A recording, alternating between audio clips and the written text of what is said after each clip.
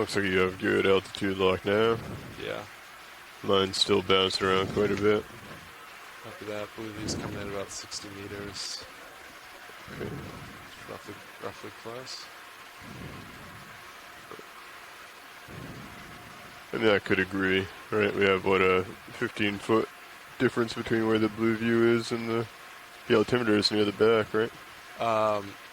Not 15 feet. 10 feet, yeah. There is meter. The tilt of the camera, too, you have to take into account. But that would put it further away, wouldn't it? Yeah, unless there was steeper terrain uphill. Yeah. Which is what we're expecting, right? Yeah. Okay. Sorry, I slowed down a little. That's right. 24 looks good. Tether's still good.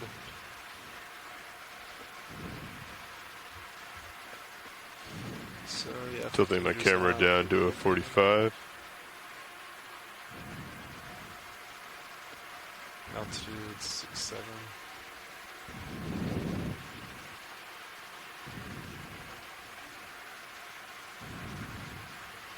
Here, why don't you pause for a second? Pausing. Let's let that tether sink a little bit. Yep. I'm off stick. Copy that. I'm going to sink a little bit more. Try to get it to come down with me. Do you want to try and push out a little bit as well? Would that help? Yeah, you're at 45? Yeah. Yeah, let's try that. Alright, I'm going to hold there. Delta 2-3.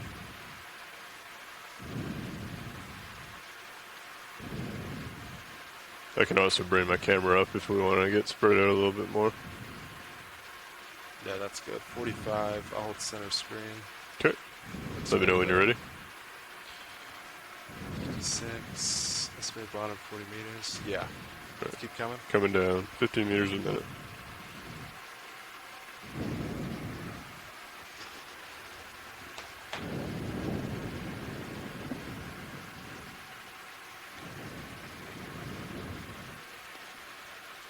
Blue View has something 40 meters out. Looks good. Looks like we're facing the right way.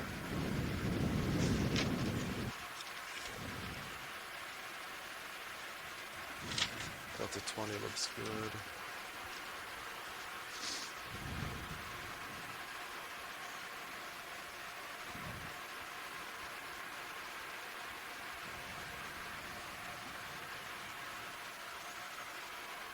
D2 altitude 50 meters.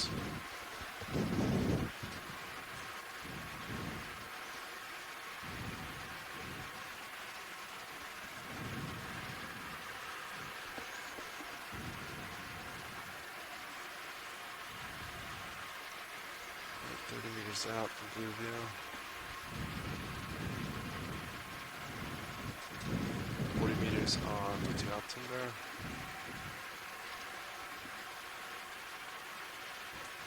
Hey Nav, can you range Blue View into maybe 50 meters now? Roger that.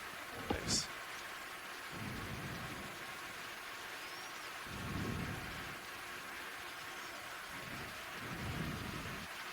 Delta 25. I'll slow down and maintain.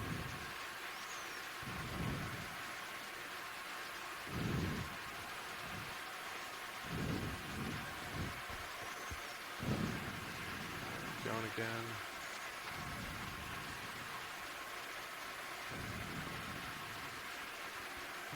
It's 20 looks The good. video has bottom in sight. Yeah, it's like 25 meters out on Blue View. Yeah, I would I got bottom. agree with. Yeah. Visual D2. Does look relatively steep. Still waiting on visual from Sirius.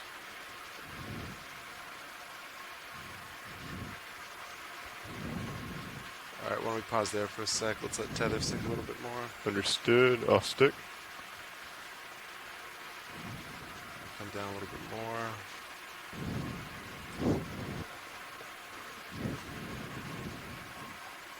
Hold that for just a second. I'm starting to see bottom as well as you get closer and shine some light on it. Alright, you can keep coming. Coming down. Almost there.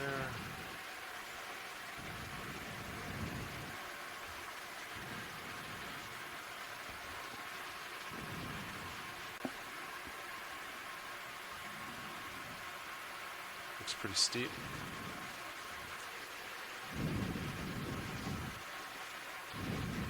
Looks a lot steeper than the contours would suggest. Yeah. That's why we set up the way we do. Alright,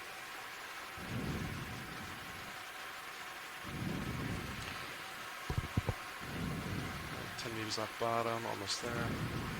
Good morning, deep sea explorers. If you're joining us today for this first dive on the New England Seamounts, we're on dive 12 of the NOAA Ocean Exploration Expedition, North Atlantic Stepping Stones. We have just seen the bottom. Go ahead and set up Going to where you give want. the pilot some time to Copy set that. up, Take and this then a we'll little officially bit. start this dive. I'll Thank you. come down a little bit more, and then I'll go ahead and get your swing arms out and ready. Sounds good. Are you comfortable with the normal configuration? Uppers out, lowers 45? Yeah, I think for now that makes sense. Understood. I'll come down to a delta of around 15. Sounds good.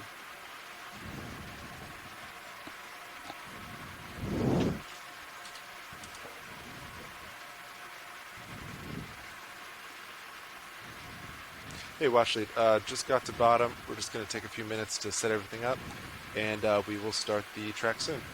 Perfect. Thank you so much, pilot. Enabling hydraulics, lower swing arms coming out.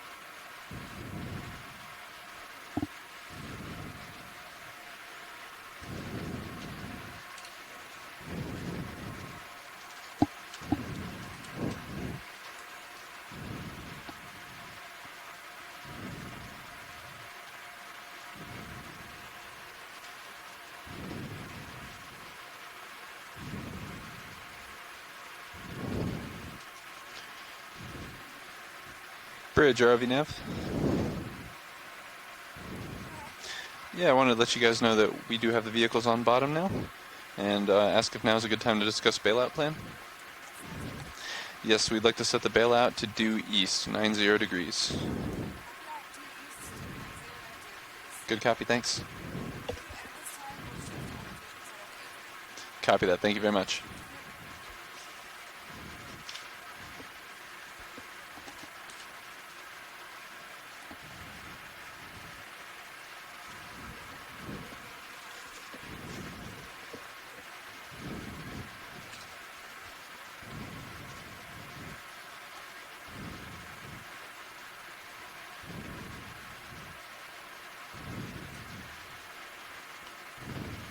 Starboard upward is quite sluggish, huh?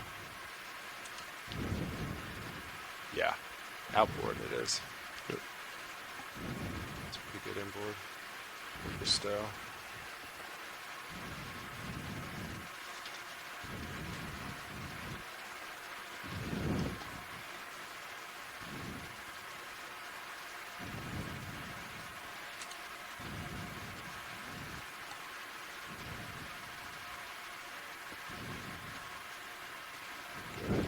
Move you up. Okay.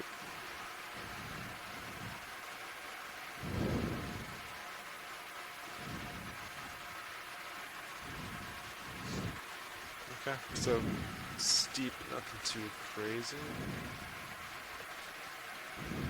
Should be set up. I'm gonna go ahead and come down a little bit more. Sounds good. I'll move you out to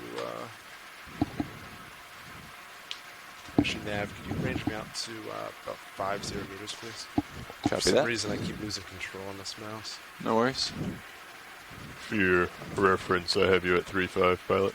Copy that. Lighting's all good? Yes, lighting's good to go. All right, Washley, I think we're all set. I'm going to take some looks around. If you see any items, I know we're looking for a rock. Looks like there's some in view. I was going to say there's some right there. How about that? Yeah, definitely. First task is a rock. We'd also like a little zoom on the sediment at some point too, as well. It looks a little bit different from the previous sediments. Yeah, of course. Thank you.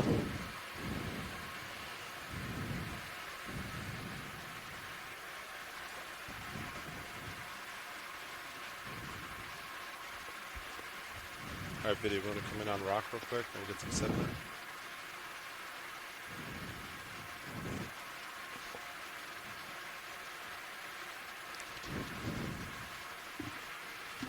Video, you want to come in on rock real quick?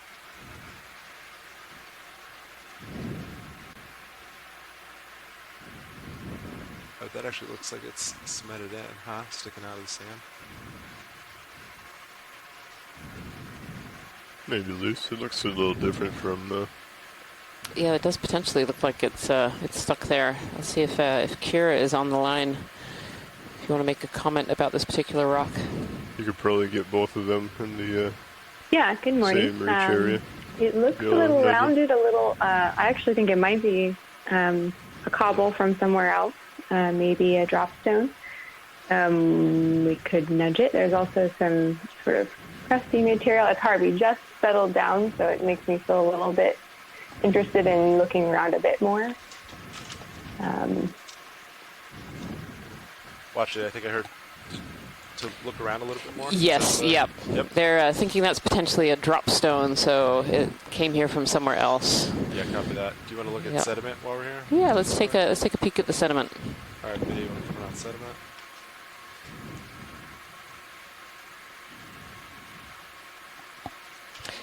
I certainly see some of the pteropod shells that we were seeing in previous sediments, but not nearly as many as we were seeing before. Piece of sargassum there as well. Yeah, and definitely some finer particles than on the shallower depths at the other seamounts. Yeah, interesting. These pteropod shells, these little triangles and tubes that you can see that are bright white, and they're actually the tests of dead planktonic organisms called pteropods, sea butterflies that swim up in the water column. Hey, Bob, can you come wide, please? Thanks. Great. Thank you so much, pilot. So I think if we just kind of scope around a little bit and see if there are any more suitable rocks. Okay, let me know. No problem. Yeah, next rock was this one right here. Do you want to take a quick peek? Let's have a quick look at it. I wonder if that one's a little large. Yeah, it's definitely bigger. I think that's within our range, though. Okay. Yeah, let's take a look. Video, you want to snap this rock?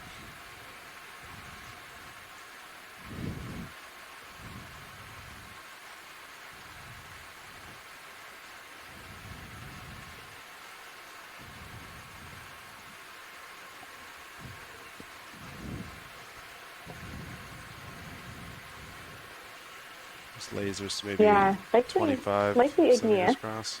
20-25. I would love to move a bit and search around to see if there's another rock. Okay. I think I copied that. Yeah, Just thank to you, get a Pat. little bit more All right, context. video, come wide, please. Thank you, though. Otherwise, a nice-looking rock. It is a nice-looking rock. Kind of stuck up there from that platform.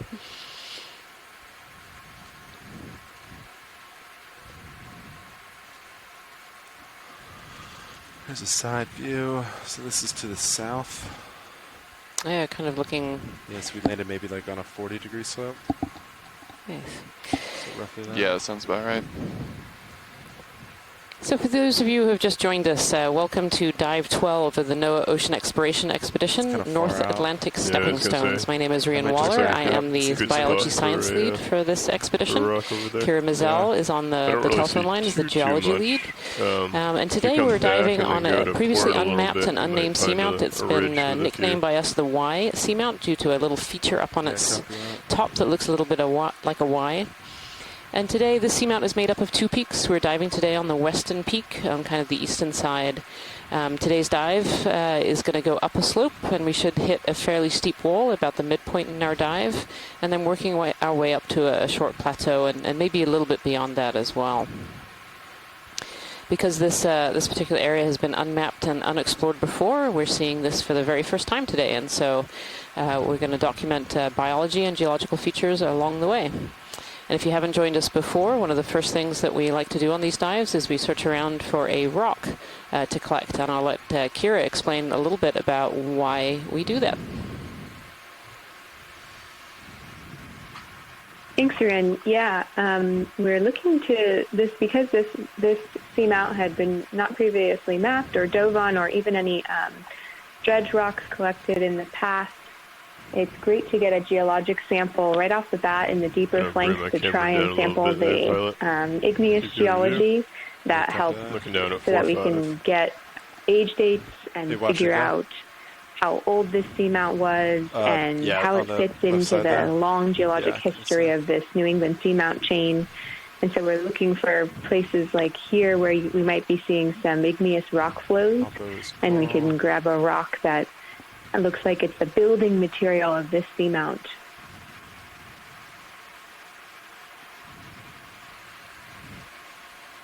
Yeah, and here we're coming kind of across our first larger of the fauna that we've seen so far. In the sediment there, we can see lots of fossilized coral remains, so little pieces that are sticking up and very black. Those are the stalks of corals that died probably a very long time ago. But here we have potentially our first live coral colony. We're going to zoom in here a little bit. It's a little bit of an unusual shape, so I'm kind of intrigued as to what this one might be. All right, video will start to come in. If you can see those red dots on your screen, those red dots are 10 centimeters apart. We use them to scale organisms on the seafloor, and this one is a fraud. This one is a sponge. This one is not a coral. It's beautiful. Really, really beautiful and unusual. Hold that. Thanks. So those laser scales are completely harmless. It's very difficult to tell what size things are on the seafloor. Disabled joy lock instead. And so we use these to be able to give us information on what sizes geological features are or what sizes organisms are on the seafloor. This is a really unusual sponge. I wonder if it's an encrusting sponge rather than a like covered skeleton. Looks very coral-like. Yeah. All right, video, you can come back in. Yeah, it seems like usually there's an advantage to having a little bit more mass. I don't know. I think of sponges as being kind of more thick. It's curious to imagine why this one has such thin branching arms. Yeah, absolutely curious. So these sponges are filter feeders, so they have all these pores that you can actually see really well on the zoom right now. And so they take in water and they extract nutrients and food out of it and then spit it out of larger holes. And so usually you think of sponges as being either encrusting, having large masses, or just being kind of these barrel shapes. And so this is a really unusual sponge. And I think this might be an idea actually to sample a bit of this sponge. Yeah, there is a big fish there. Because this is something that's All right, video, definitely come on, very unusual. Yeah, did you say sample watch it? Yes, please, if that's possible. Yeah. If you want to visualize the fish, that's totally fine. We can come back. If you don't mind, if we're going to stay here. Yeah. You are ramped up. Ship is stationary, correct, Nav? Moving at any moves. You can just move a little bit. I don't want you too far away from the slope. Copy that. Thanks. Come to like a 260. Yeah, sounds great. Right. Have you there at 4.2. Decent visual. If you'd like, I can pull up Mini Zeus on my screen. Yeah, if you're comfortable. Yep. You're nice and stable. So the pilots here are going to set up to sample this really unusual sponge, very coral-looking sponge. And so we're going to give them a little bit of quiet so they can concentrate.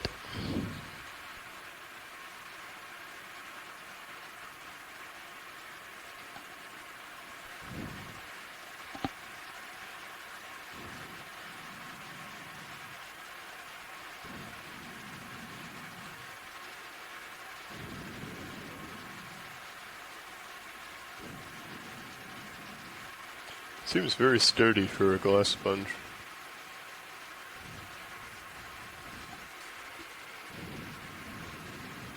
Alright, try locked in. And watch it. I'm just going to grab what's closest to me. Does that sound good? Yes, that's perfect. Thank you. I think this is good. We can try opening drawer after. You might be able to get it open, maybe not. If you can't, I can just back up. Yeah. Do you want to go to port, do you think, or? Well, let me see how big it is. What's the snap? I have Mini Zeus looking at your arm as you come live. Sounds good. Arm's coming on in 3, 2, 1. Arm is live. Copy that. I'll follow you over to the sample as you move. Force 3. Dixing out.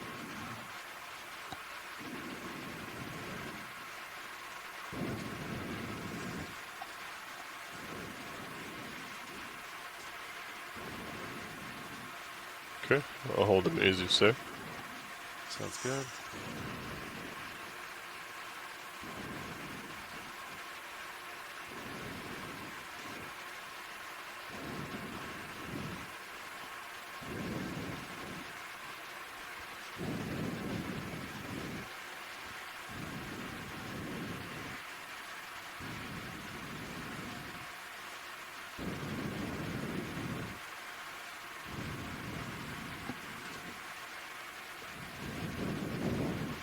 Hey, watch it. Go ahead. Video, can you zoom in on Mini Zeus real quick? Nope. Mini Zeus, please. Hold that. Is that enough, Watchlate, or do you want a little more? No, I think that looks good. Okay. Yep, that looks good. That's a good piece of brunch. Thank you. Yep.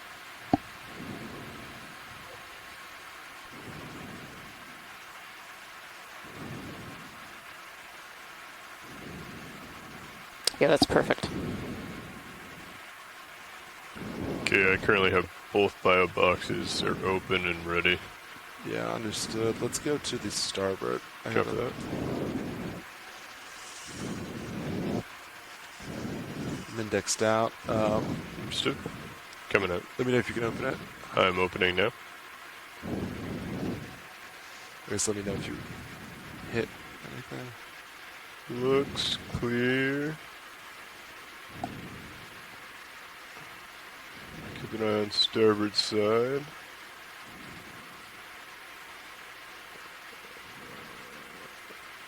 Okay, it did hit a little bit, but that's full wide, or full open. Yeah, sounds good. I'm Okay. gonna come down with the Mini Zeus. And then could you put the, let's see, upper port arm in, please? Yep. Just so I can get some more light there. Okay, stowing upper port. Holding there. You want more? That's perfect. Thank you. Okay.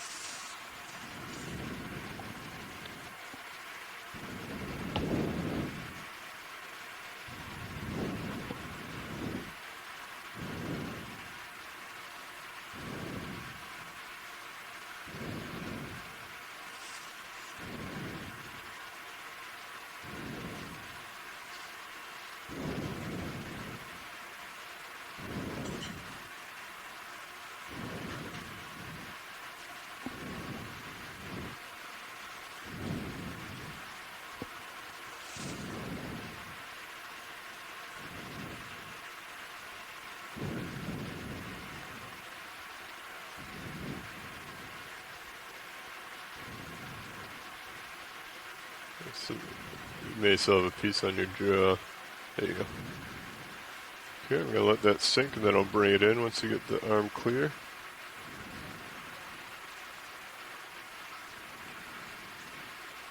Alright. Okay, coming in with the There it goes. Sorry, that's my fault. no worries. Indexed. Thought I indexed out, did not. Okay, box is stowed.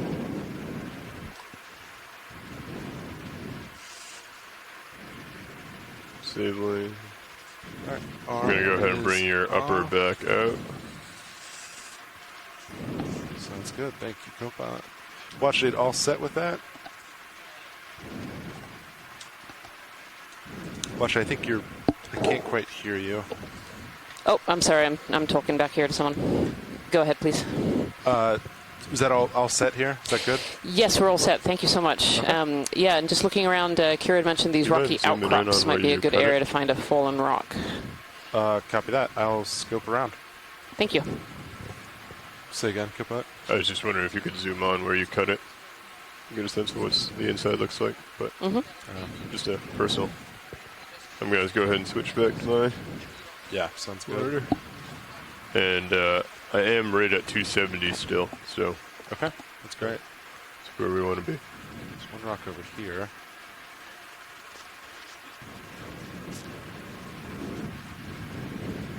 I don't know if this is any better, but I can look at it.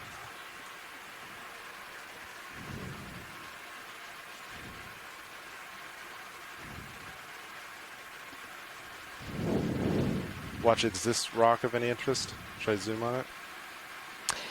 Let's have a zoom on it. I'm going to ask Kira to kind of weigh in on the rocks. That one looks a little similar to the one that we zoomed in on that was a no-go earlier to me. But Yeah, copy that. Video, you want to snap this real quick? Are we looking for something that looks like it broke off? Exactly, yes. They're looking for something that's definitely from this area. And so, looking on those underhangs where it might have broken off would be a good place to look. Copy that. All right, video, you can come wide. This one isn't too bad. Oh, I mean, it's at least in the company of many other rocks. It's a little bit more smooth. Not too bad. Is that good enough for a sample? The size looks pretty good. Is that a sample, Kira? Yeah, I think we can. I think when we see one loose that's of a good size that might have some fresh igneous rock on the inside, it's a good bet. So let's go for it. Okay. Thank you. Let's set up to collect this one, please, pilot. Thank you. All right, pilot, you ramped up. We go ahead and switch mini Zeus back. Sounds good.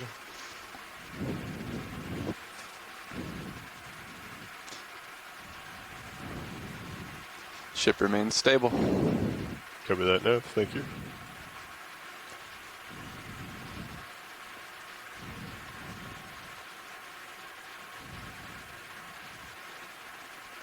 Let that sit for a second.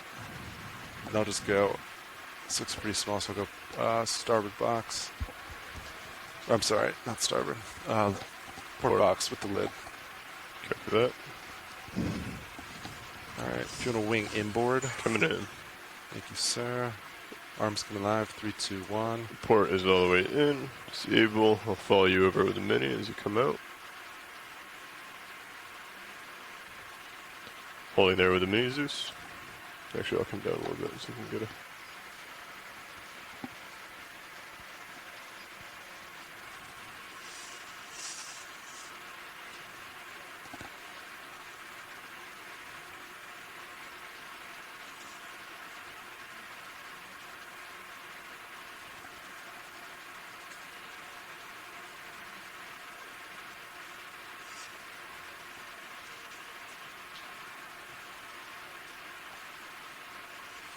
I'll come up a little bit to get the sample centered.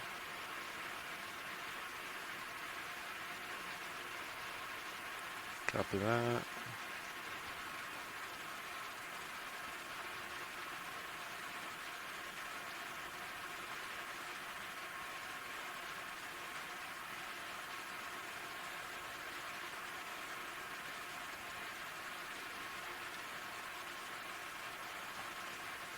Okay, following you down. All right, video, do a quick zoom over here.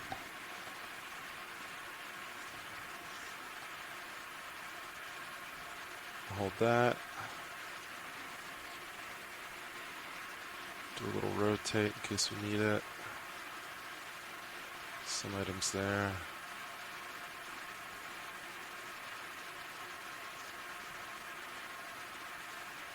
All right, video, you can come wide.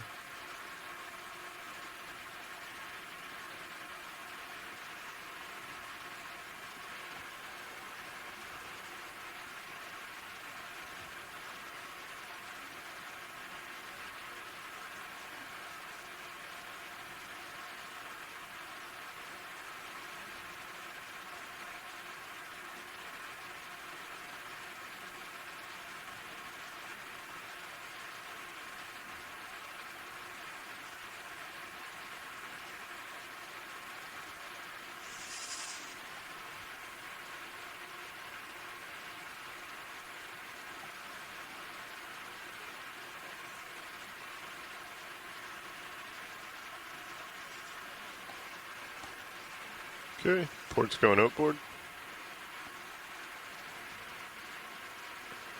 Port wing is stowed. I'll bring the mini over to stow the arm. Holding there.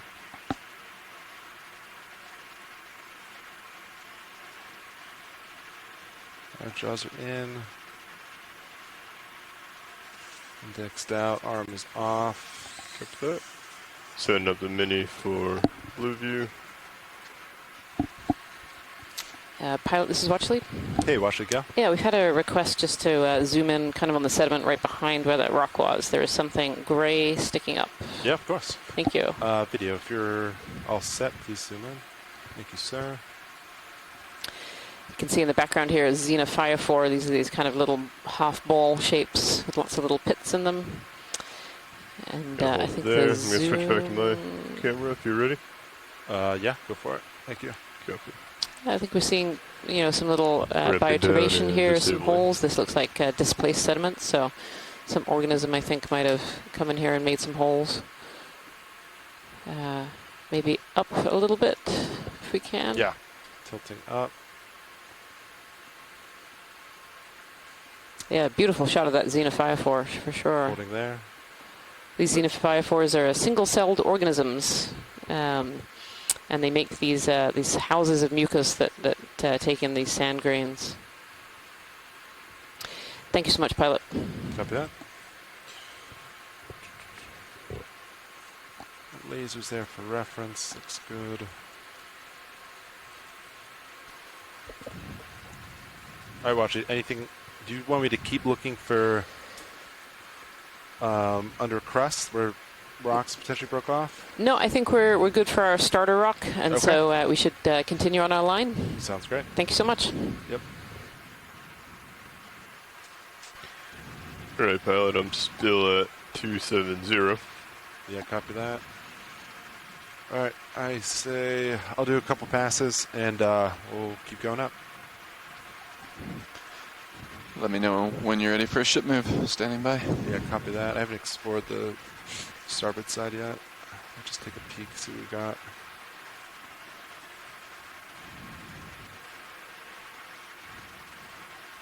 Let's see. Here's camera 4.2. Looks good. Really good returns on the blue view. Yeah.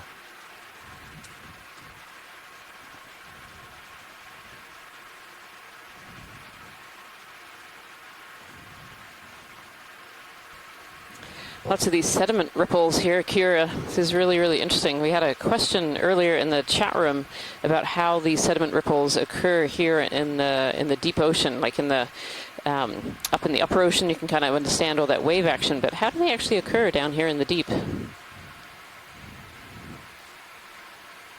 Yeah, that's a really good question. I mean, it ends up actually being similar processes. We think about the deep ocean as being completely still, but there are actually still some currents that reach down this far, and so you can still get sediment ripples forming at deeper depths from the currents moving it and creating these little ridges.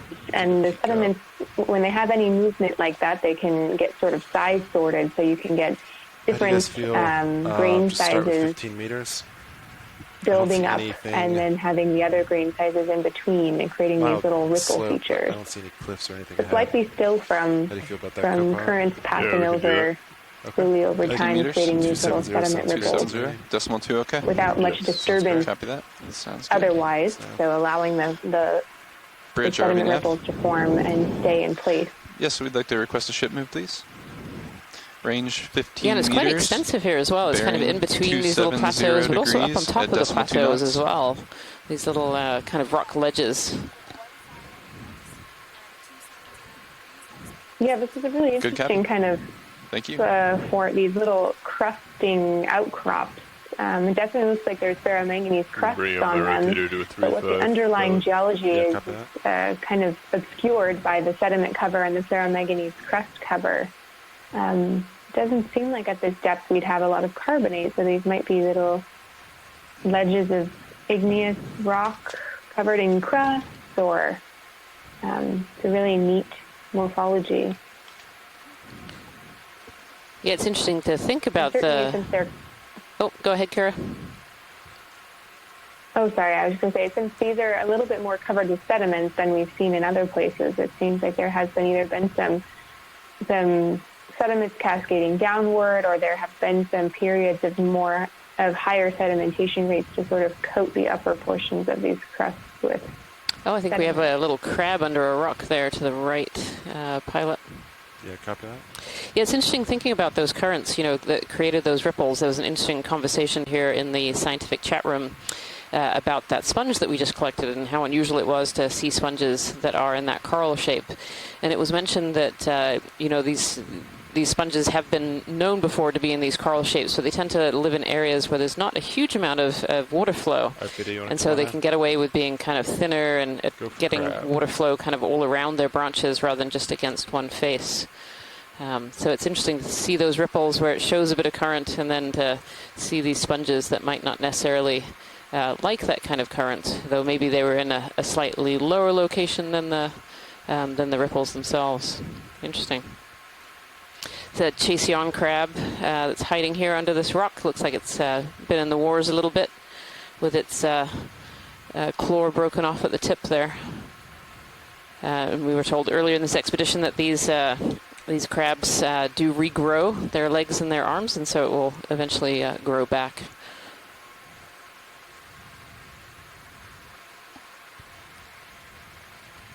All right, is that all you need, Washley? Yes, that's great. Thank you. You can see all those pteropod shells in this particular area as well. You know, on the sediment when we zoomed in earlier, there weren't many, but here, kind of around this rock here, where the current must have accumulated these shells in this particular area.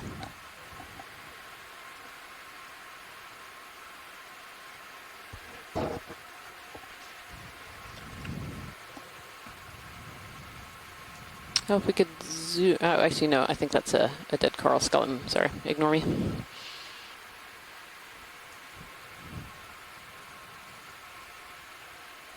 This is quite the ledge that we're going over here. So we are currently at just over 2,800 meters too, so we're quite deep at this point.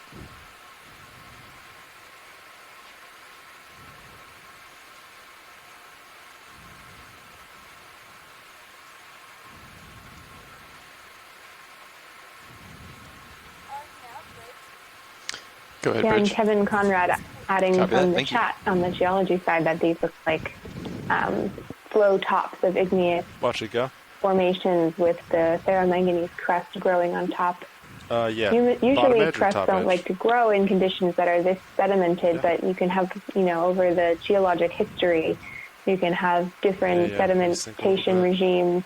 So there likely were portions when this seamount was covered in less sediment, and those crusts could build up, and now they're being coated with a thin layer in the current oceanic I am environment. swinging, but you have plenty of time. Copy that. All right, video, you want to come on in? Just gonna have a little peek at this ledge here and see what's living around it. Certainly see some potential hydroids, some of these large forams, which are branched-like. Oh, maybe a little shrimp or something hiding under there. I just saw a dart away. Oh, and some tube worms. You can see on the bottom right of our picture here, there's this long tube with kind of this feather sticking out the top, and those are tube worms, and that's kind of their feeding tentacles in this fan shape here.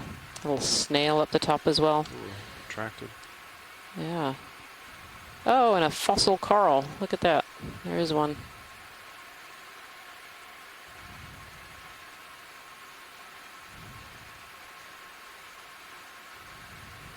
Just kind of panning around, watch lead. Yeah, that's great. I thought I saw something pink up to the left of the pan too, when we kind of come back in that direction. Yeah, video, come out a little bit. It might have been like in a ledge just up from this very base one.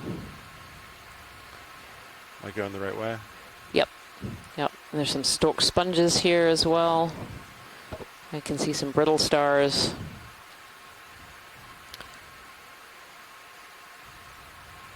Yeah, actually, I'm not sure if we're going to be able to see it. So it's in the lasers now. Oh, down there. Yeah. Yeah. Might just be a bad angle, but I'm wondering if that actually might be a little cup coral or an anemone under there. Hey, video, go in. Can't really get lower from this position, but They never pick the easy places to settle. Yeah, I think this might be a little cup coral, really hiding here, right under this ledge. These cup corals like to live in areas where water is slightly enhanced, so it might go a little faster, because that brings in food and takes away waste. And the reason we can see this as a cup coral is you can kind of see the stripes of the skeleton. It's very, very orange, but you can see those stripes of the skeleton and those tentacles sticking down. Thank you so much, pilot. Yeah, absolutely. All right, video whenever you're happy. And just above it here on the left, there was a crinoid. Do you want zooms on that? Beautiful. Sure, a quick zoom would be great. Right, I think it was... Snap crinoid real quick. These crinoids are often quite difficult to identify. Oh, actually, no, maybe that's not a crinoid. Hang on here. Yeah, if we could get a good zoom on that one. I'm at max zoom. All right, video. Try to keep it center. That's where I'd love some input from our scientific chat room. So, Is that all the zoom we have? yeah, black coral. Has those very black coral tentacles. Roger, that's Not seeing max. much of a skeleton in there, but boy, super fine. So Tina Moltsover from Russia is saying that this is a heteropathes. And actually, I'm not sure this is one that I have personally ever seen before. It's really beautiful, very unusual shape. Kind of this star-shaped. All right, watch lead. Is that good for that? Yes, thank you so much. Okay. Yeah, so they're saying this is potentially a heteropathes opresci. Got it. And we kind of, Scott Francis is saying we're looking down from above, so it's kind of the star shape, and it must have a stalk underneath there. Beautiful. I have not changed my camera angle, so I'm still looking down 3.5, so you do have time. That was a really nice find.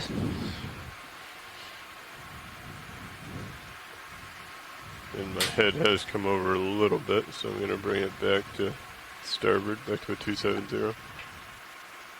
Yeah, sounds good. So if you're just joining us here today, welcome to Dive 12 of the NOAA Ocean Exploration Expedition, North Atlantic Stepping Stones. We landed on the bottom about 30 or so minutes ago, a little bit more than that. And we are currently on Dive 12 on a previously unmapped and unnamed seamount that we nicknamed the Y seamount this morning because of a little Y feature up on its top.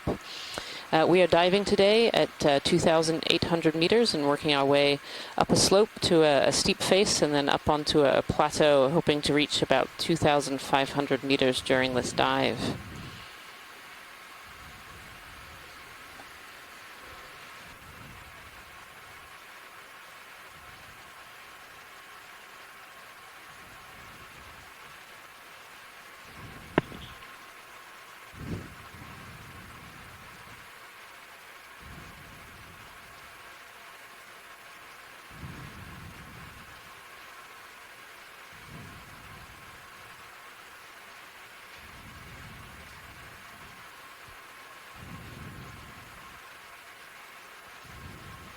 All right, Nav, when did that last move end?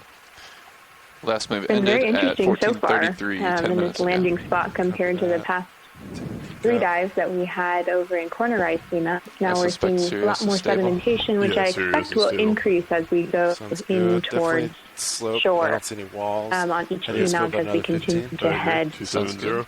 west That work for you? back towards the Sounds east good. coast. Nav. I'll put it And in. we're seeing these finer grain sediments, a lot less coral Bridge level. We're driving also a nav. lot deeper today, so if you're Yes, another ship if move, you're please. curious why what we're seeing is a bit different Same from as the the past last. 3 days, 15 meters range, that's why. bearing 270 at And- decimal 2 knots. Seeing these rippled sediments and crusty outcrops of ferromanganese crust coating igneous flow. Copy that, thank you. Yeah, absolutely, Kira. So at these depths, we'd expect to see more in the way of kind of black coral fauna than necessarily the octocorals or the scleractinians. That was really nice to see that little cup coral that was hanging out under that ridge. And then certainly sponges. So you can definitely see on the seafloor here, you can see these stalks that are sticking up of old colonies of coral that have long since died and left behind these stalks on the seafloor. Changing environment a little. There's something pink kind of dead slightly to the right of center up on that ledge there, pilot. It's possible to have a quick snap zoom. Yeah, copy that. We're seeing some sponges as well. I actually made a collection of a slightly unusual, potentially new location for a Is that what sponge. you're looking at, Watchley? Yeah, Dead center? that's Getting a snap real actually quick? slightly left of center, kind of up on the ledge. I think it's a persingid. There we go. Copy. I was like a rock. Not that we don't like to look at rocks. Yeah, I thought it was something else. Oh, this is beautiful. So this is a Persingid sea star kind of wrapped around one of these old stalks that I was just talking about here. And these Persingids like to be up in the water column. They are suspension feeders, so they pick particles out of the water column to feed. And so they like to be up high. So this one's climbed on top of this stalk here. It doesn't have any of its arms really out in the water current feeding right now. But sometimes we see them with their arms really stretched out very wide. This one's got a beautiful disc to it too, this kind of central area here. Wonderful. Thank you so much, pilot. Yeah, of course.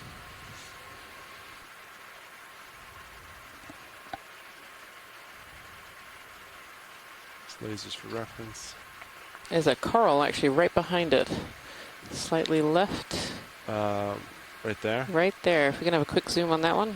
Sure. I'm far, but video take it. Okay. I mean, that should be enough for ID. I can always get, it's in our track, so I can get closer.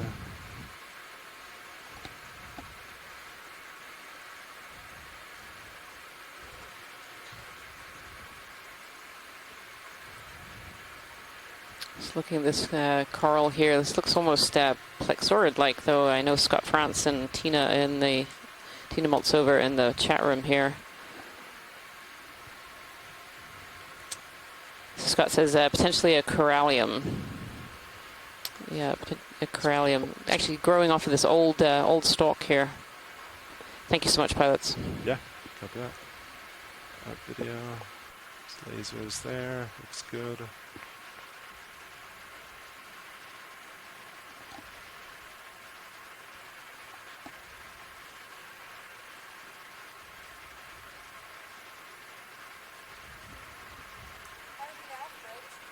Go ahead, Bridge. Copy that. This Thank is a you. very rugged terrain. We're seeing, I think, a lot of ruggedness coming Ship from the move rock complete, pilots. below, the igneous rock below, Copy as that, well as Dave. Thank you. lots of ferromanganese crusts that are coating the flanks Ooh, of this this looks like a good one. igneous flow. Definitely a totally different landscape than I've Looks been like seeing you since might I have took on the row, ship yeah. several dives ago. It's a lot Lots good of, here's a items little to map, sediment I'm accumulation gonna in lift up my between, camera a little bit. and some Gonna more look out in front of you, if you don't plate-looking mind. Yeah, of rocks course. underneath this big boulder. Very interesting. Yeah, these Pass Thanks, those items, big but- boulders have definitely caught my eye. They seem to have a lot of organisms living up Yeah. on top. It'll be exciting to take a look Can't when really we see too much. when we I'm gonna get come there. back down and But yeah, definitely different. You know, Intro we've to just come out of 35 those again. sediment ripples, and Yeah, already sounds we're in good. a very different geological morphology and different habitat for organisms to live. okay, that's 35. So where we see boulders sticking up like this, these are often places where we find a lot of life, filter feeders and suspension feeders. So those organisms that want to take out particles out of the water, and these boulders can actually kind of enhance currents, so they can stop the flow of water and kind of move it quickly around them, creating areas where there's a little bit more current for organisms to grow. And so what I'm seeing here. Is actually primarily those sponges that look a little like Looks like a long-legged corals. sea star at the bottom. And Scott France Yeah. had sent us a Quick overview. picture from the Pacific, a lot of stuff Stylodorix here. species sponge that we wonder if this is. All right, well, actually, do you want, seems to be a lot of items in view. Is there something specific you want to look at? Yeah. I'll just Oh, kinda, so many choices. now. Actually, there's a coral on the right-hand side. It'd be good to get a quick snap zoom on, kind of purpley pink. And then we can take it over the other side. I think most of those white are actually these sponges like we just made that collection of. Is this, as Yeah. I center up? Is Yep. that what you're looking at? Yeah, I think we're aiming for the same one there. Just an ID zoom would be good here. Yeah, copy that. All right, video, you want to snap real quick? Not a great angle for you, huh? Not a great angle, but this does look a little like a corallium as well, which is a type of octocoral, Video come wide. I'll come up and look down at it. That'd be better. and one that we do sometimes see at these deeper depths. So we are currently at 2,793 meters deep. All right, video, come back in. There we go. Is that better for ID purposes? That is, yep. Yep, that's much better. Yeah, I think this is a corallium here. Thank you so much, pilots. Yeah, copy that. Interestingly, there's a bamboo stalk down below, but it's all the tissue is eroded away. So I wonder if we'll see some bamboo corals as we work our way up. Wide.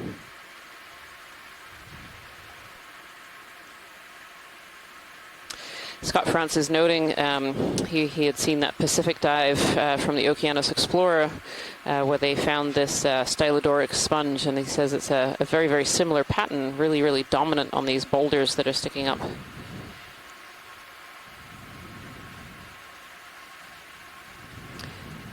A fly trap anemone up the top there, and a really large sea star here hanging over these old dead branches. There's a couple of other species of sponge in here as well. These ones on stalks with kind of a wider face, more traditional sponge looking.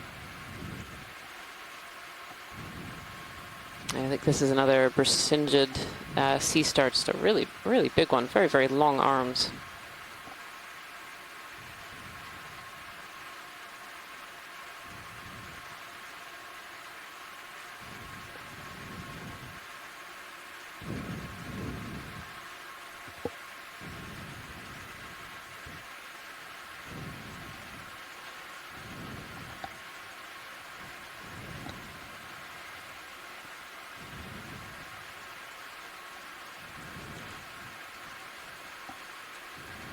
It's interesting how on the right side of this giant boulder, it seems to mostly be dead things, and then most of the life is kind of on this ridge feature at the top of the boulder and not on the other side.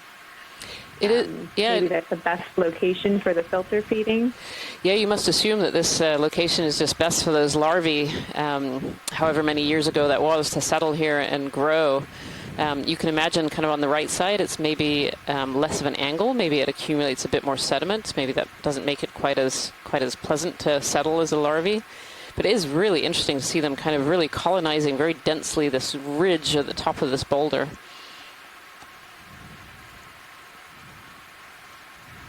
Almost like a mohawk made out of coral. It is, yes. A little sponge mohawk. Thank you so much, pilots. That was some great video. Yeah, no problem. All right, GoPilot, I'll take a peek. And thanks for that correction on sponge, not coral. Yeah, that's okay. Yeah, definitely a big boulder field like that with lots of rocks. It seems like it could be a mass wasting deposit, which is when you have a lot of downslope debris from higher up building up and creating sort of a rubble field. And now on the other side, we're seeing this kind of sediment-rich morphology where maybe some of the sediments have built up instead of on the other side where we had a lot of rock buildup. Definitely seems like there's a lot of downslope movement. And as we looked at the zoomed out image of the map that our mapping lead put together for us, we definitely knew that diving here we might see some slumping and mass lifting downslope of material. So it's neat to get to see that after looking at the maps and choosing the dive site. Yeah, absolutely. And if at home you go to live stream number 3 right now, in the bottom right-hand corner, there's a little screen called the Blue View, and this is a sonar that our pilots here are using to help guide them on this dive. It tells us what's coming up a front. And every time you get kind of a bright light, it's a hard return. So meaning it's a hard area, a rock, and you can really, I mean, it's a wonderful view right now in the Blue View. You can just see all these boulders and rocks from this potential mass wasting event here.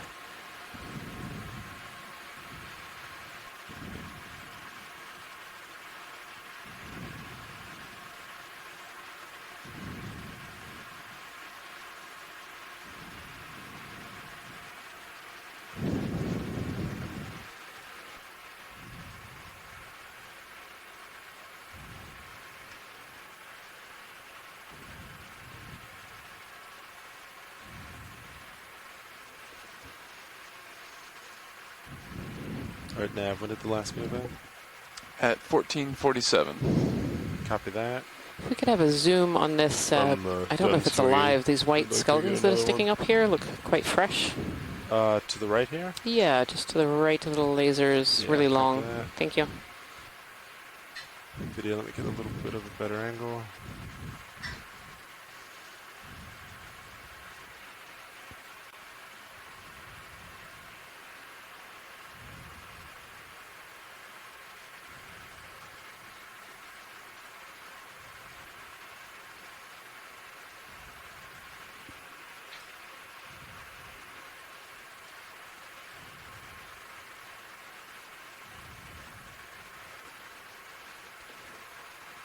All right, Video, you want to come on in?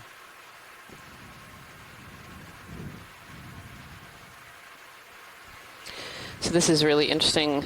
So far we've just seen some black corals, and we've seen a single cup coral.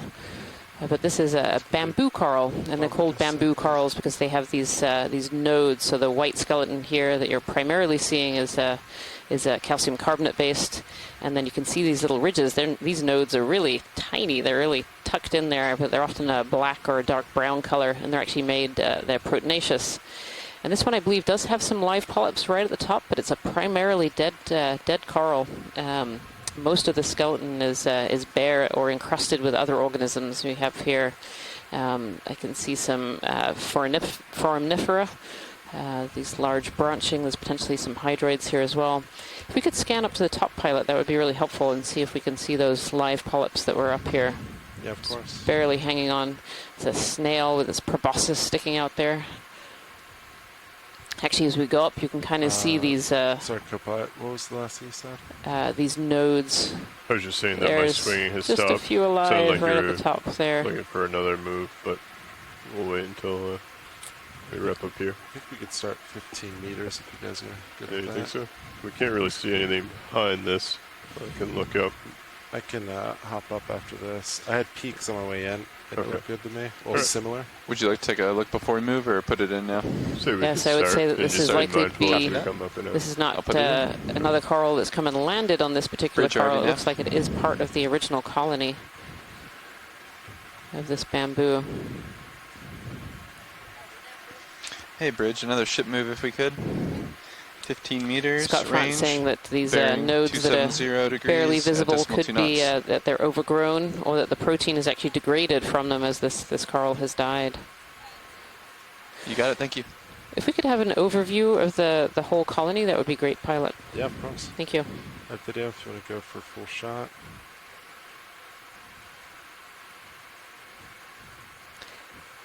Kind of looking around this colony, see whether we can see a sea star or other predators that might be on, and might be a reason for this this coral not being in such good shape. See, there's another live branch over to the right there as well. It's interesting though, I really don't see Stay any back in here, major yeah. predators on here. There may be another coral down there at the Oh, bottom. copy. Large branch that's broken off there to the left as well. Different from what we've seen. So Is that Interesting. what you wanted, watch lead? Yes, this is great. Okay. Yep, there's a chrysogorgia over to the right as well.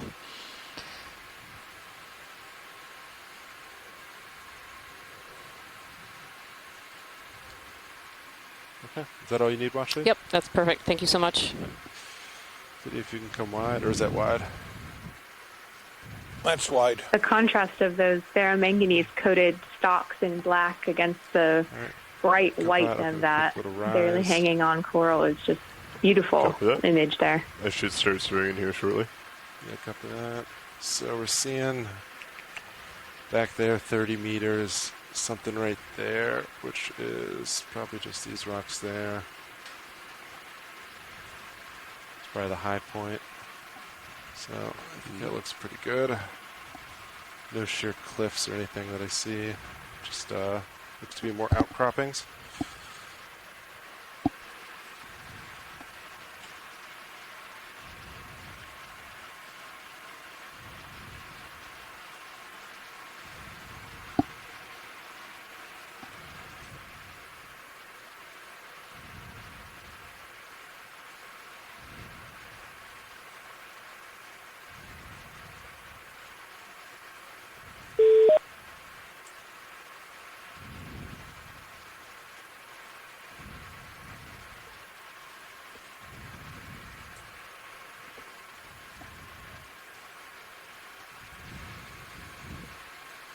This is some really interesting terrain. These large boulders, kind of as we're coming up to, as we're starting our way up the slope. And some more of these sponges look a little like corals. It is interesting to see that some of these boulders have these massive cracks in the top as well, kind of fractured.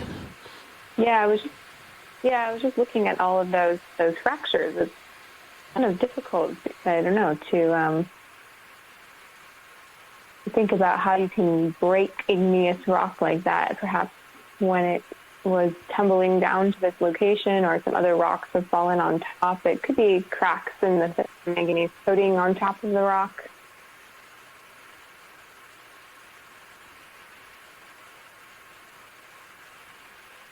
When we see a debris field like this, it's interesting to try and imagine how long ago this mass wasting event happened, where we have a lot of material flowing downhill and creating sort of an underwater landslide. We can get clues based on how thick the ferromanganese crust is. You know, if we had a lot of exposed surfaces when the rock broke away and fell down to this location, then you could have a thinner ferromanganese crust growing on it, which grows about 1 millimeter per million years. And so you can get some clues about how long the rock has been sitting there from how thick the ferromanganese crust is on each side, which sides may have been more exposed to currents or more recently broken. This is a really interesting boulder up on top. It looks like there's quite the sediment accumulation on this kind of flat face on the very top. And the sediment in the background. There must be a fair amount of sedimentation rate in this area, or it coming down from above, I guess. You can see some more corallium here and some more of these sponges. Yeah, sorry, Kira, go ahead. Nope, go ahead. I was just agreeing with you that it looks like a pond of sediment. Yeah, right on top of this big boulder. It's amazing me too, all of these old skeletons that are sticking out of this boulder here. You know, at these depths, this must have been an area for certain species to have really thrived at one point in time. And we don't know how long ago that these particular coral skeletons that we're seeing that are covered over in the black, we know that they're covered over in this ferromanganese patina, and so they've been there for a very long time. Other hard corals, little cup corals that have been dated from this kind of region. A lot of them lived 10 to 20,000 years ago, but some have been dated up to a couple of 100,000 years ago as well. So some of these corals are really paleo corals that lived here a very long time ago. That's for reference. I'm looking up quite a steep slope here. Looks like more rocks about 15 meters out from D2, so it's about 30 meters from Sirius. Looks like I'm seeing past most of them though. I don't see anything that looks like cliffs. Looks good. Explore this side.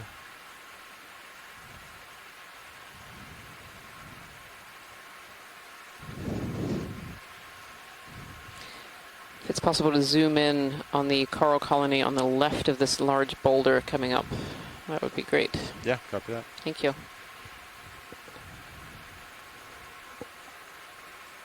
Again, this boulder kind of following that pattern of having a lot of organisms living kind of on this top ridges and faces, being a little bit more bare.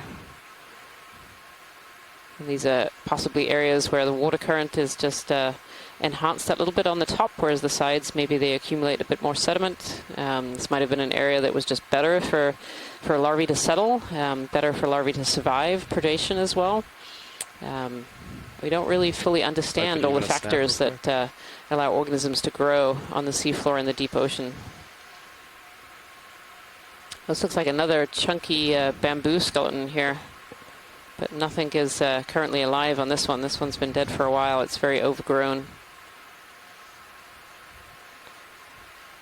You can see those nodes. Yeah, that one's been there for a long time. Is that all you need, Watchlight? That's perfect. Thank you, pilot. Video.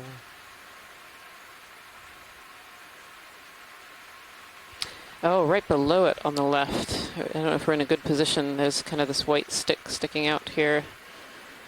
I can reach that. And I think I see some polyps. I think that one is still alive. Yeah, I have a little bit of swing, but not a ton left.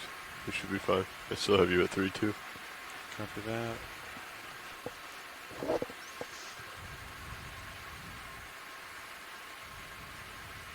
On a little underhang here. One large boulder resting on another.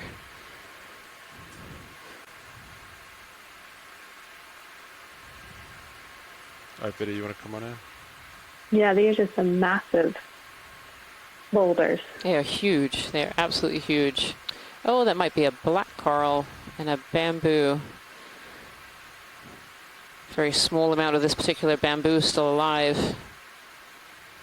And then this white colony up here. It definitely seems to have those very... Morning, Reen. Oh, there's Scott. Good timing. Hi, how are you? Yeah, I've been following along, watching these really old, ancient, mostly dead bamboo corals, and I was hoping this smaller one down here was going to be a fully live one, but it's also not doing great. No. A whole lot of tissue. Not at all. And as you noted there, yeah, it's got like one branch of polyps. We'll see if it can hang on. And then, yeah, I think that was a black coral just above it, that fuzzy white Yeti thing. Yeah, I believe so. Pilot, if there's any chance of zooming in on the fuzzy white, but if we're in a good spot to do that. Is it the one still center? Just up from center. Up from center. Very white, very fuzzy. Is it, as we zoom in, is Yep. that Right on the, direction? right on the lasers there. For those at home, those lasers are 10 centimeters apart. They help us to tell the size of organisms on the deep sea. Yeah, that one's a black coral, Scott. Yep, I agree. It almost looks like a Storopathes that has been bleached. You know, normally those are pretty bright orange in color, but it has the right branching pattern and the right polyp shape. We'll see if Tina Molitsova from Russia, who's an expert in this group, has any comments on the matter. Yeah, interesting. Looking at the back of the colony, you can see that a lot of these black corals seem to have one face, and the polyps are sort of facing away from us. And so we're seeing the back where we can clearly see the skeleton very well. Tina does not believe it's the genus Storopathes, something else. Yeah, interesting. And so the Maybe, Tina? video come on? thank you so much, pilots. That was great. Yeah, is that all you need? Yep.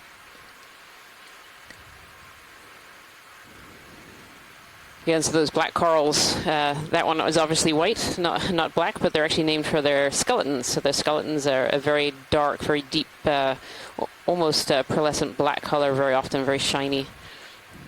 And so a lot of these corals have been named from the skeletons because they were collected from the deep ocean by more traditional methods such as grabs and trawls. And so very often a lot of the live tissue would have been sloughed away, or they would have been dried on board research ships and then identified and described from their skeletons. Okay, but I'll set her up. Another aspect of the skeleton that's very interesting is that they're very spiny. This group of corals is also sometimes referred to as the thorny corals. Looking down to And when you put them under a microscope, and 15. especially a scanning electron microscope, which can look at real detail at these skeletons, you see just an amazing diversity to the morphology of the spines themselves. So some may be curved, some may be upright and straight, some may be bent towards the skeleton, some may even bifurcate, their lengths can change. And so all those aspects of the spininess and the thorniness and how spiny they are on first, second, or tertiary branch go into the definition of what the species is and how to describe it and how to identify it. And it's one of the challenges for us in trying to identify these things in video is that what we're used to is looking at these characteristics under the microscope of the skeleton. And so as we develop this technology for exploration and seeing more of the deep sea and seeing more of these animals in situ in their natural habitat instead of, under a microscope or in a bottle, we're sort of trying very hard to transfer that information from what we know in the lab to what we see in front of us so that we can better make an identification of what it looks like in its natural habitat. Not sure if that was a worm or a fish. That was a fish going by. Yeah, we can just about see it here. It's the back end, at least. Back end. I don't know if we can get a look at the front end here. It definitely has that cusk-eel type shape, I believe.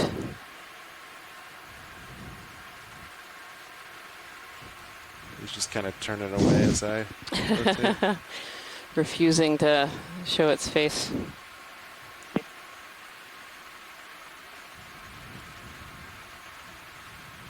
A lot of fish in the deep ocean are very, very slow moving, and that's really to conserve energy. Down in the deep sea, there's not much food at this depth. We're currently at 2,779 meters. And so most, if not all, of the organisms in the deep ocean really try to conserve as much energy as possible. This one has some very interesting coloring on it. This very dark. Come in a little bit, partial. This really dark coloring around the fins there. Video, you want to come partial? Hold that. Thank you. Very, very white and bulbous head on this particular fish here. It's going towards me now. Yeah, that's a good zoom if we could hold that. We have Peter Oster, who is an expert in deep sea fish, on the scientific chat room. So each dive that we do of this expedition, it's not just me on board the ship, but it's also a team of scientists who are working in the background to help us identify organisms on the seafloor, particularly where we find very unusual ones or things that we might not have seen before. It's one of the great benefits of telepresence, is being able to involve the community beyond just us on the ship here. I'll let him swim out of here. Very unusual face there. Yeah, it's actually got Peter Oster a little stumped as to what that might be. That was a very unusual looking fish. I watched it. He swam out of view. That was great. Thank you so much, pilots, for following the fish. Of course. Look back to where I was. Copy that.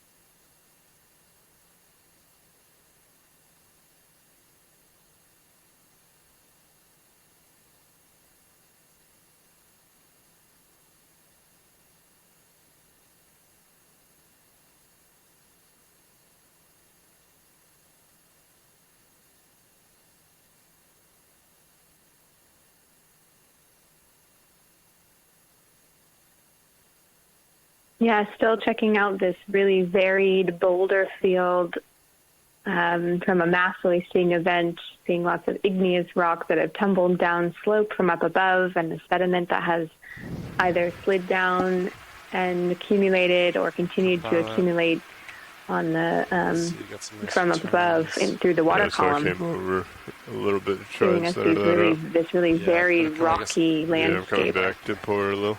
Just a hair. It's really interesting to see lots of fossil coral and sponges sticking out, indicating that at some point this environment was much more conducive to more dense communities, and now a lot more sparse. If there's anything you can do to try So and it's brighten my interesting to think, screen. has the sedimentation rate increased, and now there's too much or not enough food. These big boulder outcrops would typically be a lot still more 70 meters or so before attractive, I would think. indicates a steeper rise. Yeah, copy that. But I don't see anything. keep our eyes open. Definitely more rocks like we're seeing. I don't see any potential walls. It's 15 meters out. Let me come up a little bit and look. Copy that. I'll follow you up. So we have this 15 meters Seeing out. these really large rocks with lots of smaller rocks that have been broken up as the debris falls down slope. It's that right there. Yep. Sediment accumulations, definitely, you can imagine on the mountain, sort of a landslide going down slope. I think that's what we're looking at here. Nav, when's last move over? Last move was over 14 minutes ago. Okay. Do we want to change the direction to like a 285? Yeah, I think what you're looking now looks pretty good. Is that all right, Nav? 285? 285? Yep, 285 will work. So there's been some debate in the scientific chat room as to what that unusual fish was, and it's come down to an old ophidid type fish from Peter Oster here. Range will be 15 meters Not again. quite sure what species exactly, but some great degrees camera work there. decimal 2 knots. Zoom in on that fish.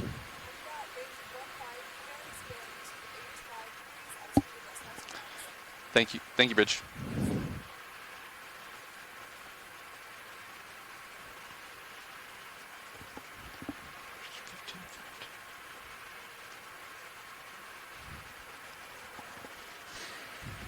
Pilot, this is Watchlead. Hey, watch it go. Yeah, can we zoom in on kind of the bottom of that boulder central? There's a coral orange kind of twisting in the current there, over to the right slightly. Yeah, copy that. I'm bringing my I think it's camera a back down to Bathypathes, but I'd like to 3.5. confirm. Copy. Right around there? Is that where you're looking, Watcher? Yes, lasers are right below it right now. All right, Biddy, you want to snap?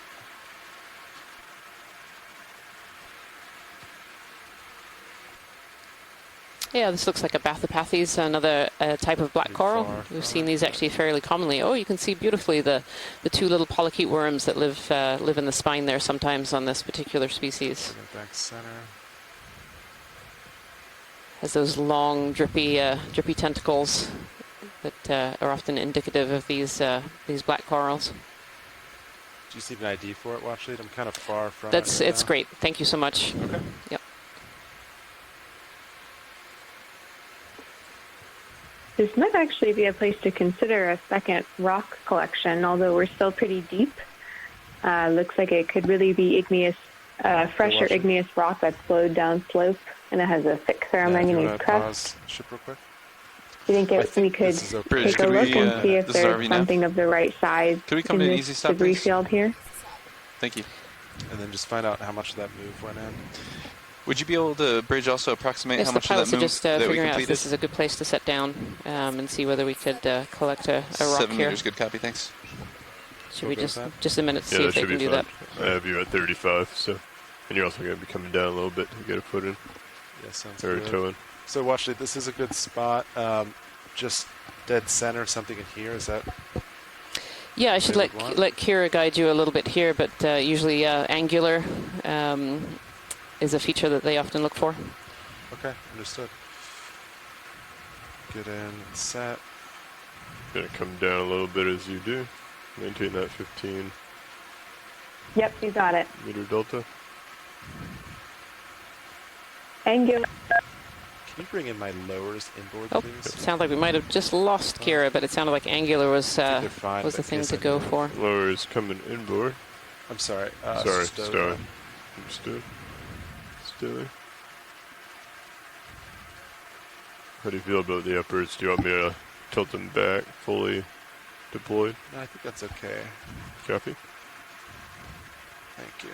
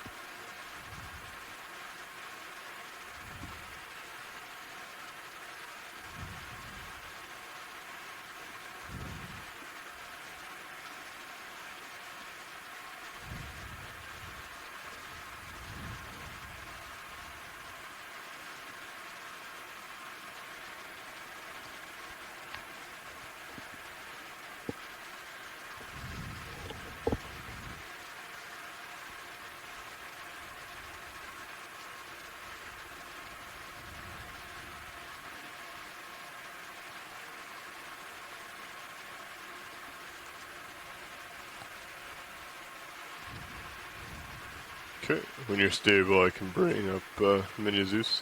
Yeah, I think it's good. I'm gonna. Bring her up, and then coming down and look at the sample. All right, Watchlead. So I'll just kind of poke around up front. Does that work? Yeah, absolutely looks good. So the request is for kind of angular and flat. Angular and fat, not flat. So they Angular will. and fat. Understood. Yeah. All right. Arm is coming live. 3, 2, 1. Arm is on. I'll follow you out as you reach out.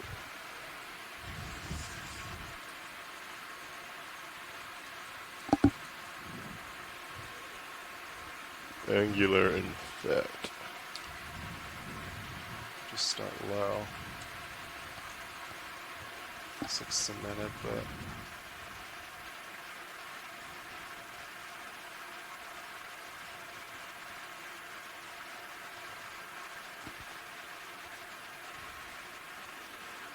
Moving a little bit there.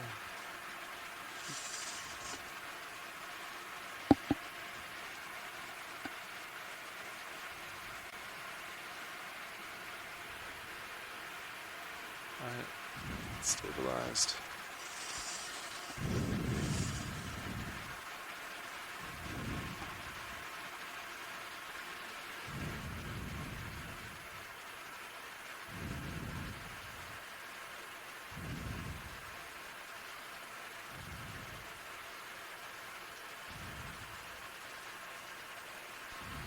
That one might have moved a little.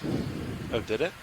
Thought it. I think you may have moved a little bit when you vehicle pushed definitely off. It did. Okay. We'll try again now.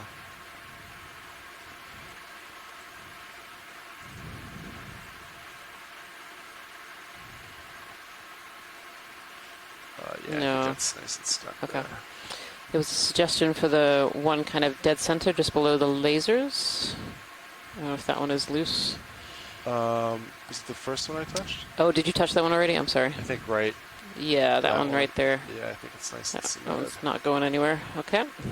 What about the one slightly to the right of that? You can see it right here. I think it's that kind of long, skinnier one.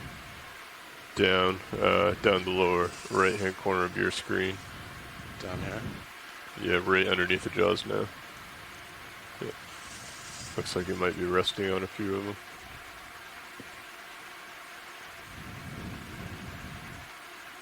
Is that pretty cemented as well? Yeah. Oh.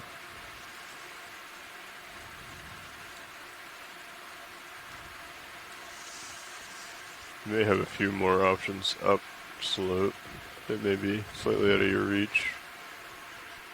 I can bring up Mini if you'd like. Yeah, let me rotate up a little bit. Okay. I'll hold there.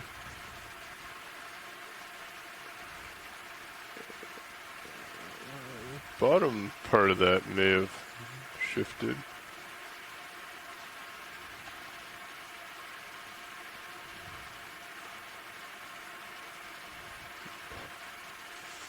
Or not. So.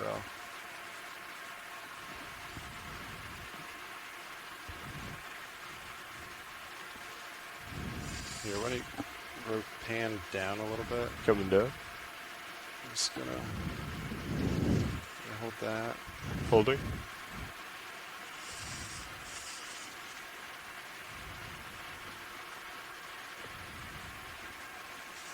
Actually, do you want me to try it up top? It all seems kind of cemented right here.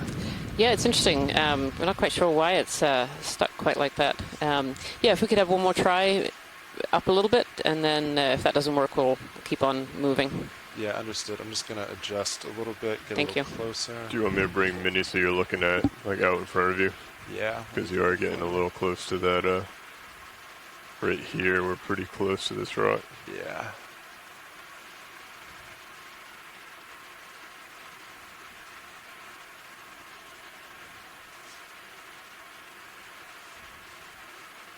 Can you point it up a little more? Coming up. That's the, yeah, right there. Okay.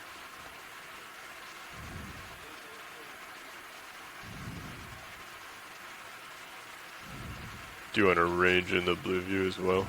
Like down to like 5 meters? Does that help at all? Or? That's right. I think I have good visual on everything. Thank you. So I'm a little bit closer.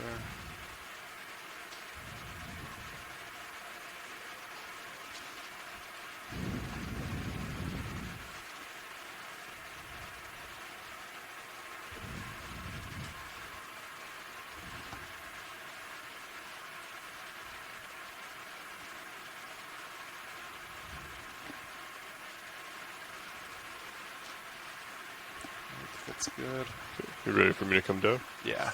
Come down. Thank you. I'll look at your jaw and then follow it up as you come up. Sounds good. Holding there for now.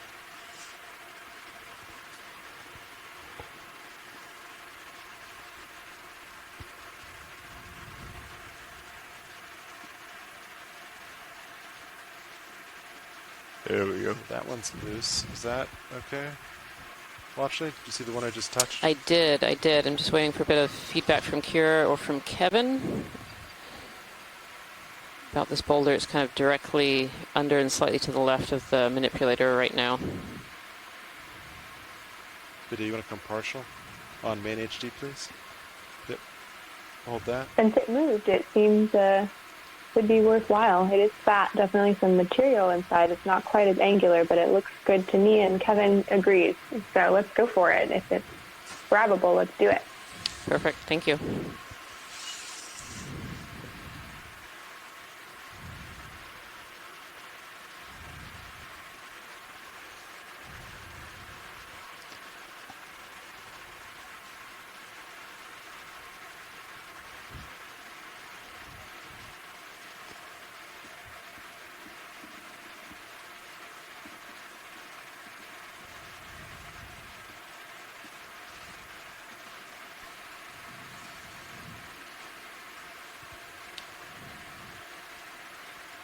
Stand by.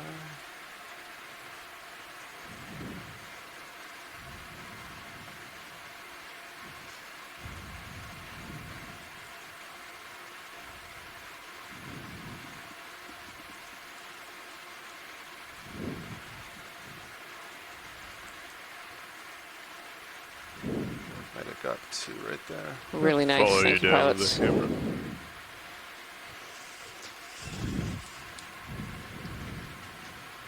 All right, do you want a rock box, Starboard in. please? Coming in. I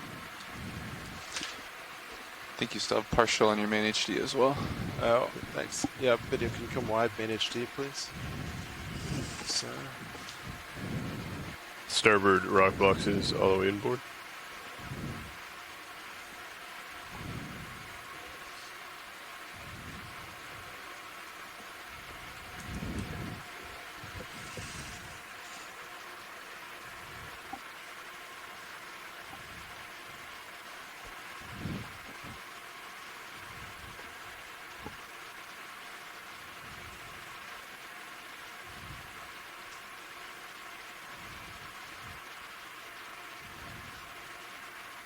Okay, you're clear coming outboard with starboard.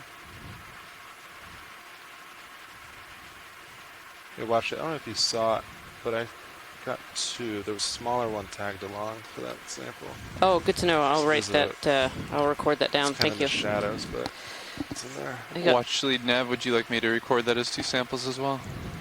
let's just have it as the same sample. We'll record it in the lab as a secondary. Copy that. Thanks. Yep. All right, arm is off. Geologist got a 2 for 1. Okay, Liv, you set back up. I'm going to go ahead and switch my screen Thank you so much, back to pilots, for Sirius. persisting Yeah, of course. on that one. All right. Back up. Ramping down hydraulics. Disable HPU. Thank you, co-pilot. Should be good to go. As you come up and out, do you want your swing arms back out? You had your lowers tucked in. I can deploy them back to 45. Yeah, that works. Right. Thank you.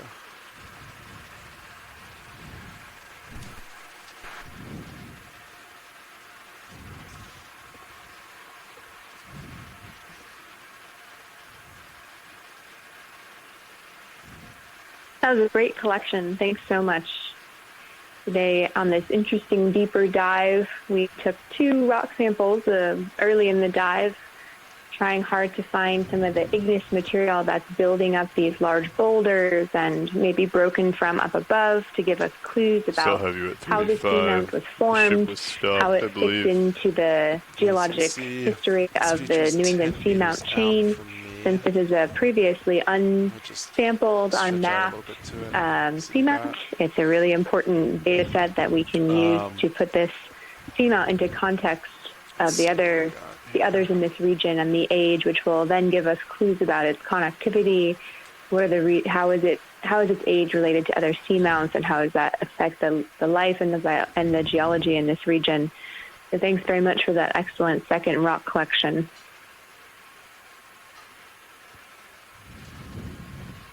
Big rock there. I think that's the top. I'm gonna rise a little bit, co-pilot. Yep. Coming up as you do. Just want to make sure I can see over it. All right, see, I'm starting to see over it right there.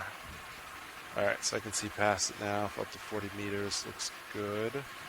Oh, we got this large feature here, seeing lots of fractures on these really, really big boulders. I can see all the way back here. You can see in the sonar in the blue view camera on feed 3 that we're looking at these really hard, highly reflective, bright-looking boulders as we go Ready for up another ship move, please? and over this 15 meters range. small ridge feature. Bearing 285 So degrees you at can see the decimal 2 really knots. nice high reflection off of all of these different boulders as the ROV looks forward to see where it's going. You can see lots of broken igneous formations here, covered in sediments.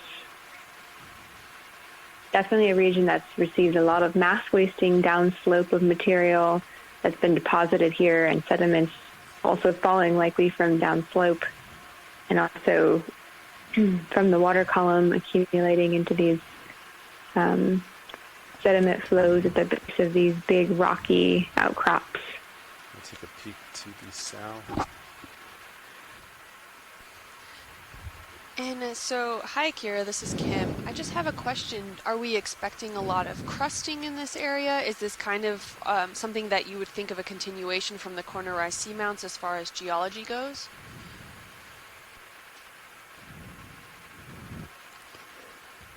Yeah, we're definitely seeing a lot of crusts in this region. Ferromanganese crusts coat the majority of rocks in the deep ocean as iron and manganese oxidizes onto the surface. And so we can see the blackish color to most rocks is often because of that coating.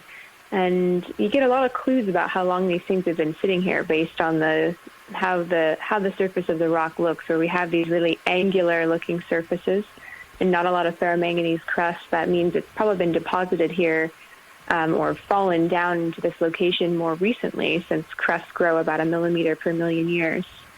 And yeah, in terms of what we're seeing compared to the corner-rise seamounts, they're similar. They're in similar parts of the global ocean, but the new corner-rise seamounts being much further east, we're seeing a lot more sedimentation as we enter the New England seamount chain.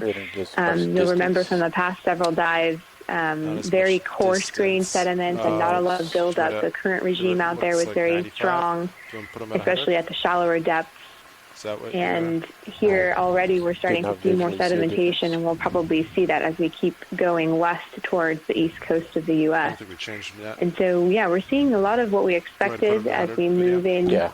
And it's also interesting to look at these deeper depths compared to the last several dives. So we're seeing a lot more igneous rock versus the carbonate we were previously seeing. Lots of marine snow floating through here. Thanks, Kira. Pilot, can we get a snap zoom on some of those corals? Yeah, up top. Yeah, no rush. I'm seeing quite a bit of also dead coral stalks. I don't see a full coral rubble debris field, but on this boulder specifically, I see a lot of these leftover stalks that also look that they're encrusted with some ferromanganese coating.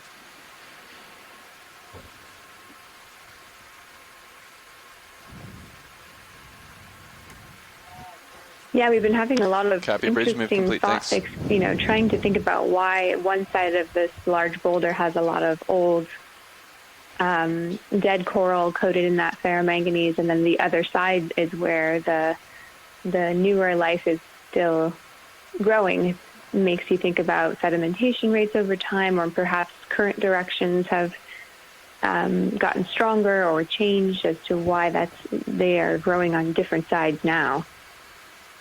All right, Vidya, let's kind of float here. You want to come on in?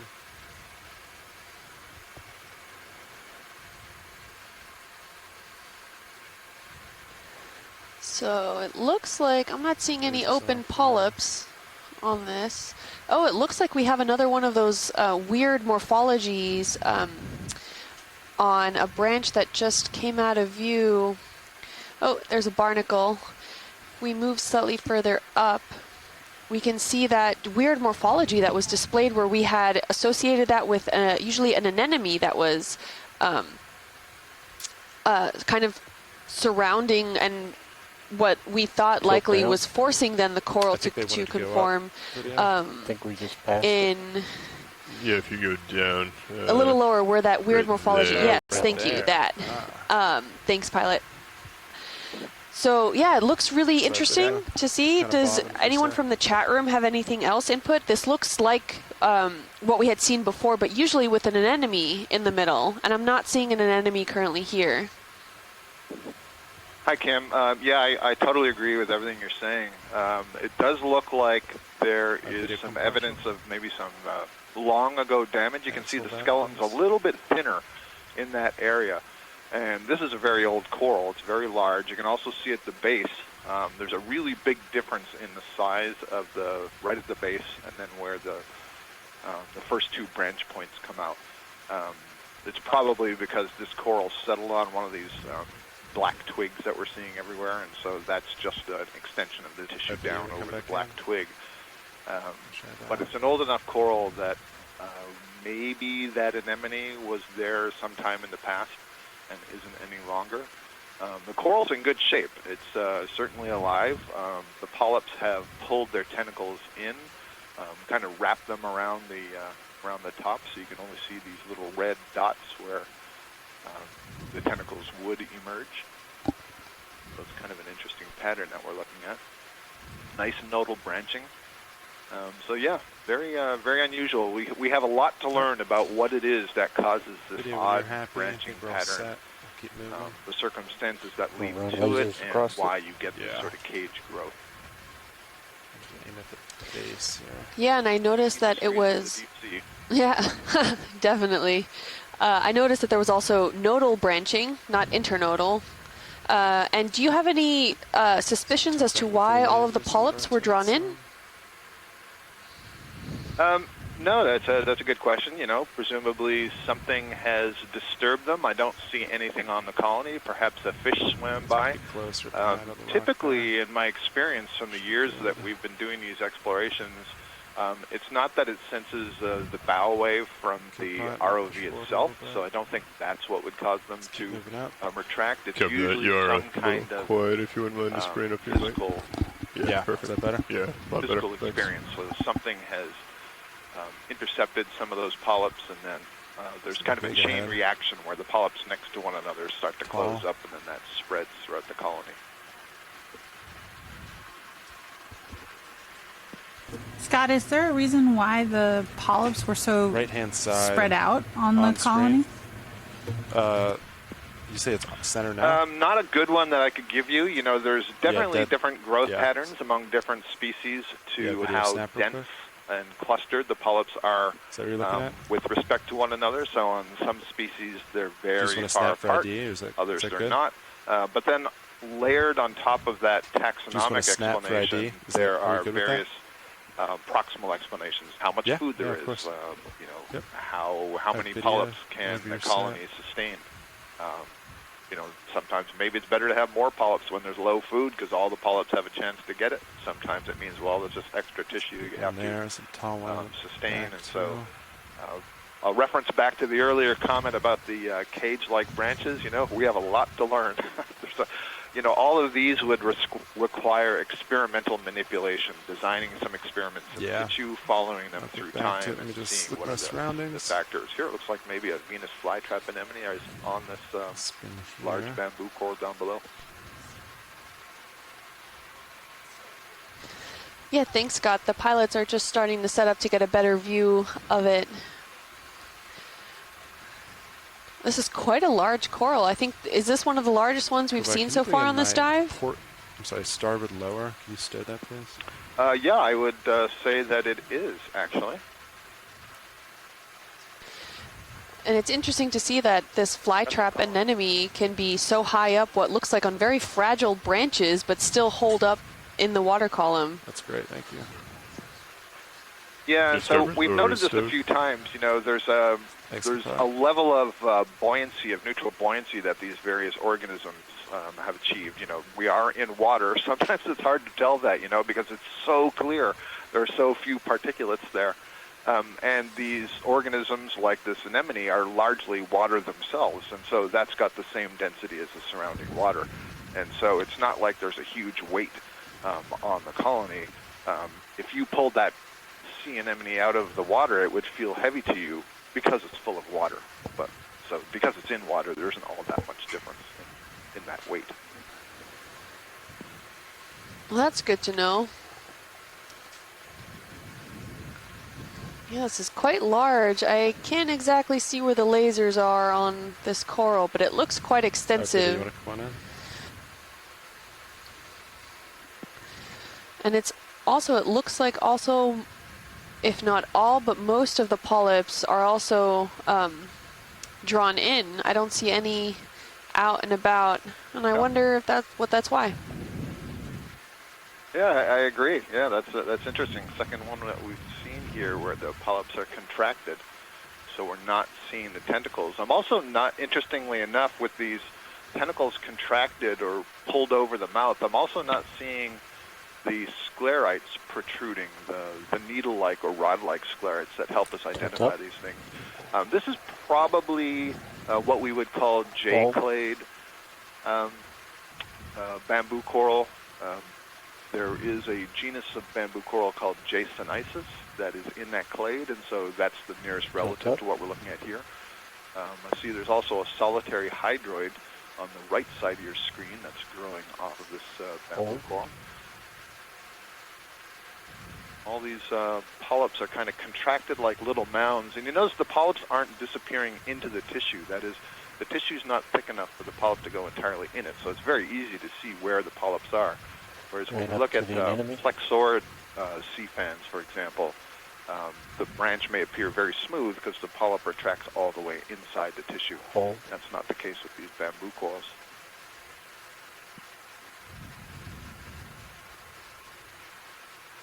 Yeah, and this is a great shot of that fly trap anemone that Scott was referring to earlier. Pulling for full anemone. We're talking about good questions in the deep sea. And another thing that we don't know is, why is this anemone growing on this coral and we haven't seen it growing on others? And it may be just, the luck of the draw. The larva of that anemone, it'll be moving through the water column when it's at its larval stage and has to intercept this this coral. I don't know how likely it is if that larva had let's say, intercepted a rock next to the coral, how likely it is that that larva could crawl all the way up that colony to then begin to grow there. I mean, it's possible. It's not impossible. But that's, one of the other questions that we would have to identify. So if it does require landing on it at that level, then you could see that the probability that happens is pretty low, which is maybe why we don't see it all that often. Copy that. All right, video, move on. Nice shots. Full wide. Still looking at you, 3-5. Copy that. I'll come up as you do. Looks like Chris Kelly is helping us out here and pointing out that the genus for this anemone would be Actinocyphia. 30, 40 meters out. 37, yeah. Like a Chrysogorgia colony. Much lined in the up. background there. That would be yet another octocoral in a different family of status of ship. Of the Octocoralia. Stationary, I believe. Divide up all the species. Stationary for about 10 minutes. Yeah, my swing is done. You guys ready for another move? Typically, you hear us describing or discussing the family names and the genus names. We don't often get down to species names because that would require 10 meters out. on board or in-lab inspection of microscopic characters. There's another very large bamboo coral colony. So we're getting into an interesting zone where there's either enough stability of the substrate that these colonies can grow to very large size, combined with enough water flow and food availability that there's enough energy to sustain the amount of tissue growth to get to this size. Right there. Very nice. 285 and 10 meters. Thanks, Steph. Yeah, that's a great note, Scott. We're about 2,760 meters deep. If you look on live stream 3, we have our quad view, and it's some great footage of D2, as well as our specs for both D2 and Sirius as far as depth ranging goes and altimetry. And we also have a high pack screen to help you visualize where we are in relation to our current location, as well as a sonar, which is actually a new item that's been put on D2 to help the pilots track where likely they are seeing certain items or coming up on certain objects or features that might we might not see well in advance because light can only travel so far in the ocean. So these sonars are actually really great at detecting, and you can see those. It's in the fan shape, and it has various numbers written on it, and that's actually distance from where this is, so pilots can use that to help coordinate and help maintain the vehicle as well as the safety of the vehicle to make sure that any features that come up, nothing is a surprise. We were expecting, right? But further up. Yeah, correct. What does HYPAC say slope is here? And Kira, we're looking, it looks slightly different from what we saw before. I'm not sure if this is a similar environment that we saw at the beginning of the dive, but it seems a lot more sedimented, as well as a lot that more about 60 meters crumbly, and about 30 meters rise, so like cobble to boulder size rocks here that maybe have come up from the top. What is your perspective?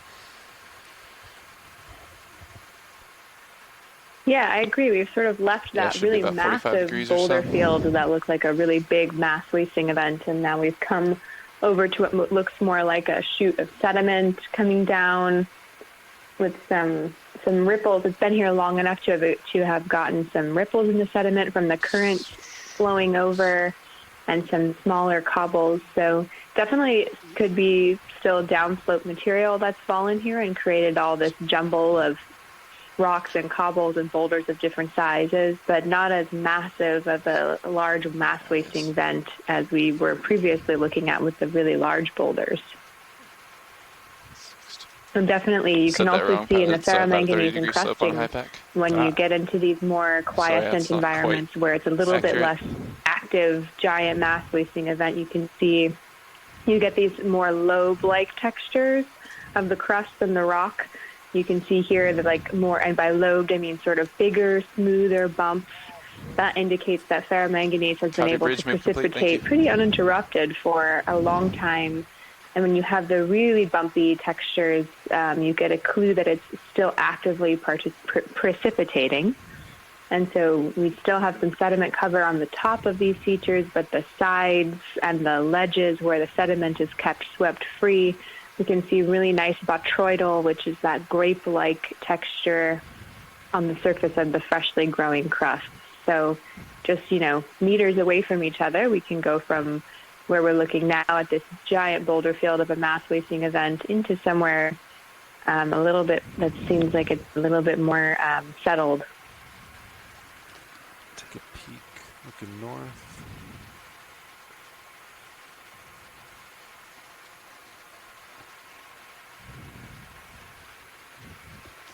Sure looks like more of a 45-degree slope, doesn't it? Yeah, this side. The other side was pretty. Let me do a quick comparison. So that's to the north. I'll show you south. Yeah, and it looks like we're heading up a pretty steep slope here as we're moving on up our transect up this cliff feature. We can see, we're starting to see slowly more corals in this area, but I'm still seeing quite a few of those dead stalks around the larger boulders that are there that have been then encrusted by that ferromanganese. Yeah. This is an overall general, really great view of the entire environment, and that was what Kira was talking about how fast we can go from, cobble size to small boulder size stones to like these larger boulders, indicating that really large mass wasting event. So great view. Thanks, pilots.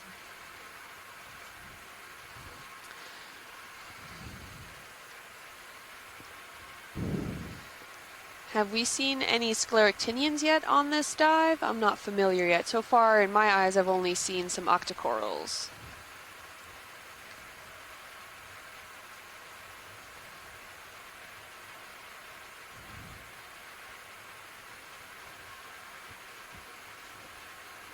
I feel like I've seen it thrown around in the chat a few times, but I can't quite remember. Cover that.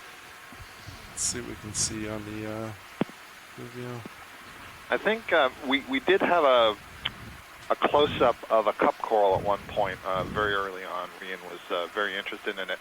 But I honestly can't remember if we saw any live tissue on it at this point. But that's the only one I recall. Out, nice return.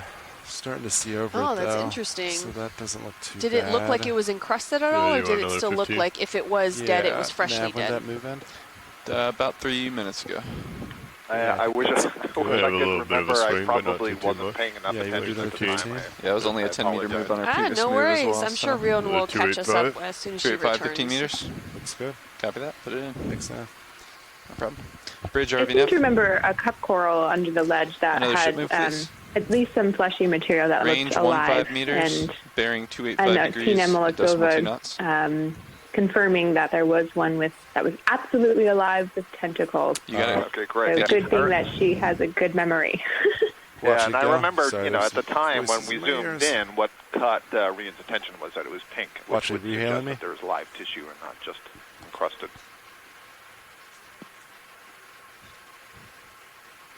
Yeah, we've had the ship moving consistently. Kim, you had asked, So, is that yeah, a we're just species that you're doing our particularly interested in normal, looking for? track, going back and forth and heading up.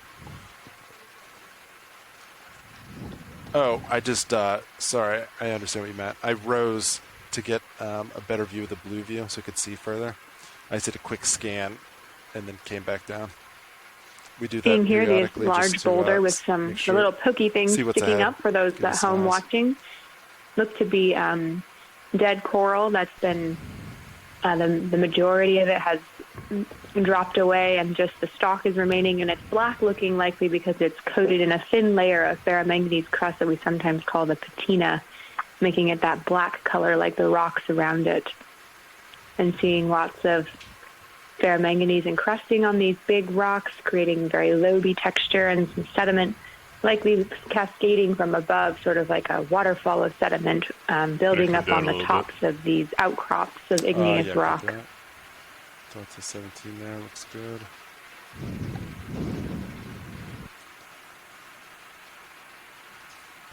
Yeah, and some of you may have noticed that the pilots looked like they were coming slightly higher than normal, and that's actually one of our pilots right now was informing me that, it was a great way to get a view perspective of using that sonar that can detect higher up, just to make sure that there's nothing unpredictable coming up, so that when they transect up and use the light to actually see, they're not going to run into any surprises. So that's what we talked about before when I had mentioned the blue sonar view. So that was a great example of how they're able to use it in order to predict where they're going to go and to make sure that everything is safe for the vehicle to move forward.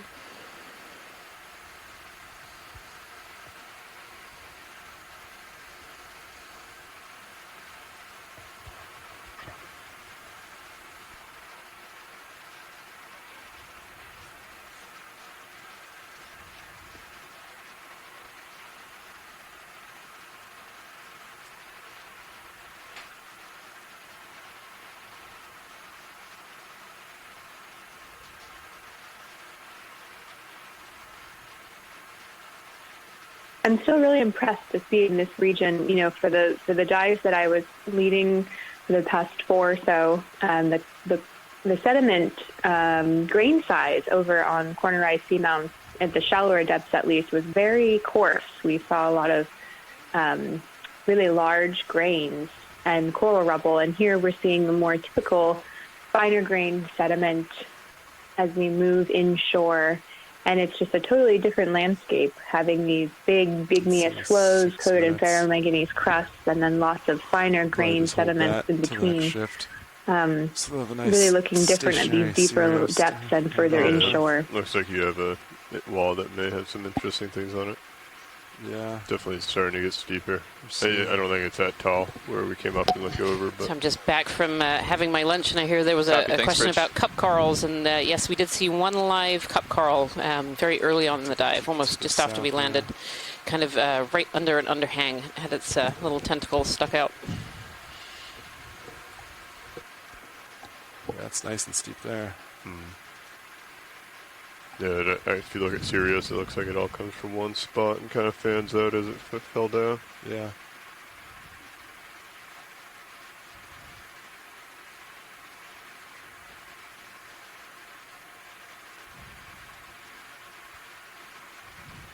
I was curious, Rian, as a follow-up question about the cup corals and other scleractinians. I hope I said that right.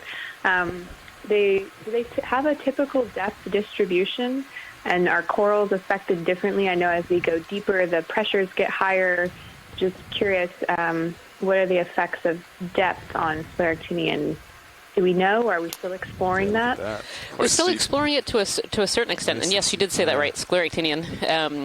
So the scleractinians we tend to see usually a little bit shallower. We think that their distribution is affected by kind of a combination of temperature and also the aragonite saturation horizon.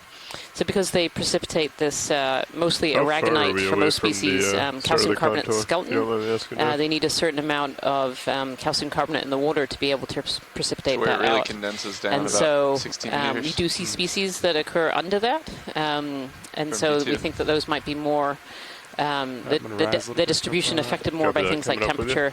But it's kind of the combination of those factors, really. The ideal depth band for these deep water scleractinians seems to be about 1,500 and up.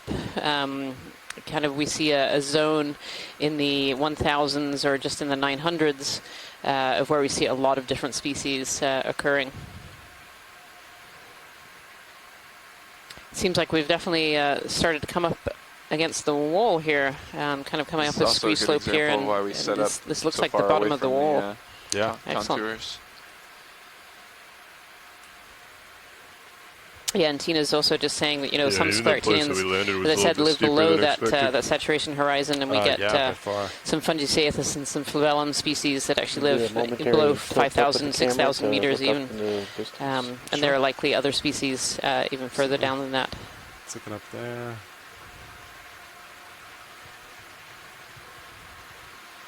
Okay. It's nice and steep. Is that an overhang? Little one, yeah, right there. Big coral on the upper left of that one. Yeah. Thick base. It's a good spot to be. So it's really fun when the ROV takes a look upward to see where we're going. It reminds me of being at the base of a rock climb and sort of looking at what you're getting yourself into as you look up the cliff and see the features you're going to come to. It's a really neat perspective. Yeah, I really enjoy it too, kind of getting a little glimpse of what we're going to go up against in just a few moments. And you can actually have a pretty good view if you go to live stream number 2, and this is the Sirius cam. So the ROV that we dive is a 2-part ROV, so it has the Sirius and then the D2 system. The D2 system is what we're collecting, what we're using as the primary system, and then Sirius is what we call it takes the waves out of the equation for the D2 system. So that part is the part that's directly attached to the vessel. Watch Sleep Pilot. Hey, watch it go. It'd be great to have a zoom on some of this fossilized material that's on this boulder here. Yeah, of course. Thank you. Just as we go by. Let's see. Hey, video, how about right there? Is that good? You want to come on in? Dark background. Does that work? Yeah. I was wondering if we were starting to get into the zone. I just want to snap. I can always get of seeing these fossilized cup corals, but I don't think we have. I think this is still mainly the bases, potentially octocorals, different kinds of corals. You can see they're covered over in that ferromanganese patina. There's a brown one there and a black. And so these are pretty old. These have been here for a very long time. Is that all you needed, Watchley? Yes, that's great. Thank you so much. Beautiful Bersingid and a Storopathes in the background there as well. That Bersingid with his arms really out wide. You can see that sea star in the background there. Beautiful.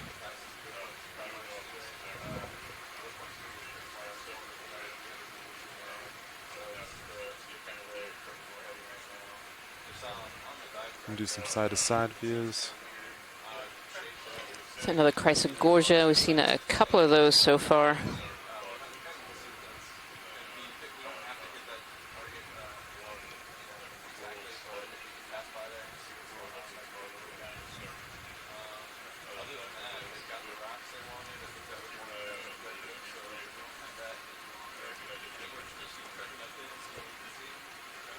To the north.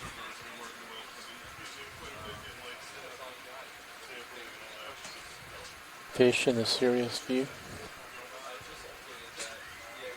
Video, did you say something? You're saying there's a fish in the Sirius view? Oh, copy that.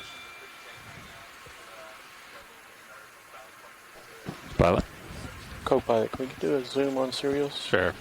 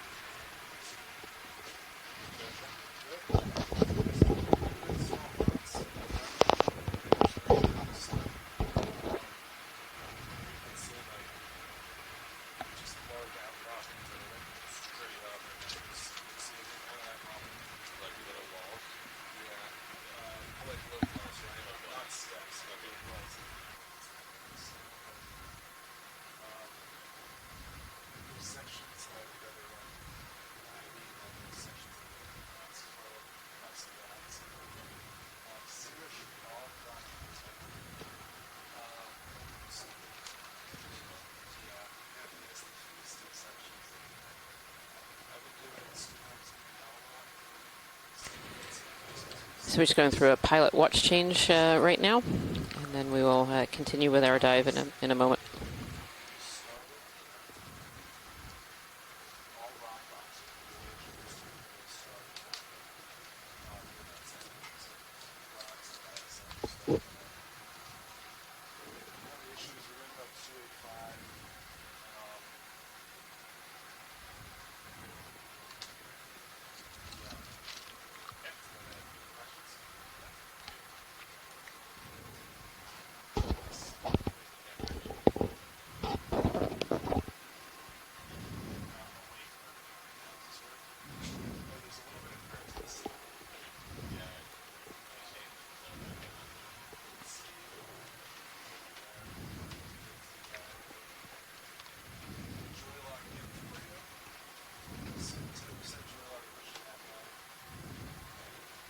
Pulling serials out.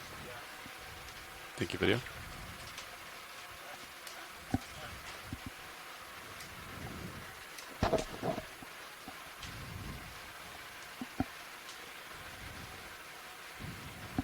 Okay.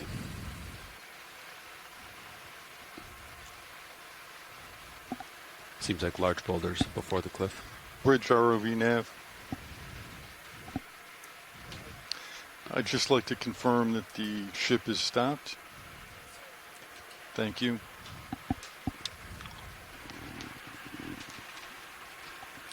Looks like my heading's 285-ish. Looks like Yeah. you got your sonar looking a little bit up 11 degrees. And pretty much centered.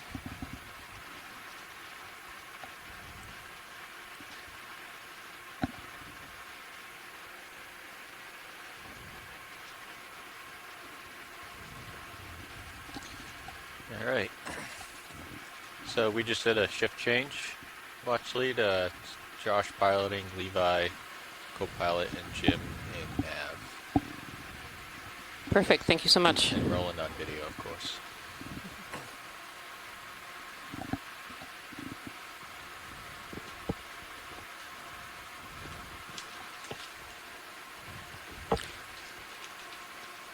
This large Persimmon sitting atop the rock here with his arms hanging out.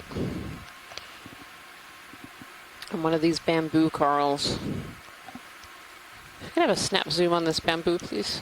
The large one? Yeah, the really big one. Yeah. Come on in Thank video. you. Let's do a partial and I'll swing my heading around. Oh, this one is still alive. Okay, so we've seen a fair number of skeletons without any polyps on it. But this one does seem to have polyps all closed up. Lots of barnacles as well sitting in this particular coral.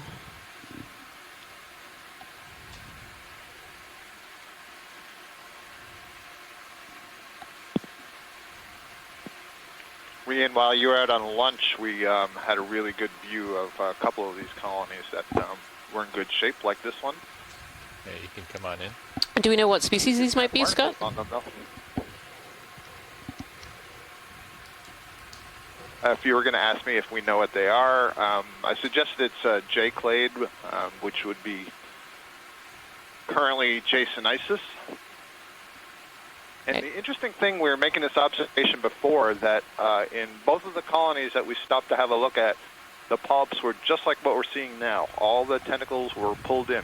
And so at the first one we saw, when Kim asked me about it, I suggested something had impacted the colony, a fish or something that caused them maybe to retract. But I'm starting to wonder if perhaps it's a time feeding thing. The tentacles would be extended for feeding, and maybe they have a certain time frame, or it's when the current is bringing enough food. Maybe there's just not enough food drifting by right now to bother putting the tentacles out. Right. I did see there was a branch on this colony that does have its tentacles out, but just a single little area, not a big area. Nice shot of those barnacles there. See if we can find that open polyp. So these barnacles are crustaceans, so they are related or in the same phylum as things like crabs and these squat lobsters we often see in the corals, but they're fixed. And barnacles actually are sitting on their head. It's actually their legs that are sticking out the back end. And that's the feeding apparatus that you can see. So there we go. There are some of these, some polyps that are out there, Scott. Just one single little branch there. So it's so interesting. I don't know why these ones are out and all the other ones are tucked in, and the previous colonies we saw were tucked in. It's really curious. One thing that is informative is look how different the polyps look when they're extended with their tentacles, and how much they can contract and pull those tentacles down. And what they're doing is imagine your fingers in your hand, and you curl them in toward the palm of your hand. So don't just lay them flat, but you curl them inwards, jar so camera you don't see the tips. And you only see that little red opening, so that would be, Thanks. Basically it's an opening among all the tentacles, and underneath that is where the mouth is. And then they can contract some, but they can't contract all the way into the tissue that's on the branch. So you get these little sort of volcanic-like mounds go along the branch. Yeah, it's curious. Very curious.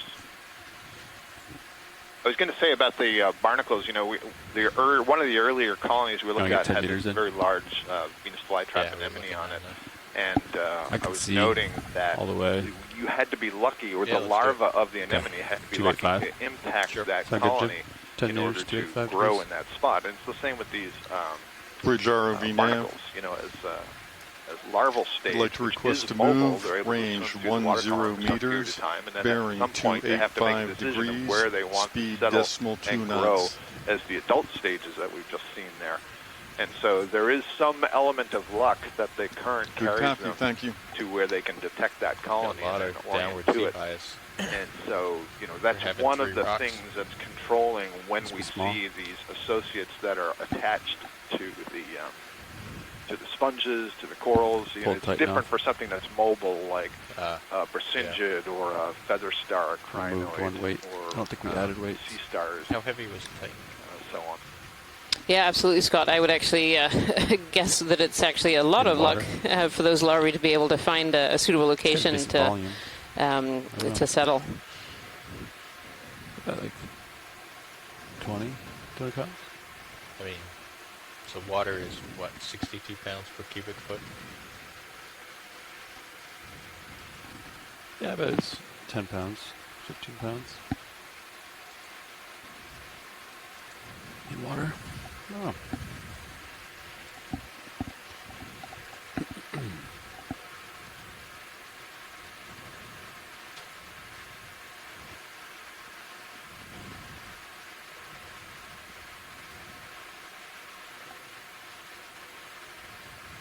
It's an interesting little look around the edge of this wall. So we started this dive in a kind of sloped area that had a lot of sediment ripples, and now we have moved our way up to a wall feature. And one of the goals of this dive is to make it up this wall feature and onto a plateau, exploring and seeing what geological features are here, and also what the biology composition is like on this wall area.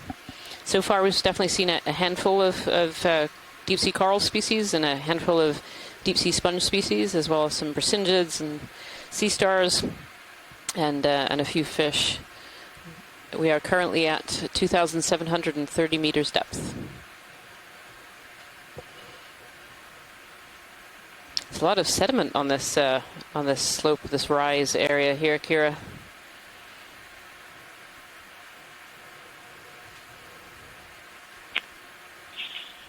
Yeah, absolutely. You caught me just coming back from my from my little break, and yeah, it's really, really fun to see it pooling up on the upper surfaces, giving us a clue. Sediments in the deep ocean are always really interesting because they hold a lot of history inside of them. What kinds of organisms have died and fallen and accumulated in that sediment? How much organic matter is there, and what can that tell us about productivity in the surface waters? What kinds of minerals have built up there over time as they've fallen through the water column? So even though it just might look like dirt, just like on land, sediments are actually really interesting, and some scientists study them specifically. So regions like this, when we see a lot of sediment cover, it gives us clues about what's been going on in this seamount over its long geologic history. And some of these are so sedimented, almost looking like a different rock type, but I think that's just sediment filling in every little nook and cranny of the ferromanganese coating, creating sort of almost like a carbonate-like texture. Very interesting. Yeah, it's really interesting. It's interesting to see quite this much sediment, too. I feel like on our previous dives, we haven't seen quite this much on these kind of slopes. It seems like a lot. Yeah, I think part of that is because we're a lot deeper, so we're at a depth where there's an opportunity for things to flow down slope and create this mass wasting, which is what we call when debris flows down slope. And so we're in a bit deeper environment, which gives us a different regime. And then also, I think the sedimentation rate, just as we move inshore, is going to increase and also cause increased rates of sedimentation. So I totally agree. It's a bit different because I think we're further inshore and we're also a bit deeper.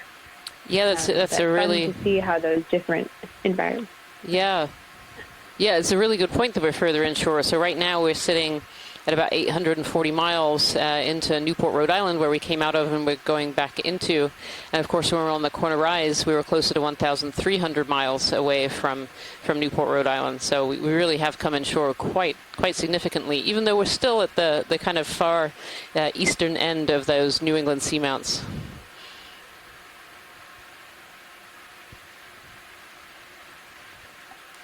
So some more of these large bamboo coral colonies. I can see some smaller sponges as well in the area. Lots of particles in the water. So these particles in the water are what we call marine snow. And marine snow is really a mix of things that have died in the water column and a little bit of sediments and other material. And this marine snow is really what feeds the deep ocean. So these seamounts in particular interrupt the flow of cold, nutrient-rich deep water. This deep water flow hits the bottom of the seamount and kind of curls around the seamount and coming to the often very surface waters. And in the surface waters, all those extra nutrients can cause plankton blooms. And as those plankton blooms die, that material comes down into the deep ocean. So the organisms here that live in the deep ocean, they don't photosynthesize, they don't use sunlight directly, but they are feeding off organisms that have used sunlight during their life cycle.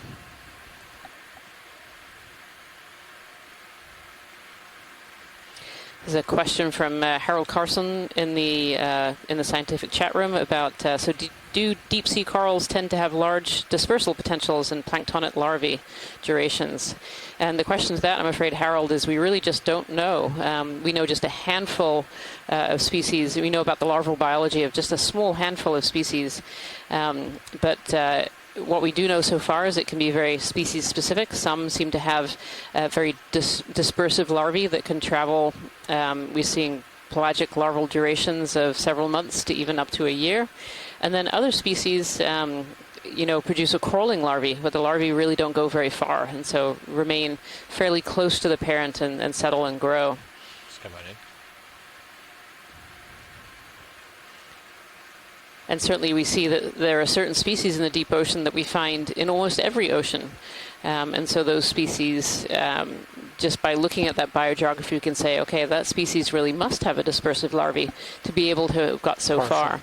And then we see other species that are very specific to relatively small areas, small chains of seamounts, or even just continental shelves. And those you can hypothesize that they probably don't have as dispersive a larvae as others.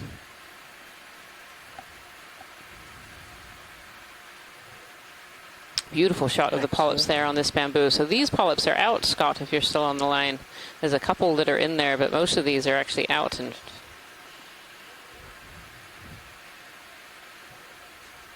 it's beautiful. I am still here and watching and typing. Very multitasking, these dives, aren't they? They are very much. And so what Scott's talking about is we have in the background. In a lot of different ways. Because all the scientists are communicating by chat in the chat room. We're also typing observations when we should be watching and talking. What's the difference here? Why are all these polyps out and they weren't in the last one? Ken Sulak made the interesting observation that on that last colony we were looking at, it had the barnacles, and the barnacles were feeding. All of these things are suspension feeders, grabbing things out of the water column. So there was something there to feed on. One thing that's different about the barnacles and the bamboo corals is just kind of interesting to note is that the barnacles are active suspension feeders. Okay. That is, Rian referred to them growing on their heads, and that you were seeing the legs sticking out of the shell. Turn a little bit, and those legs actively sort of pump through the water column. They're kind of reaching out and fishing through the water, whereas the coral polyps are passive suspension Bridge feeders. ROV They nav. just sit, and they really have to rely I'd like to on request the water ship passing move, over range them. 10 and then meters, if something intercepts bearing one of those 285 tentacles, then degrees, perhaps they can speed grab it and decimal feed 2 on it. knots. And so that may be a clue. Only when there's enough current flow for the passive suspension feeders to have their good copy, thank you. Tentacles out. Maybe that's one reason. Boy, this is a really big colony, isn't it? It's a really big colony, yes, and there was another one behind it there as well, and several. It looks like there are several upslope here as well. Really interesting. Your mic's up and rolling. Sometimes you have to take a breath and just enjoy what you're seeing. I do that very often. It's really, for me, it's really a joy to be back here in the back row and being able to watch these ROV dives live and see these areas of the seafloor that have never been seen before. It's really really just beautiful and stunning.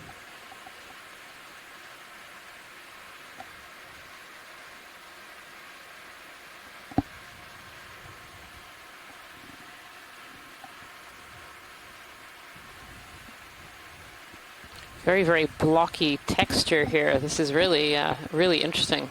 When we climbed up some walls in the corner rise, we saw these large, potentially carbonate walls with all these holes and texture in it. But overall, as we backed out, they looked relatively smooth, whereas this wall is very, almost crumbly and crusty. A very, very different morphology, at least from my untrained biological eyes.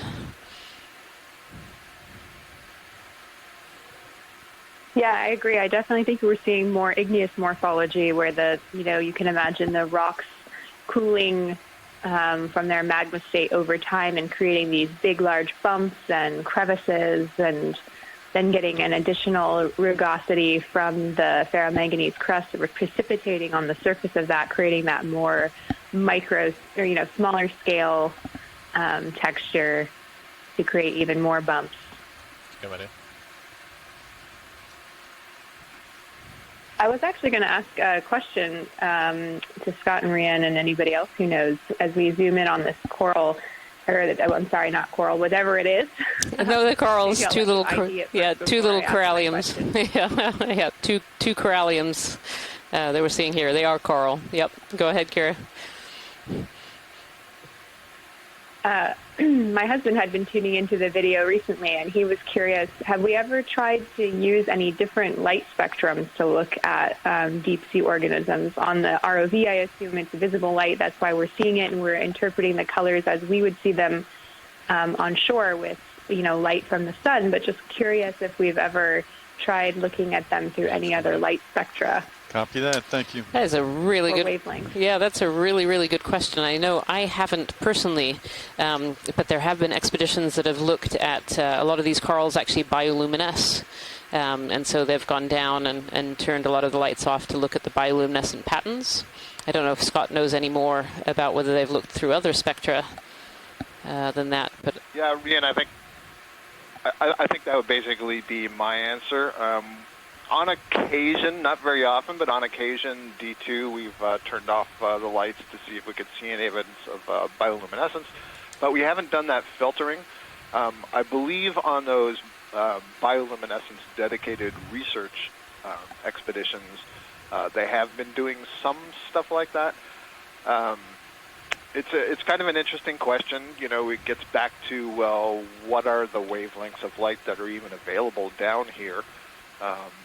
I suspect, you know, a lot of the color that we're seeing isn't really related to the visible spectrum that we're seeing. You know, we bring down the lights, so we see all this color. The color is a secondary byproduct of something else that's going on. You know, it's usually dark down here, and so you couldn't really use the color.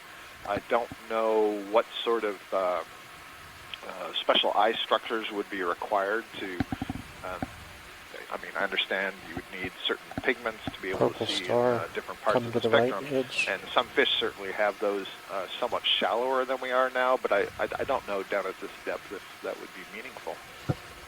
Recommended.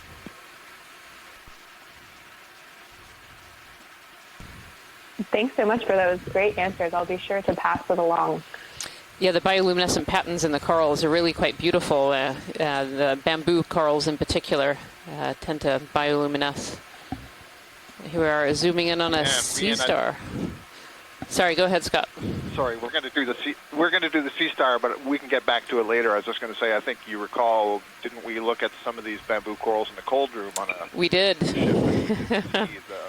The bioluminescent flashing along a branch, but yeah, let's look at this. I think this is a slime star. It's really interesting. All of these spination patterns you can see. But it's a really interesting. Like that little pocket at the top that suggests it's a slime star.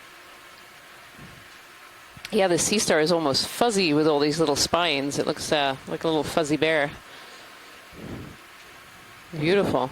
I think that this is probably one of the best examples I have of why this phylum is called the Echinodermata, the spiny skin. This is great. Down your port upper. There we go. Thank you. Yeah. Lovely.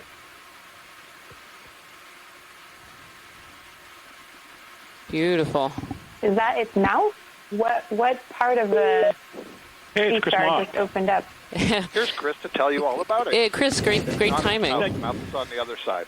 Yeah, we have some questions about the operculum there. Pitching in. Yes, well, that was actually what I was going to first explain, was that usually when people see these, the first thing they wonder is what we're seeing about what that hole is on the top.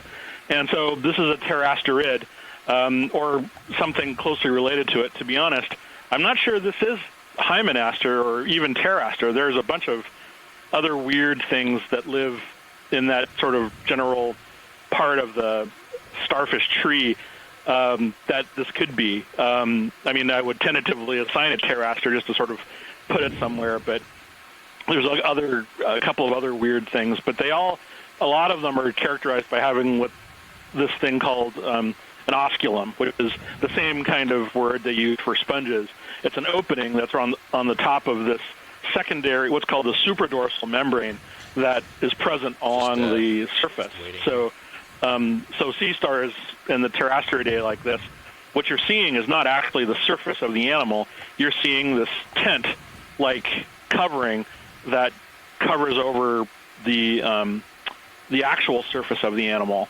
And so it requires this secondary opening, the osculum, to allow water to sort of breathe in and then breathe out. The gills for the animal are actually inside. This could be something that one of the Russians described called a membranaster, which occurs quite deeply and has only been seen literally a couple of times. So this could well be something extremely rare. It's one of those things that one of these days I need to sit down and work out all that stuff and figure out which ones are which, and maybe start collecting more of these to figure out, just how many of these are present in these deep sea habitats. But yeah, I mean, it's possible this one might be a full boron slime star, or it could be, there might be a couple that don't. I'm not sure yet, but there's definitely a lot of these really the animals, the sea stars in this group of the Pterasteridae are fairly rare, or rarely seen. So they're always very interesting. Oh, the sea cucumber.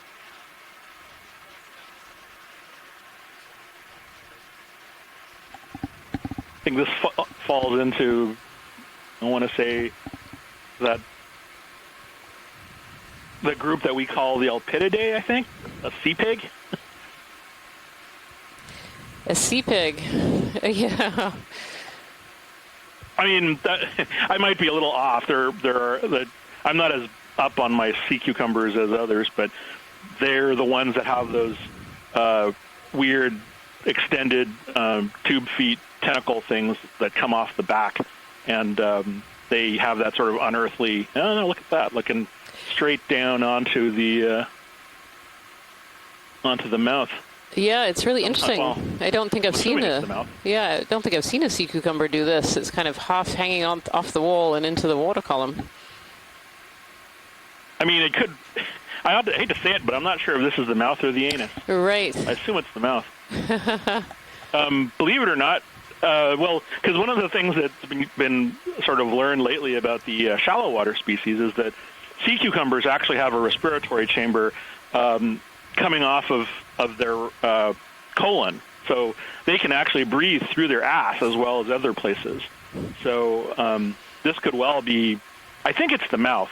I think it's probably just feeding, but it could well be it's holding up its butt into the water to breathe. It's so hard to know which end is which on a sea cucumber sometimes. It does seem to have more of the pseudopodia sticking out this end, so maybe. Yeah, I mean 50-50. I'd say 60-40 it's the mouth, though. So yep. Yeah, I think there's some feeding arms there. Feeding tentacles. Wow, yep. That's a beauty. Yeah, really unusual to see it kind of just hanging out like this. Actually, I think it's just starting to open its mouth right now. Oh, yeah. How exciting. Okay. No, I mean, sea cucumbers are so... I mean, we run across them so often, but then there's so many stories of what sea cucumbers do, and they vary across I mean, some of these sea pigs, the Elpididae, some of these actually have parasitic snails that are embedded in their tissue. Oh, interesting. And I mean, I mean, there's actually a few. Those snails get everywhere because even some of the what was it? There was there's a couple of urchins I think that have. I mean, there's the deep water ones that have parasitic snails in them as well. And in fact, the other day I was thinking, oh wait, I'm not thinking of. Yeah, that's right. There's a bunch of stuff like that. Anyway, it looks like the echinoderm segment of our show. So, I will let you get back to corals, and great job, and I'll talk to you guys later. Thanks so much, Chris. Appreciate you dropping in. Always happy to do it. Bye-bye. Beautiful sponge right ahead of us. If you see those two red dots, those are 10 centimeters apart. And so this was actually quite a large sponge here. You're partial. Yeah. Kind of sitting on this ledge.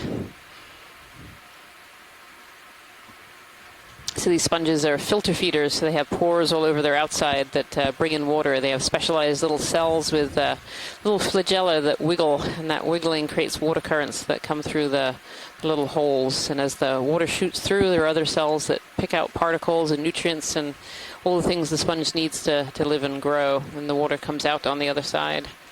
And these sponges often form habitat for other organisms too, and I think we can kind of see some of those in this picture here, sitting in all these lobes. Okay, it's coming up. Beautiful. Thank you.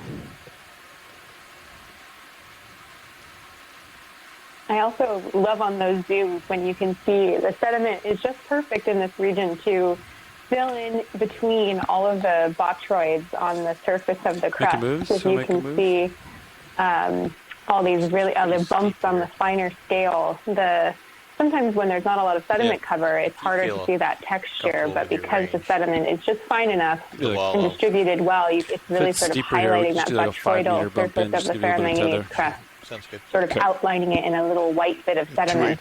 Yeah, let's do that. Super cool. And we see some erosive features here, these downward cascading channels. On a previous dive, we were seeing this in carbonate, but you can see it happening here in the ferromanganese crust. And Jason Chater had explained to us that it's when sediment gets mixed together with seawater, and it gets a bit denser, and it starts to flow over the tops of these ledges and creates a sort of abrades away the material and creates these vertical channels. Nice to see that continuity of textures and processes happening between the two seamounts. Sure. And the upper portion of this boulder here, the ferromanganese crust, just being actually eroded away. It's really interesting. When we sample ferromanganese crust, we can study the seawater chemistry, and when we lose layers, we lose some of that seawater history. Zooming in now on something interesting here. Yeah, I think it's a little sponge. I can just see the top hole there on the left-hand side. This is where the water gets exhaled. And this little beautiful snail sitting on top of the sponge. These really tight whorls. Really beautiful. Seems very precariously perched on this little ledge on this sponge. And then on the left, the stalk that's going up, you can actually see these are zoanthids. They're a clonal type of, similar to anemones. And they often take over these old coral skeletons. That's a really good zoom there. You can see this beautiful pattern on the shell.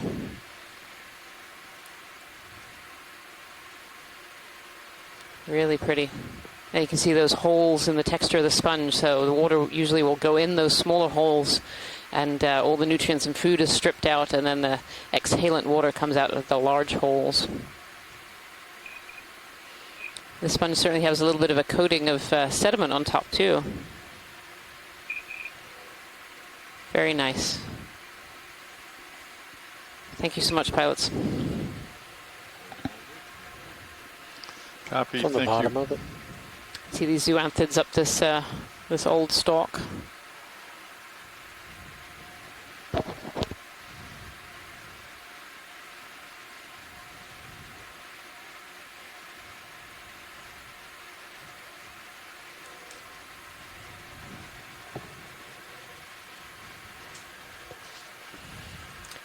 Beautiful chrysogorgia. As we come up on this ledge here, these ones have those large squat lobsters living in the middle. You can just see that squat lobster's long arms kind of in the middle of this coral colony here. Pretty.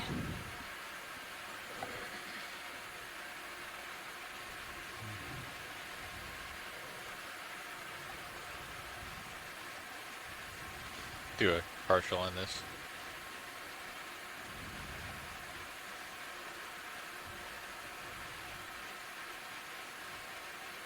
I think we can get another 5 meters in, Jim. I think Scott France had made the observation earlier on during this expedition that these squat lobsters that live in the center of these corals often are often females with eggs. Bearing 285 degrees, speed 0.2 knots. Yeah, I think Rian, when I said that, I was referring to the shrimp. It may also be true of the squat lobsters. The squat lobsters, at least in this family, I believe this is the family Chirostylidae. That unusual name refers to the very long pincer arms. They're like needle arms, which is what that translates to. And so most of the species in that family that I'm familiar with are very host specific. And so a particular species of this crab will live only with a particular species of coral. And so that would suggest you should find both a male and a female at various times of their life in these colonies, because they don't live anywhere else. You know, you never see this Chirostylidae crab just on a rock, for example. So really interesting. It is very curious. I'm hoping maybe later. Yeah, go ahead. I was just saying it is very curious that there's only one, because we do often see two, a potential mating pair within these. Right, exactly. So, you know, there's a whole interesting range of questions in biology there as well, right? And so the larva of the chirostylid has to find that chrysogorgia, and then, whichever one lands first, let's say it's the female, then a male has to find it later on in order for the species to propagate. So just all kinds of fascinating biology and sensory biology about finding the host and then finding each other. And hopefully later, we'll find some of these chrysogorgia that have the shrimp in them. And I have noticed on some of the past dives, you can see part of the shrimp is really deep purple. And those are either, if it's in the abdomen, actually it would be up in the thorax, I guess that would be the developing gametes. But I think more often what we see is the embryos being held on the swimming legs under the abdomen. And so they would be this very distinct purple color that you can see pretty easily.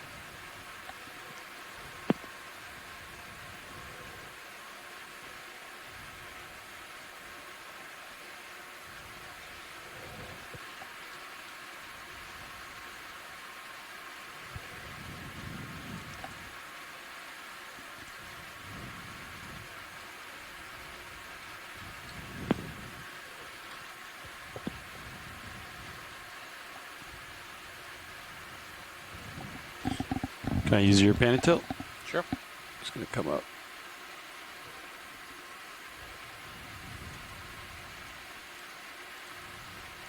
It's like a slopey debris field. It's like a little ledge there. Yeah.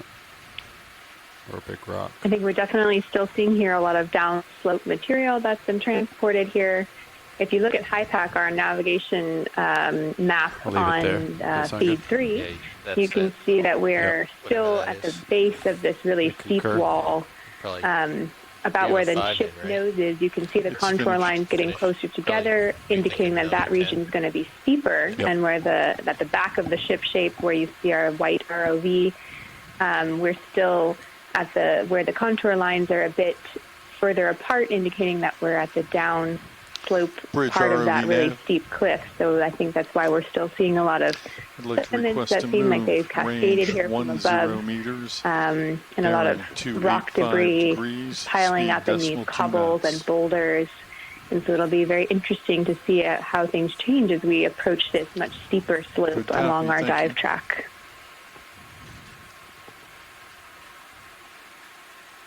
Yeah, and if you've just joined us here today, I'd like to say welcome to Dive 12 of the NOAA Ocean Exploration Expedition, North Atlantic Stepping Stones. And the stepping stone that we're looking at today is a little small, previously unmapped and unexplored seamount that we've nicknamed the Y seamount because of a feature on its very top. We started the dive today at 2,830 meters. Right now we're at 2,701 meters. So we've come up just a little bit over 100 meters so far. The objectives of this dive, we started in a small plateau and kind of worked our way up a really large boulder field, and then now kind of on a high slope area, coming up towards another plateau eventually. Can you guys tell us something about the geologic nature that has caused these seamounts to be here in the middle of the Atlantic? Yeah, it's a great question for Kira. Do you want to take that one? Yeah, sure. Great question.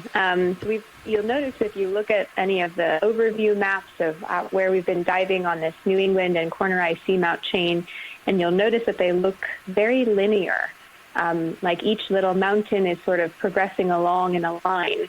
And usually that's indicative of hotspot volcanism, where you have a hotspot of magma in one location, and then as the plate moves due to plate tectonics,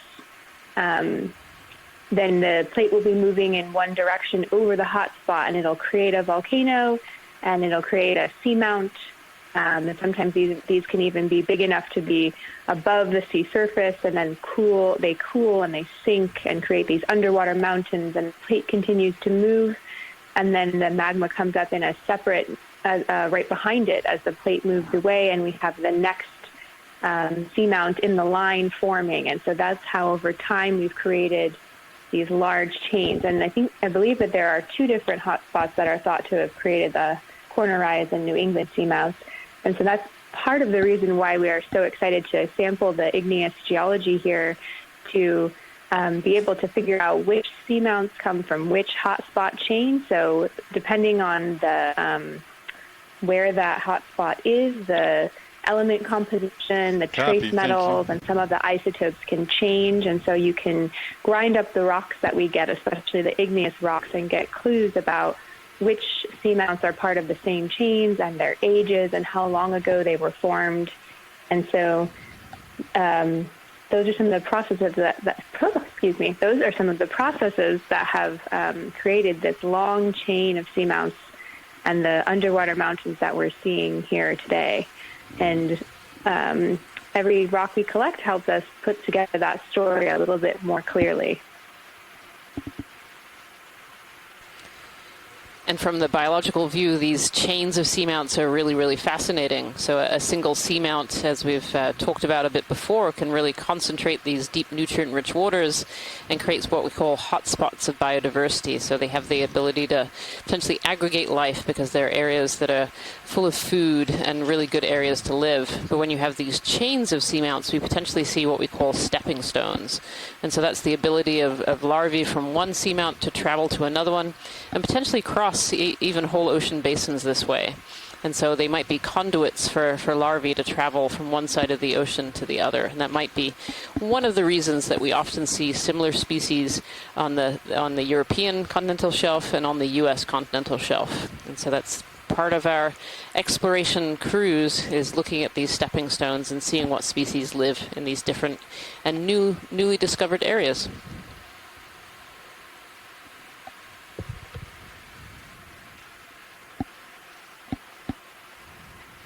I love that somehow we both managed to fit the word hotspot into our definitions. Hotspot volcanism and hotspots of biology. Exactly, hotspots of biodiversity. These seamounts are just hotspots all around.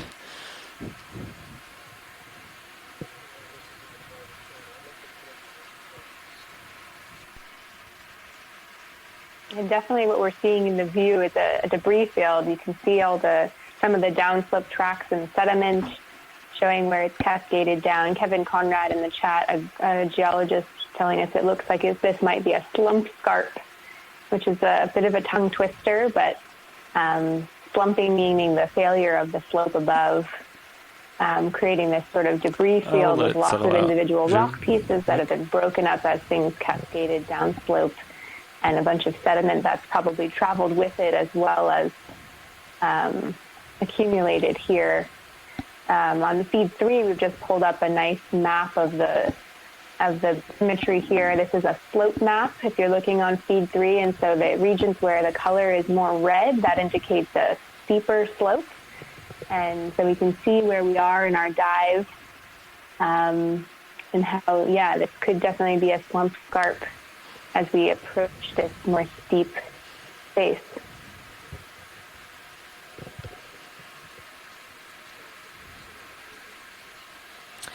Yeah, so on this map... It's just amazing what those modern maps can show. Sorry, go ahead, Rand, you go ahead. I was just going to point out that on this map you can actually see the vehicles too. So you can see kind of our track line, which is this lighter line coming up. So we started in an area, kind of that blue-green, which is less steep, and then we've moved up into this red that's steeper. And then you can just see the two vehicles there, D2 and Sirius. D2 is kind of the whiter color, I believe, and then Sirius is the darker color on there.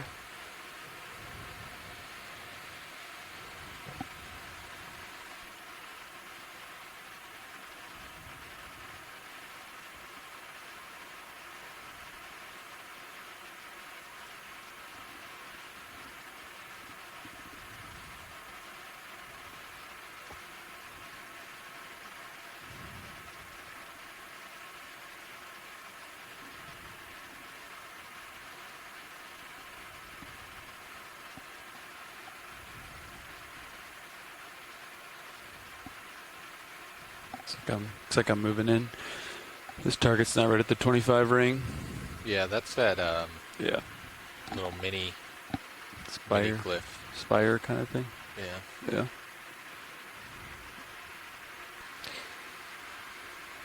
So you want to wait until you're fully settled out, and then we can bump a little closer? Yeah. Fish shadow.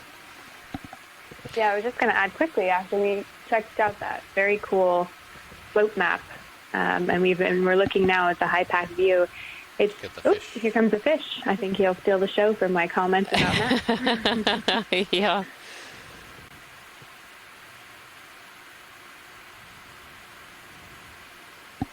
Oh.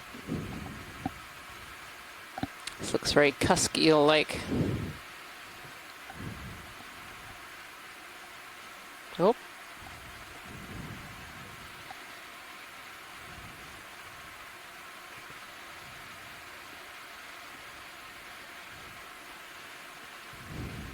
You can actually see in the background there too, there are some of these fossil corals. These Desmophyllum dianthus were just in that area. Those are huge.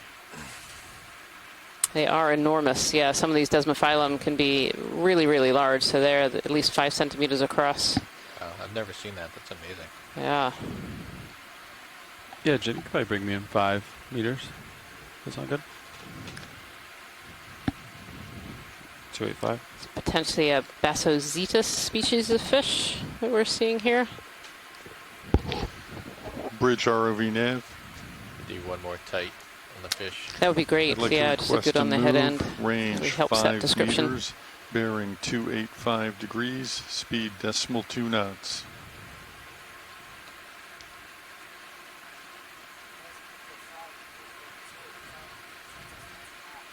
Good copy, thank you.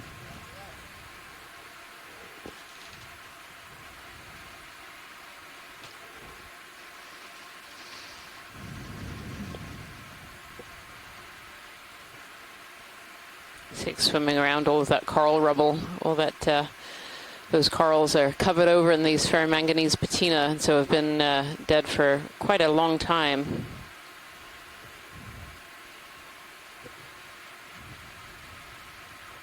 Even though it's so pitch black down here, I still notice a lot of these fish have, normal, what looks like eyes. Yeah, there's really 2 strategies in the deep ocean, Roland, in terms of eyes. You either have relatively large ones to try and get any glimmers of light or bioluminescence that you can, or you have none at all because you don't really need them. And so these different fish have different strategies, different organisms have different strategies in the deep ocean on how to deal with the darkness that we see down here. It's interesting, we're really in an area with a lot of coral rubble, and I know from previous dives where we've seen this, this suggests that we have quite a high slope, potentially a real cliff ahead where all of these fossil coral pieces, these coral pieces have fallen from. And that certainly looks like what we have right now looking ahead. Josh, is that an overhang? Because I notice there's no sediment on this side of it. Copy, thank you. Some sponges on the wall here. Yeah, it's hard to tell. I think there might be a little overhang, sort of like a rounded overhang to it. Let's get one of these sponges. That would be great, thank you.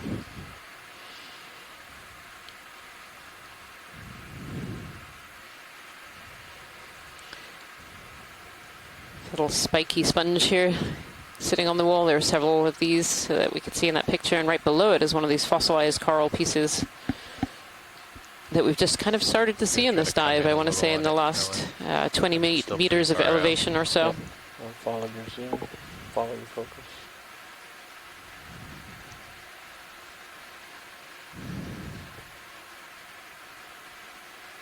You can really see that ferromanganese coating, all those bubbles and botryoidal, and of course all over the coral pieces that are there.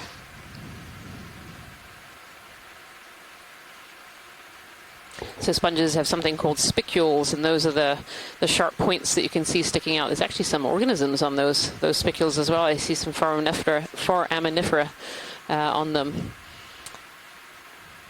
And those spicules give the sponge some structure and also a little bit of protection too. Yeah, I can't get any closer. Still stretched out. Yeah, no, thank you so much. Christopher Kelly was just reminding us this is, we're not even sure what this sponge is, so we collected a very similar one a few dives ago in the hopes of being able to identify it. Okay, let's come on out. There's some little amphipods in the top there. Beautiful, thank you.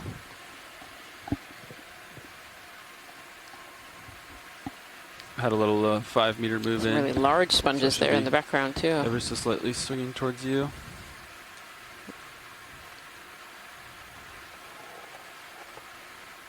Keep the arms out?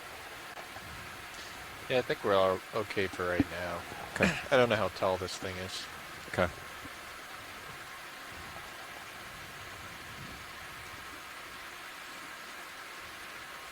I'll just keep perpendicular to it.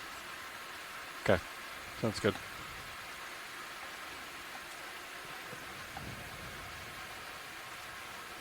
And more of these spiky little sponges. You want me to turn towards you a little bit, or yeah, that'd be good.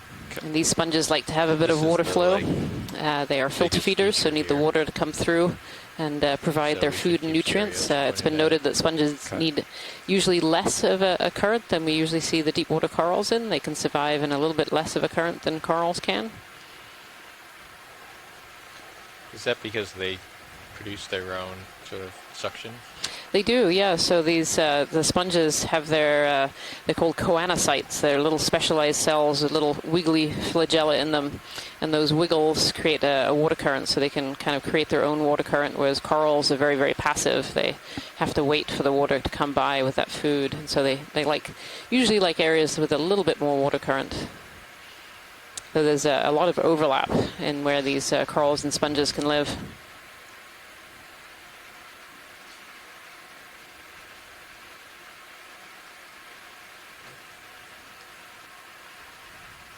Could we zoom in on this coral just coming into view now with the forks? Mm-hmm. Thank you.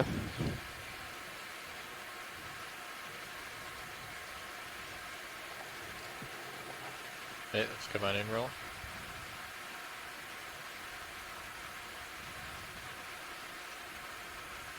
Again, the polyps are all closed up in this one again. We've seen quite a few corals today with their polyps closed.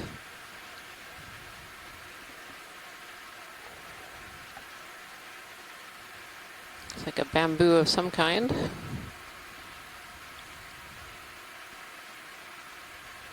With a few little tentacles sticking out of one of the polyps.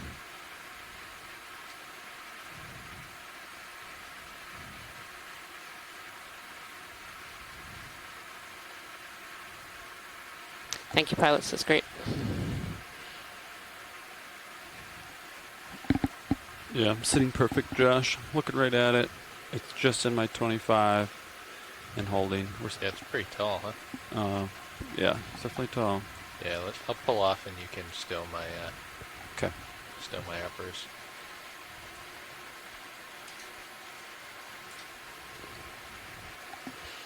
If you go over to live stream number 2 right now, you can see the view from the Sirius camera. So this ROV system is in 2 parts. We have Sirius, which is the upper part attached directly to the ship. And so that helps to take some of the waves and the heave out of the wire. And then down below is the D2, which is the main body of this ROV system and what we are primarily looking out of and what we can collect with. But it's really nice having these cameras on top of the Sirius and looking down onto the D2 because you can really get a good sense of scale. Sometimes it's very hard to get a sense of scale just looking out in the same plane. Look at that little ledge. Look at Sirius right now. You can really see that ledge and this rock kind of towering above us here. This rock face is absolutely covered in sponges. Lots of these little spiky sponges. There's a Bathypathes coral there. Coming up a little bit. And then lots of these fossil coral rubble as well.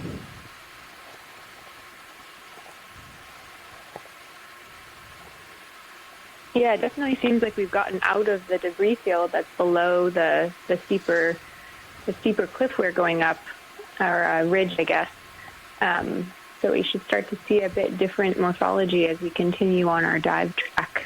More big rock outcrops and a little bit less cobbles and sediment jumbled below the slope. You'd imagine sort of like the peak of a mountain above the scree field below. Yeah, absolutely. And as we start to climb this face too, we already really have started to see a little bit of a different fauna on here as well as these fossilized corals that we didn't see earlier in our dive track, and they're really, I can see them all over the walls now at this point. So there's a little starfish here, sea star. You can see those really elongated tube feet. So these sea stars have something called a water vascular system. So they have a little hole in their usually upper surface called a madreporite, and that helps to control water in and water out. And they use water to flow and move their tube feet and create suction on the bottom of them. I'm waiting for Chris Ma in the scientific chat room to let me know on a potential genus or species or even group for this one. Beautiful. Actually, you can kind of just see that madreporite on the surface. It's kind of a lighter yellow circle. At least I believe that's the madreporite. Usually they're relatively obvious. Evopsoma. Yeah. Yeah, look at those 2 feet. Beautiful. Come on out. And these sea stars are generally predators, so they will be roaming along the surface of the rocks, looking for organisms that are living on these rocks to be able to eat. We see a lot of sea stars are also predators on corals, and they will eat all the polyps off of corals as well. The Chrysogorgia in amongst a field of these spiky sponges. Yeah, so Christopher Marr has confirmed that particular one is often a coral predator, and so maybe it's roaming around looking for its next coral. This large sponge. Yeah, lots of these old and very old and broken coral stalks left out of this this cliff here, along with these fossilized cup corals that are on there. I think there's a large colony above you, kind of. See that?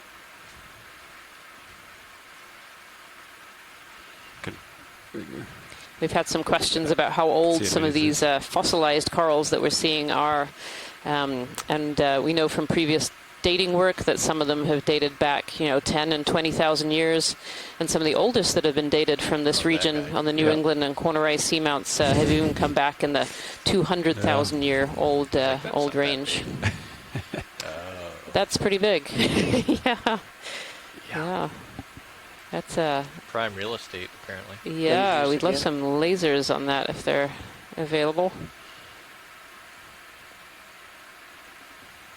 So we use scaling lasers to help us identify how large things are on the seafloor, and you can just kind of see through the branches a little bit. 2 little red dots. These are harmless, and they are 10 centimeters apart.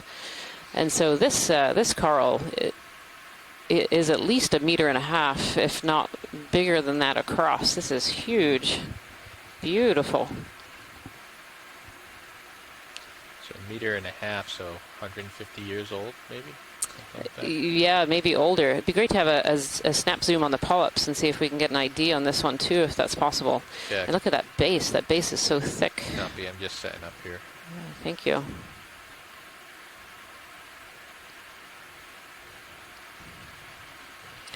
This kind of looks a bit like a primnoid octocoral. Go ahead and roll.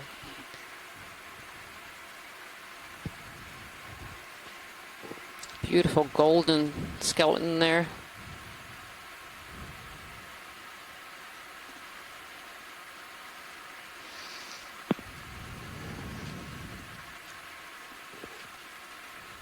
Oh, maybe not. Maybe this is a bamboo. Yeah, no, I'm sorry. This is a bamboo coral. I can see very clearly a node right in front of me. Yeah, I think this is that same one. We've now zoomed in on several times. They've been building these really large colonies. But I agree with you, Ian. As we were coming in, I was a bit fooled myself. Yeah, those nodes are really, really conspicuous. Like they're very, very small for such a large, thick skeleton, and very potentially grown over. Beautiful. Right, and so I think one of the things that's going on here that supports my earlier idea that this isn't a J-clade related to Jason Isis is that taxon has very small sclerites that are shaped like little scales, and they're embedded all throughout the tissue. And so when the light hits them, they become kind of opaque, kind of milky, and so it's kind of hard to see through it. And so that's why when we approached, it looked really white and smooth, and you couldn't see the nodes. And I think it's because of those small scales. It did indeed. Unlike several of the earlier ones, most of the polyps are out, extended on this one. And I'm looking closely, and one of the things that's really interesting, I do not see any needles or rods up on the body of the polyp itself or sticking out, protruding between the tentacles. Very fascinating. No, I don't see those either. Yeah. Characteristic for taxonomy. Yep. Yeah, really fascinating. So these bamboos are octocorals, so you've noticed all these individual little polyps. They have those 8 tentacles, which kind of gives it its name, octocoral. And each of these little polyps that's sticking out from this skeleton are actually genetically identical to each other when they're in a big colony like this. We see some corals that we call solitary corals, so that would be one of these polyps that lives all by itself. But these are clonal, so this is a colony of all these individual little polyps that are genetically identical to one another. That's really beautiful. Between your cup corals and these octocorals is the octocoral tentacles are pinnulated, so you see those little side branches, and that helps close down the space between those tentacles and presumably allows it to capture smaller particles. Yeah, really stunning. Absolutely stunning colony. That's really enormous. Yeah, and even, as we come back from it, too, I look at it again, and I think, ooh, crinoid. But of course, it's not. It's that bamboo coral, Yeah. Beautiful. That's why the close-ups are valuable. Thank you. Yeah, thank you so much, pilots. Pull off. Can we look at the base? Let's just get a shot of the colony, and then I can come in on the base.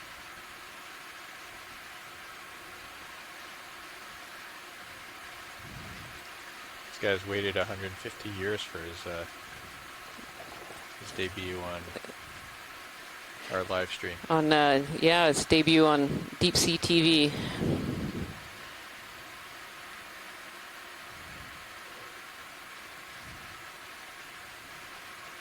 Just a beautiful old colony.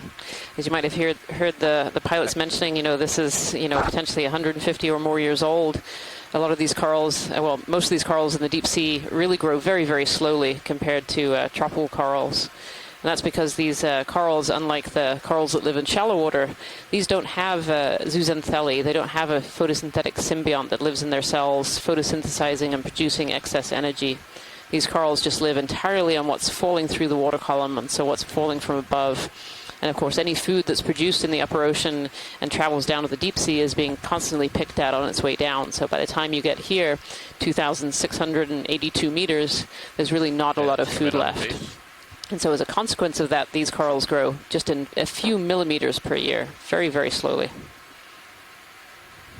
Sorry, I'm trying not to jump in, but as we passed over there 2 or 3 times, you got a really nice view looking down of something that we refer to as multiflabellate. And what that means is that there are basically, the colony has grown such that it has kind of like independent fans that are one next to another. And so if we cross over the top of that again and you look down, the viewer can see what's meant by that term. Yeah, beautiful. Oh, it's like layered, kind of. Rather than single layer. Yeah, really stunning. Really impressive holdfast there as well. That's the calcareous part that is sort of glued to the substrate. And as the coral colony grows larger there, you can see that beautiful multiflabellation, the different layers of fans that are going on there. Beautiful view. So yeah, that very large white holdfast at the base, there's also tissue covering that, and the tissue is depositing calcium carbonate onto calcite onto the rock to stabilize it. And as you might imagine, the larger the colony gets, the bigger the base has to be to support it.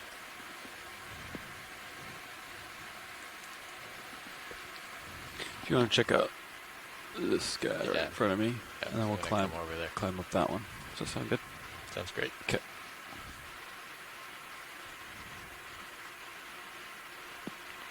Looks like that colony is an old veteran around here, and I see lots of sort of broken off twigs and skeletons and fossils. And so, perhaps at some time in the past it had many more related neighbors that were growing here. And for whatever reason, that one's in a good spot and has been able to persist through times maybe when the current isn't quite as strong and there isn't as much food. You definitely wonder, some of these branches that we're seeing sticking out from the rock face are really thick and chunky, just like that one was. And so you do wonder if it was the same species that was here once. Wow, look at that botryoidal texture on this face coming up here. Really different. Yeah. Yeah, just incredible seeing the little bit of sediment outlining each one of those botryoids on the surface. This might be like, botryoids are thought to form because these are precipitating from seawater, and the spherical shape is sort of a natural kind of shape that oxide slowly precipitating might take. It's just sort of when there's nothing else to influence how it forms. They like to form in these spherical orientations, and so you get these botryoidal patterns on the surface of the crust. Oh, yeah. Watch your starboard side. And each one getting individually outlined with a little bit of sediment in the grooves in between. Yeah. See that? And some of those abrasions, vertical abrasions in other parts of here, creating those kind of striped effect where sediment mixed with water has flowed down and eroded away some of the crust and left behind these vertical lines of sediment. That's a wild feature.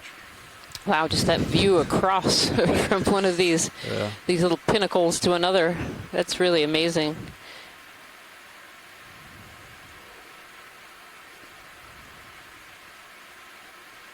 You see the surface is dotted with these sponges that really pick up the white in the darkness when you shine light down here in the deep ocean and shine it out into the blackness. The whites really pick up, and so you can often almost instantly see these white corals and sponges before you can see any of the other animals that live down here. Look at whatever's closest to you right now.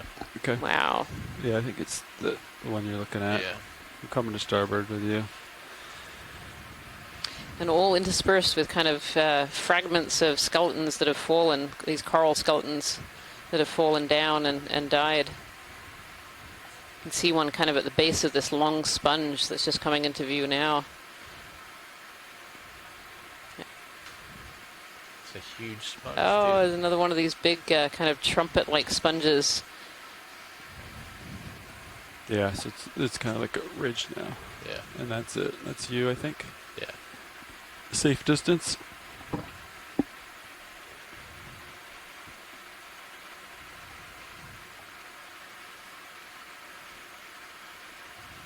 Quite the feature. So this big white object kind of coming into view now is a sponge, and you can see those two red dots. Those are our harmless laser scales. They're 10 centimeters apart. So you can see how big this sponge is. Not quite as big as that coral we were just looking at, but still a very big object for down here in the deep ocean. We saw some of these a couple of dives ago. Christopher Kelly says that this is maybe a Conolasma species of sponge. And they kind of have this beautiful funnel shape with all these ripples up on its face.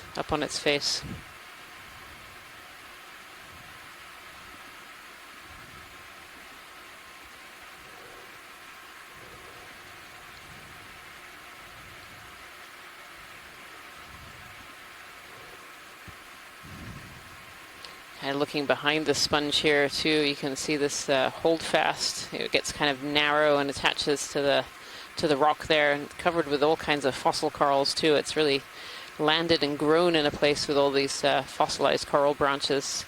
Some older than others, where you can see it's brown. It means that ferromanganese is not precipitated out quite as much as on the ones that are this really dark black color.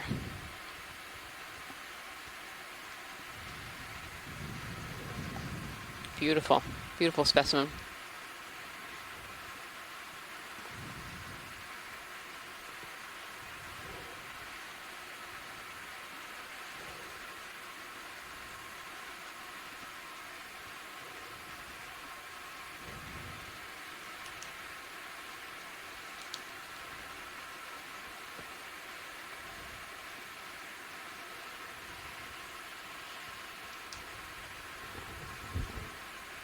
It's a really good look at the sponge. Yeah, it seems to definitely be growing out of all these fossilized coral stalks. Let's get the fish. Ah, fish. This one looks a little bit different, has a slightly different head than the two that we've seen, the ophidids that we've seen so far.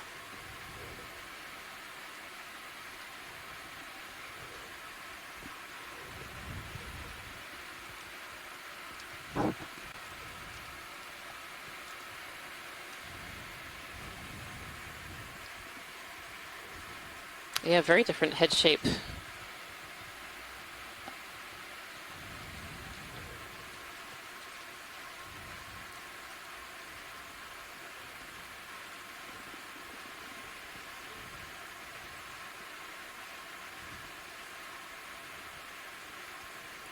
This one seems to have very large nostrils too. A lot of fish and other organisms in the deep ocean have very good senses of smell, because obviously there's not much light, not any light down here for them to be able to see, and so having really good senses of smell is a way that they're able to find each other, so they can find mates and find food.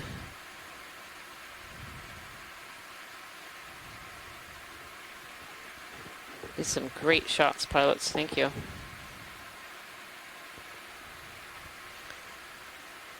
Christopher Kelly has put out, maybe this is a Bassogigas. But yeah, definitely a different fish. I don't believe that we've seen one of these so far on this expedition. Just curious. More kind of a humped back there.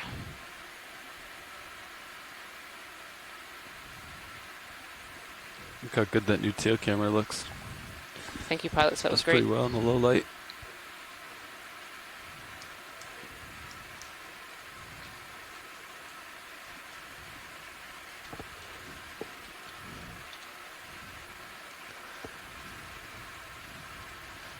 You might be getting close with your arm on the port side. Port swing arm.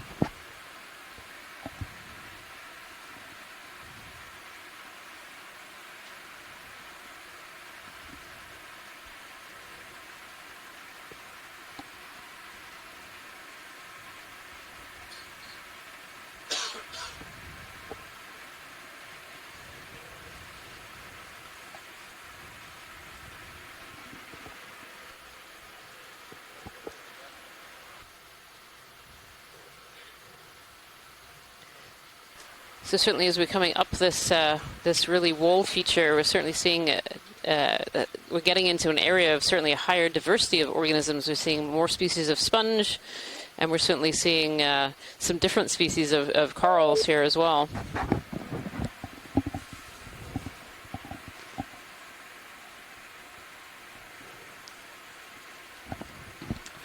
Once you several different sponge morphologies here. So rounded, smaller species, and then these larger kind of flowing species here as well.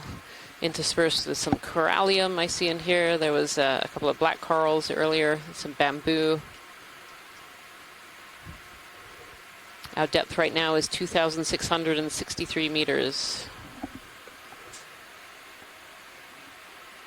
Yeah, we might want to push more west. Kind of following this real ridge feature up this wall. It's really been a fascinating wall to transit up. Yeah, I'm curious. This spire is kind of sucking us north a little bit. It's a really interesting chute feature here as well. All the sediment in the center, and all of these fossilized and dead coral skeletons all accumulating in this chute.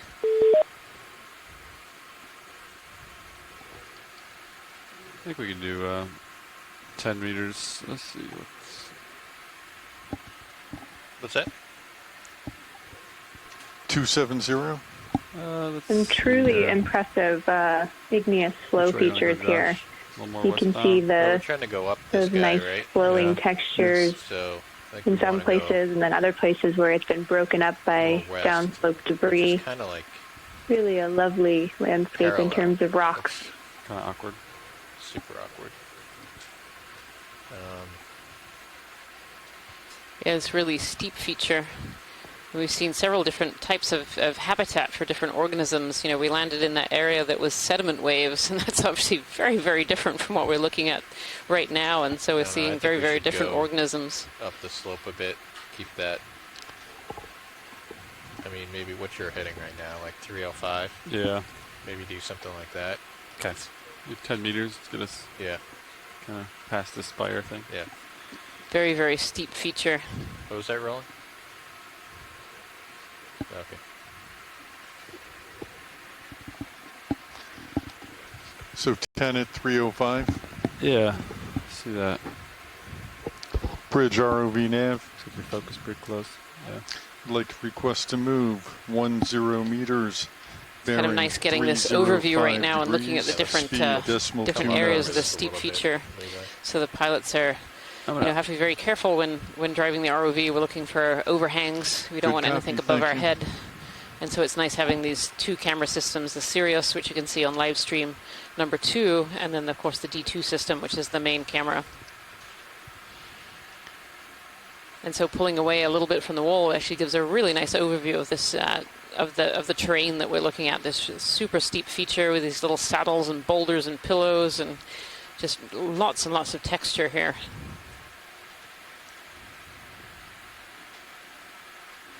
Yeah, I feel a little bit better now. Yeah, that was kind of a protrusion kind of spire. Okay.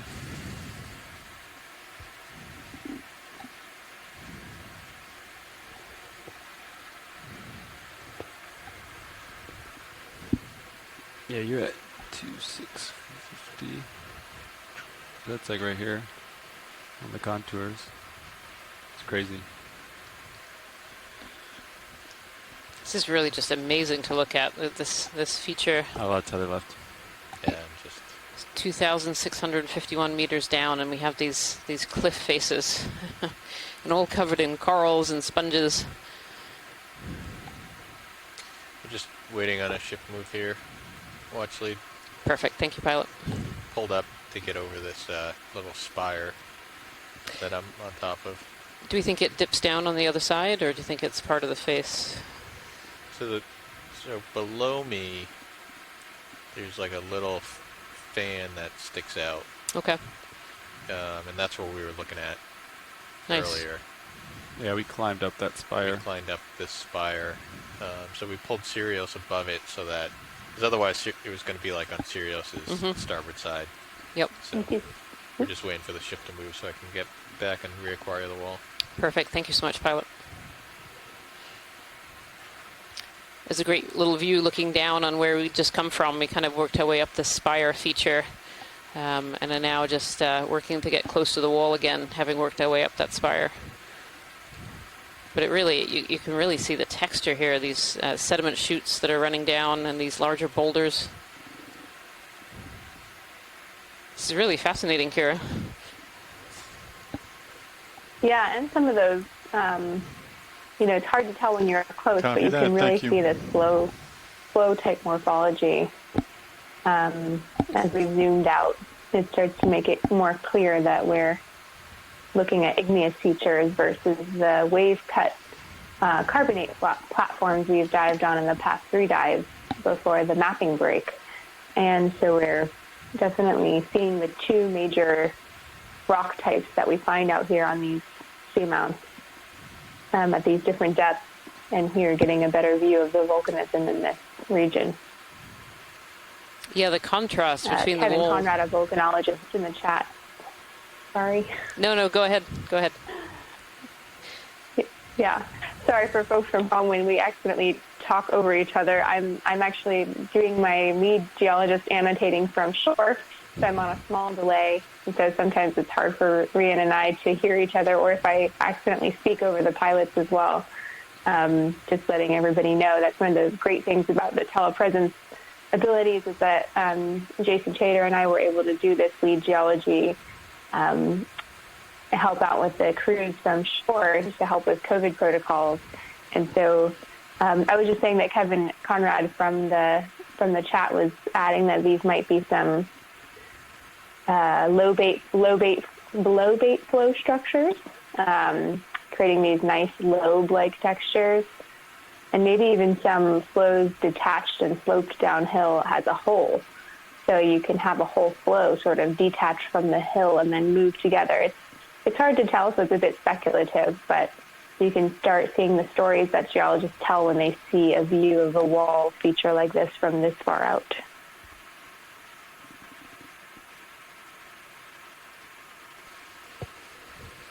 Yeah, it's views like this too that I think really drive home that these are really mountains under the sea. You know, these seamounts are underwater mountains, and we see these very high slope areas as well as the sedimented areas like we landed in, but they're just like mountains up on land. You know, they have different morphologies at the base than they do at their top. Let's get this guy real It's quick. really fascinating.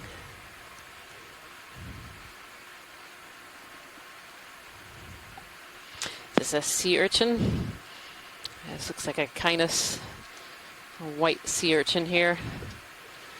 I think it's sitting on an old coral skeleton there with zoanthids polyps on it. Rian, I wanted to continue your analogy of the mountains, and just like on land, as you travel from the base of the mountain to the top of the mountain, you see the community around you change. The most obvious of that is if you're on a really tall mountain, you get above the tree line, but as you approach that tree line, the trees tend to get shorter, squatter, dealing more with the wind and so on. And so we see the same thing as we scale these seamounts. Now, because of the rate that we're able to go up during any one dive, we don't tend to see that really dramatic change during one dive. But as we accumulate the different dives, we see these very different communities in the different depth ranges. Yeah, absolutely, Scott. Absolutely.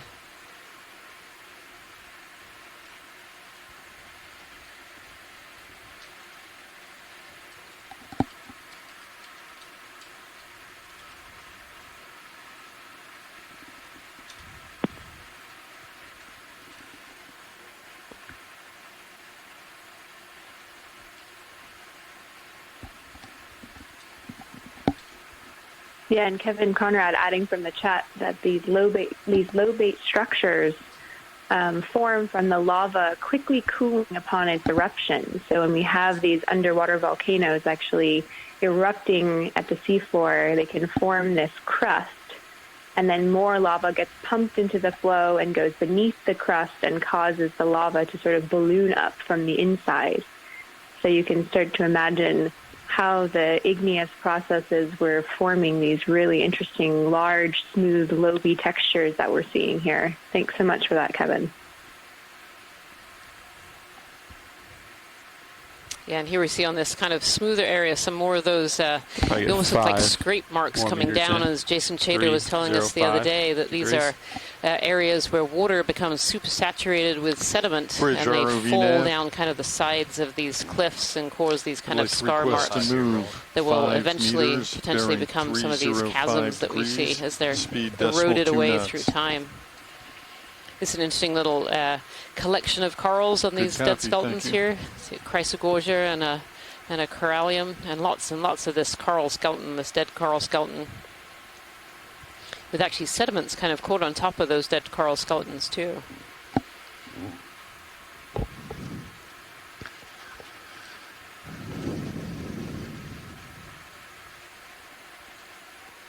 It's interesting too, Kira, that, looking at this image right now, kind of in the center is very smooth, and then you have that botryoidal just off to the right-hand side.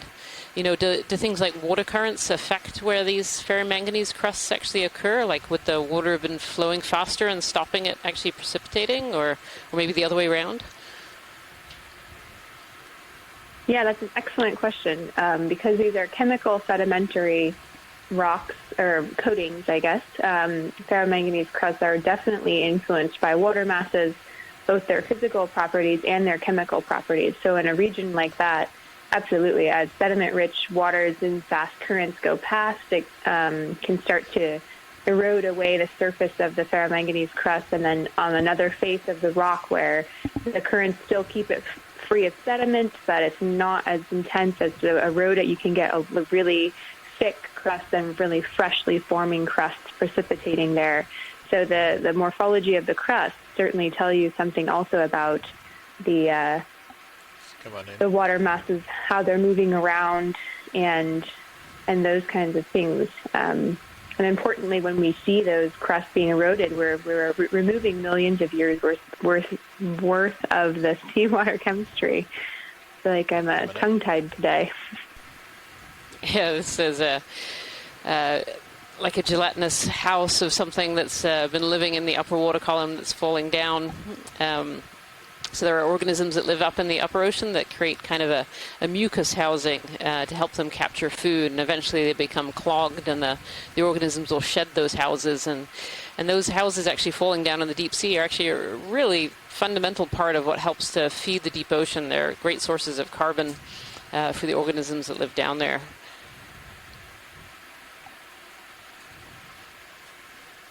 So I think that's what we were just seeing just then, a kind of a mucus house of some Copy kind that. of Thank you. upper water column organism falling down. See this little chasm here filled with sediment, the chute.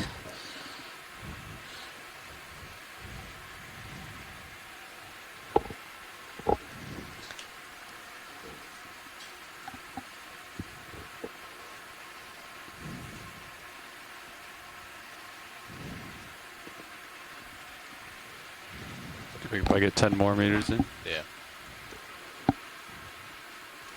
Bridge ROV nav. 300. Hold one, please. Oh, great shot here looking up. Did you want to change it to 300? Yeah, let's do 300. Okay. That's my current heading, Josh. 300. Yeah, it's almost like a little vertical knife bridge. Or, I mean, this is an interesting outcrop of rock and lots of things living range on it. 10 meters, bearing 300 degrees, speed decimal 2 knots.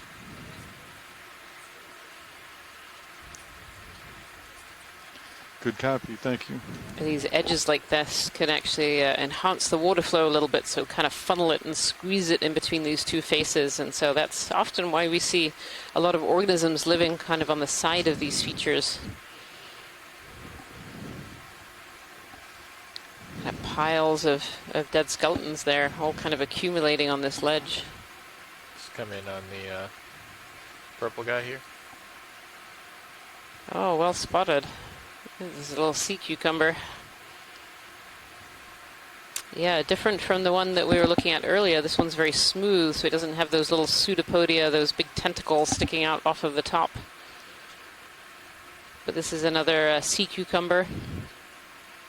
And you can kind of see inside the gut system. A lot of these sea cucumbers are actually fairly transparent, and so it's kind of fun that you can see what's happening on the inside. And so these sea cucumbers eat sediment, and they have to eat a lot of sediment to get the nutrients that they need, because there's not a huge amount of nutrients in sediment.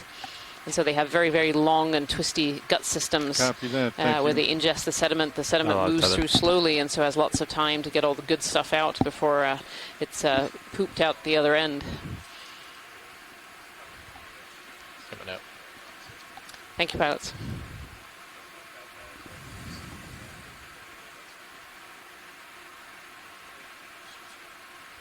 All these big, big, long branches here. And coming across to the other side of this chasm, here we have, we can see some Bathypathes, and I've been corrected. The corallium is actually now moved into the hemicorallium. Even though the genus corallium is still valid and has at least 7 species, but the species that we're seeing today have been moved into the hemicorallium. And that happens fairly frequently in the deep ocean. We're discovering new species, or species that are actually the same and should belong to the same species or the same group.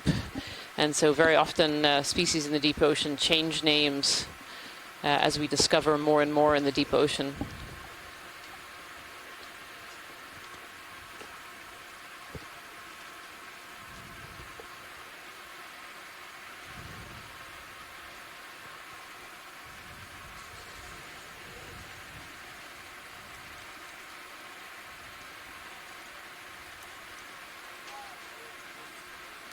Copy, thank you.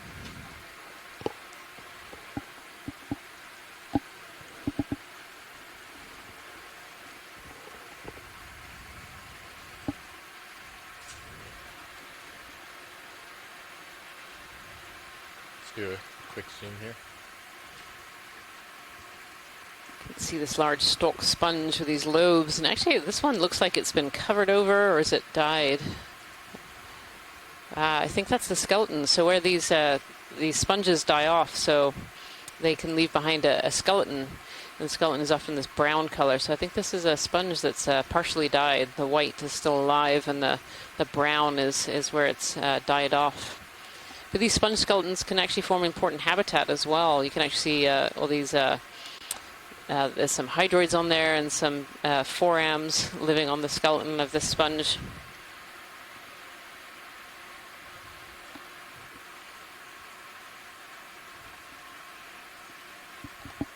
Beautiful.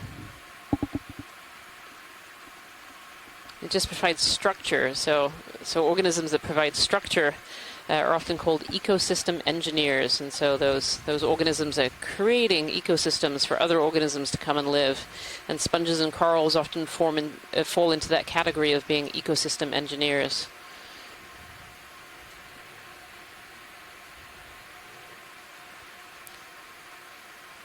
You can see this is mostly dead coral, and then this little pop of bright pink of this hemicorallium in the middle here. Oh, there's some white over to the left as well, just living inside all these skeletons. And it'd be hard to tell from this mess whether it's some of the original coral that still survived and is living, or whether it's a different coral that's come and landed.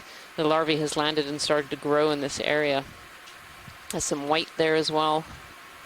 Actually, I think the white is one of the original colonies that's fallen over. You can kind of see the dead branch, and it's branching out white at the very tips, just the last little bits of that one alive. I think also possibly, Rian, there may be, I was going to say there's maybe a stoloniferous octocoral, which would be like a ribbon or mat-like one, but I may have been fooled. It may have been in the... There may be some up to the top here. Yeah, there may be some of that up on the top here. There's definitely a few different things going on. And some sponges in there as well. Definitely a lot of life taking advantage of this old skeleton, this this habitat that has been created by this organism. Yeah, absolutely, and why not? Yep. The yellow loop. This is beautiful. Another really large colony here.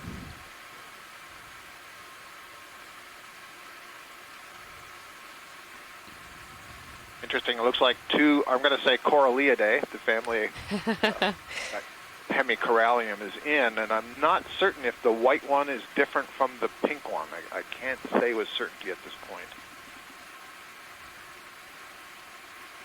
Yeah, beautiful images of the polyps there.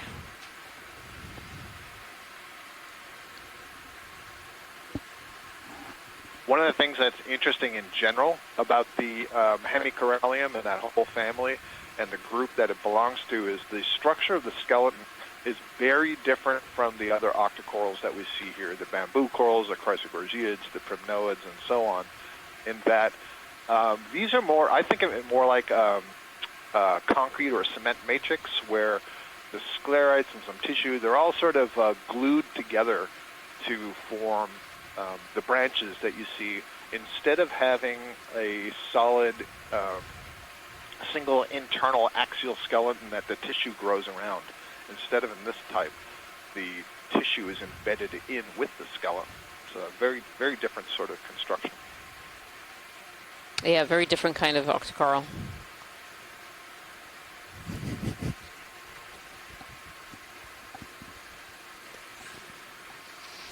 Got a little bit of tether, but I can. Oh, this is a beautiful sponge.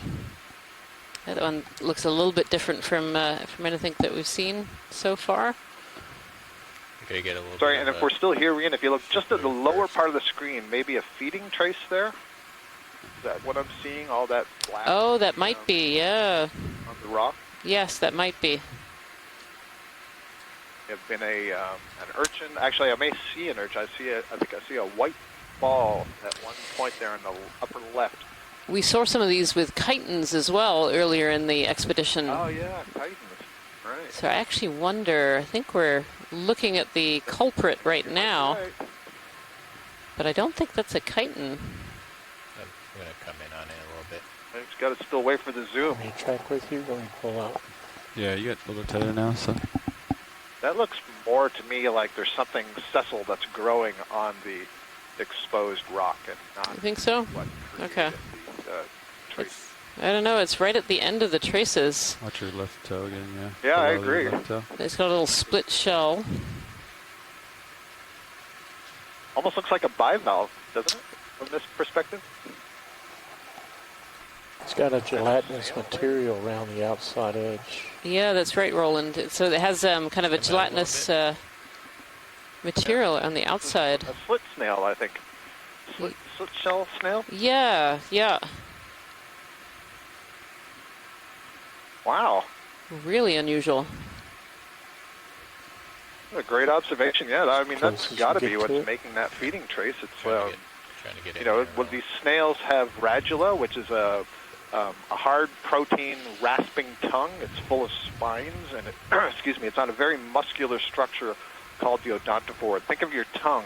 If you're able to extend your tongue out of the mouth and press it against the surface and then scrape it back and forth like sandpaper, and it scrape up whatever bacteria or other stuff is growing there. Oh, that's what's and that's what it pulls in. I get it. Creates these mucus strings that bind up those particles and get it into the mouth and live on that. Yeah, this is a good Outstanding observation. This is a good shot here. Yeah, this is a really unusual to be able to see one of these.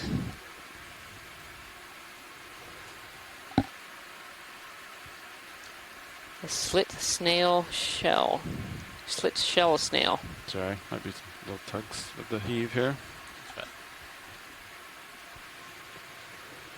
It makes me wonder, too, with the ferromanganese coating on the rock, does it end up eating some of the ferromanganese? And can that be a nutrient for them or a good electron exchange? You know, a ferromanganese crust create a really nice electron environment for lots of microbiology. So very interesting to consider what kinds of benefits they might get or detriments they might get from also accidentally ingesting some of the crust material. I've never seen this before. That's really interesting, Kira, and I wonder, I could see a role for some of those minerals to be played in radula itself, which is that tongue-like structure. So it would be fascinating to look at those very small details. Yes, the pilots are going to take a look and see whether it might actually be possible to sample this one. This is a really unusual observation in the deep sea, and it would be really fascinating to learn what species this is, or even describe a new species if it is. We can ask science which one makes more sense.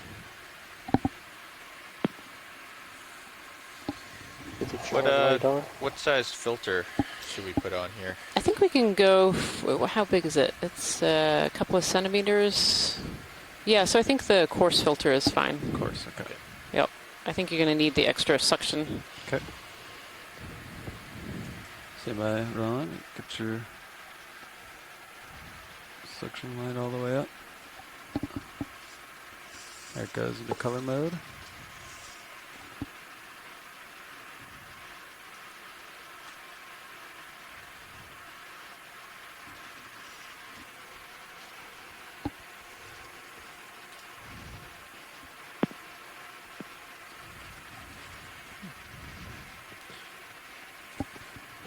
It's so interesting to me, the number of times that we're down here, the observations that we've made, and seen these feeding traces that we've never seen in one of these split shells doing this. So every observation is such a valuable one.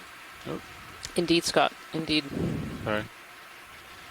You want me to wing inboard and then draw it further? Just bump it a little bit out. I might be able to grab it. Okay. Try to give you a small, just ever so slightly.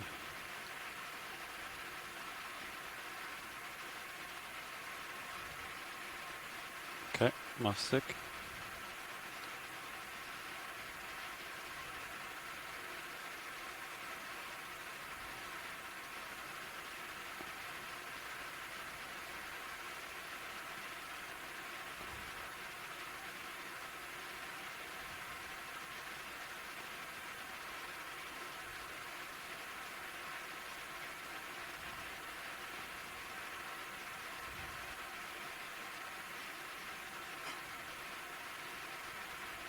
May draw back in?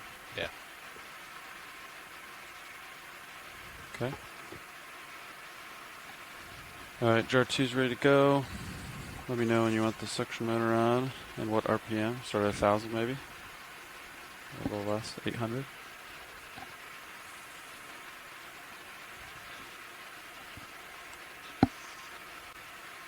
Oh, there it is. Yep, you can start it up. Okay. 800, 1,000.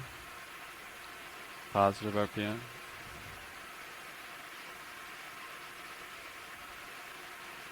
Okay, reducing RPM just a little bit. 700 RPM. All right, There it is. indexing. Really nicely done, pilot. Thank you so much. All right, jar 2. Okay, I need to draw back out a little bit. Yeah, a little bit. Okay, draw coming out. Easy.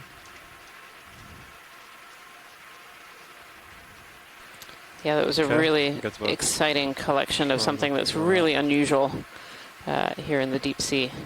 A great discovery. Nice. Okay, retracting drawer.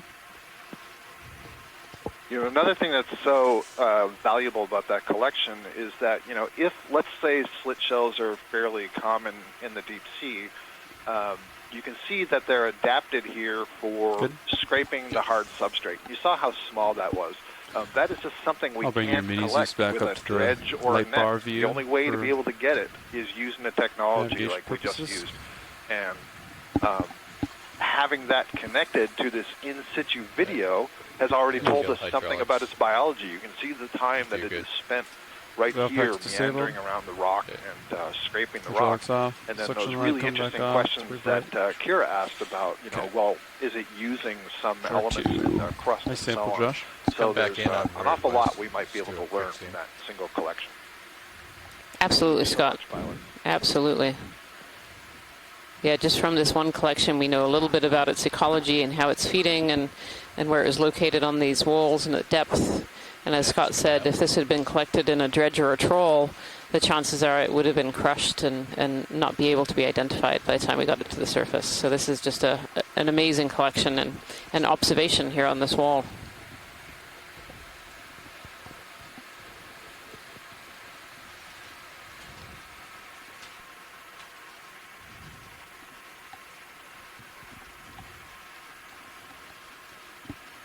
Right, I'll center back up on you.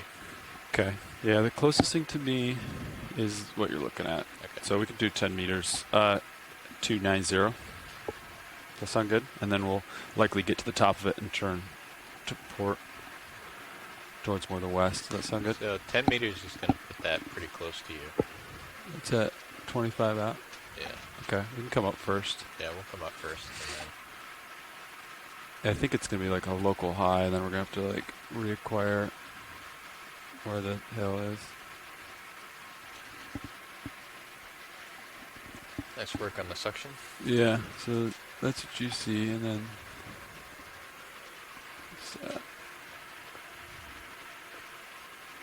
I'll come up and we can see what's ahead of us. There's a sponge that looked interesting over here, I think, too. Okay. Yeah.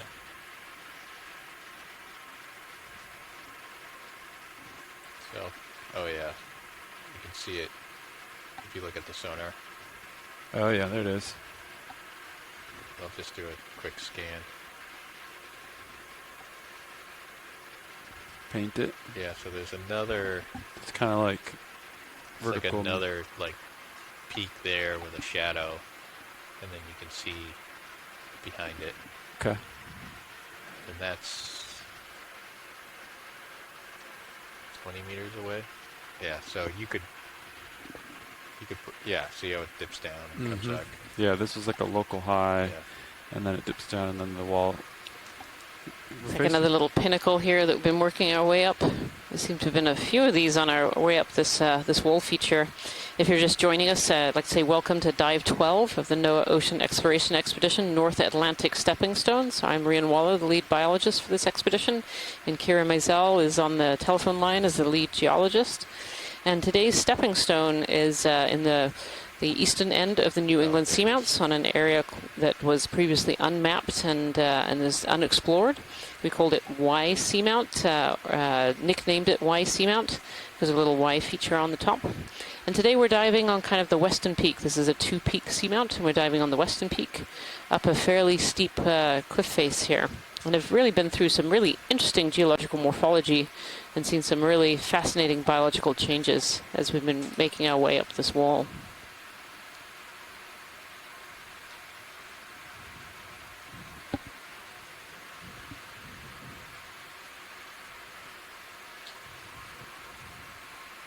This is a really fascinating sponge here. Again, a little bit different from things that we've seen so far.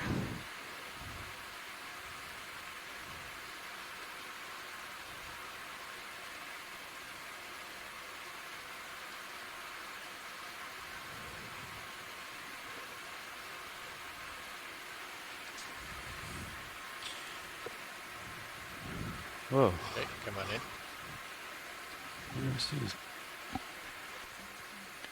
It's an interesting looking sponge. This sponge almost looks like it's been gone over with an iron. It's so smooth.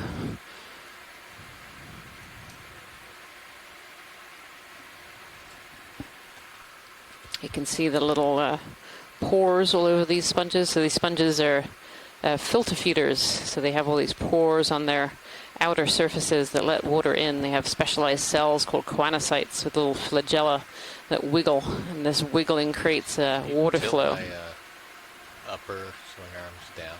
Sure. A little bit. Yeah, unusual sponge there. Very, very flattened. The base.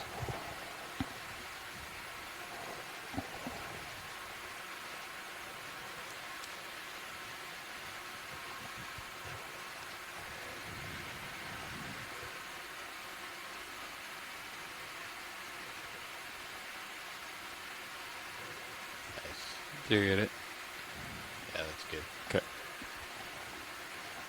That's great, pilot. Thank you. Pirouette around it as you leave. Show the edge on.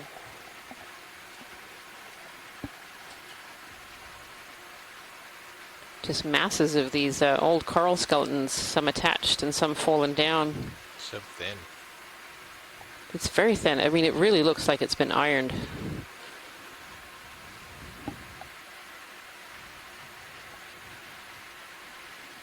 Am I tugging you? Yeah. Must be. Yeah.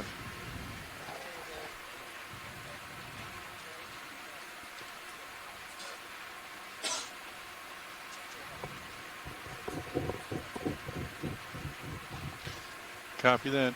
Sounds good. Yeah, you can fix that upper swing arm if you haven't already. Upper swing arm, starboard, coming back up. And it's up. Hydraulics disabled. You want 10 meters after that heading change? Yeah, after the heading change. Video, my heading, 285. Yeah, sounds great. Okay.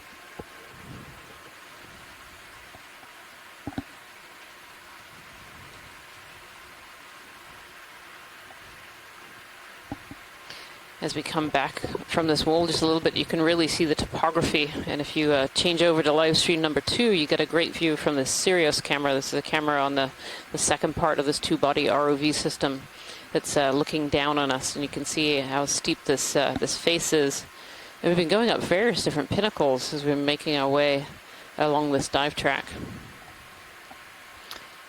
We're currently not too far off the top of a wall feature and hopefully coming up onto a plateau to look at a slightly different part of this feature.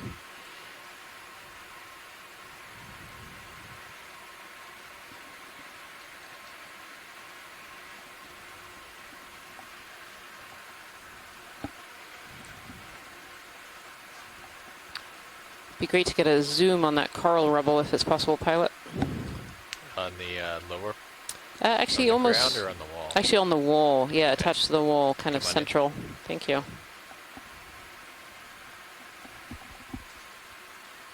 Yeah, so these corals, I can see a species called Desmophyllum dianthus. These are solitary cup corals, and there's actually a lot of them here. I can count nearly a dozen. There's definitely more than a dozen here. I'm not sure I see any other species. This just seems to be layered cup corals, one on top of the other.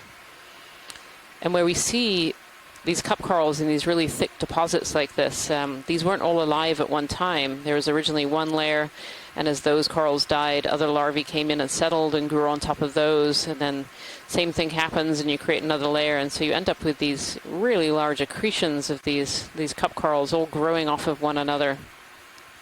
And some of these cup corals from this region have been dated, most of them date at around the last glacial maxima, so about 20,000 years ago. But some of them have been dated back 100, 200,000 years. Was that little egg case in there? Or is that a tunicate? Hard to know, it's a little far away.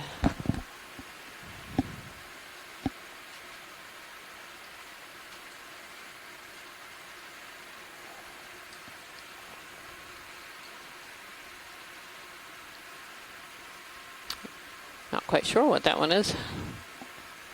I think it's a tunicate or sea squirt and a colony.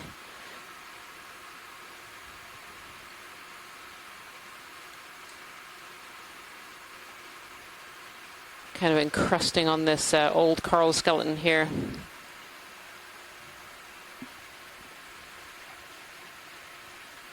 Yeah, this is a tunicate, a colonal tunicate. So similar to the corals, tunicates can come as singular organisms that are genetically distinct, or they can come as colonies where they're all genetically identical. Thank you, Pilot. That's great. Oh, there's Desmophyllum dianthus there, all fossilized over. Rian, I thought perhaps that tunicate looked like a collection of individuals together rather than a colony. I'm not certain. I totally agree with what you said about that. So I could kind of see a little bit of a mantle on the base of the rock. That's why I think maybe it was a colony. I could kind of see it starting to encrust at the base. But I agree that each of them looked very distinct initially there. 285? 285. It was at least not a compound tunicate in that RV each of the units was clearly like had its own, request to move range 10 meters, bearing 285 degrees, speed decimal 2 knots. Good copy, thank you.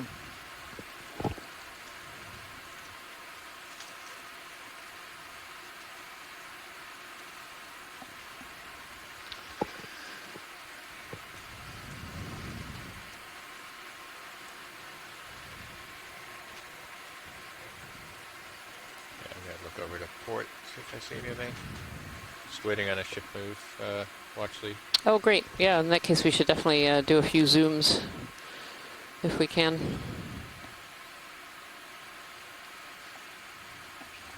Got your blue view. Definitely very blocky terrain to go over. Okay. Anything in particular? Yeah, let's have a look at some of these sponges. So, where are the lasers? Yeah, this large one in the center is good. Let's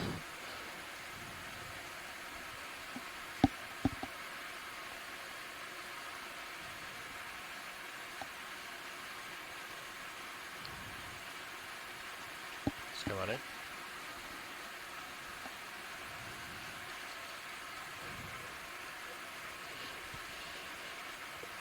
A lot of structure in this sponge, lots of little lobes and hidey holes for other organisms to potentially live. There's two different kinds of sponges in this one shot here. So there's this more encrusting type sponge on the bottom, and then this whiter, brighter white, more structured sponge up above.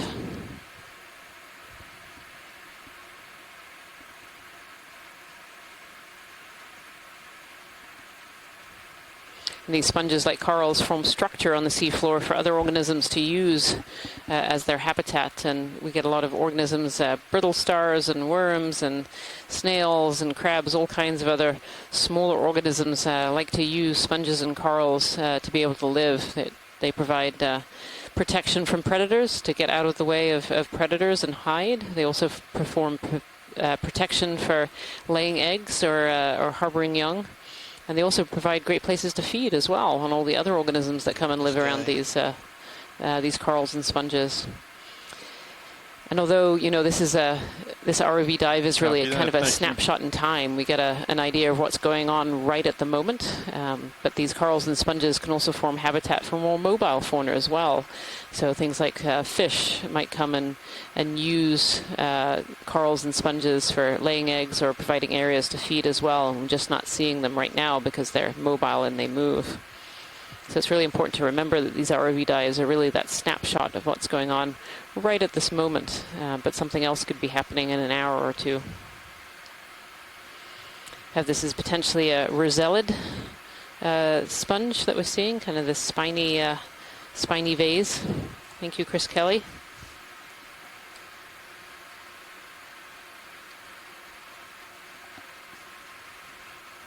And yeah, this little old coral reef structure here, this paleo reef of this underlying corals, and then some newer species that have grown up on top along with these sponges. And then a relatively flat upper surface with just a few colonies poking out, as opposed to kind of this pavement of this paleo reef. Let's get this thing in the water.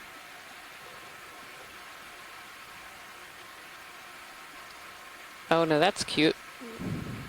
Now, this is a ctenophore. You can see kind of the glowing teens, and that's what I was looking out for. You can see them kind of flapping their rows of their comb rows, or called teens. I'm going to come in on it a little bit. And these ctenophores are actually predators, so they can actually swim through the water. Unlike jellies that are mostly pushed by water currents, ctenophores actually have the ability to swim and move against the current a little bit. And we heard earlier in this expedition, the red bellies of these ctenophores are ways to hide prey. So the ctenophore is transparent, and so when they eat organisms, you'd be able to see what the organism they'd eaten inside, and that could make them a potential prey item themselves. But by having a red belly, they actually enclose the prey that they've eaten and in this red casing. And red is invisible in the deep ocean, so red light is attenuated very, very early on as you go down in the ocean. And so by the time you get down to these depths, if you're a red color, you're nearly invisible. It's really beautiful. A very unusual shape too. Not a shape that I've seen, and looking in the chat room here too, I agree this is an unusual shape for a ctenophore. It's really quite beautiful.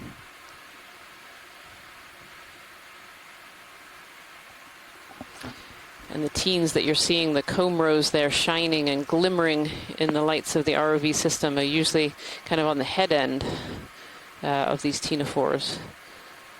It's very close. Beautiful. Really good detail there. Seems to have these large lobes. Yeah, I was equating those lobes to lips. The mouth would be in the orientation we're looking at now to the right. So just to the right of that pigmented stomach that you were just float off my starboard. And those lobes can help force the prey in towards the mouth. Coming back at you pretty quick. Yeah, let's let him go. Really beautiful. Thank you, pilots. Full line. Yeah, pushing ahead.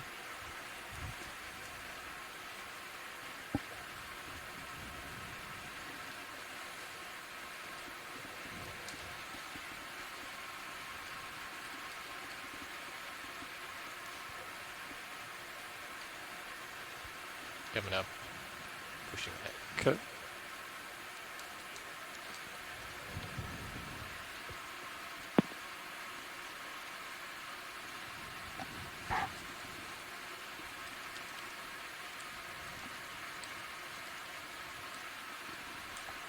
See if we can make the jump.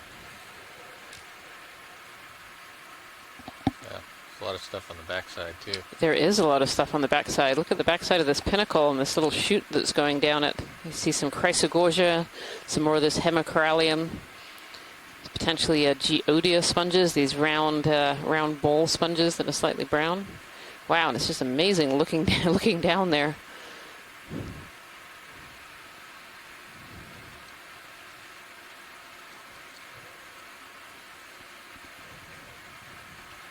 You want to get another 10 meters so I can kind of get 285? Yeah. Bridge ROV nav. I'd like to request to move 10 meters, range, bearing 285 degrees, speed Getting more sediment here on areas that are not quite as steep. And then a lot of these coral skeletons that have fallen down from above and kind of accumulated in these areas. Good copy, thank you.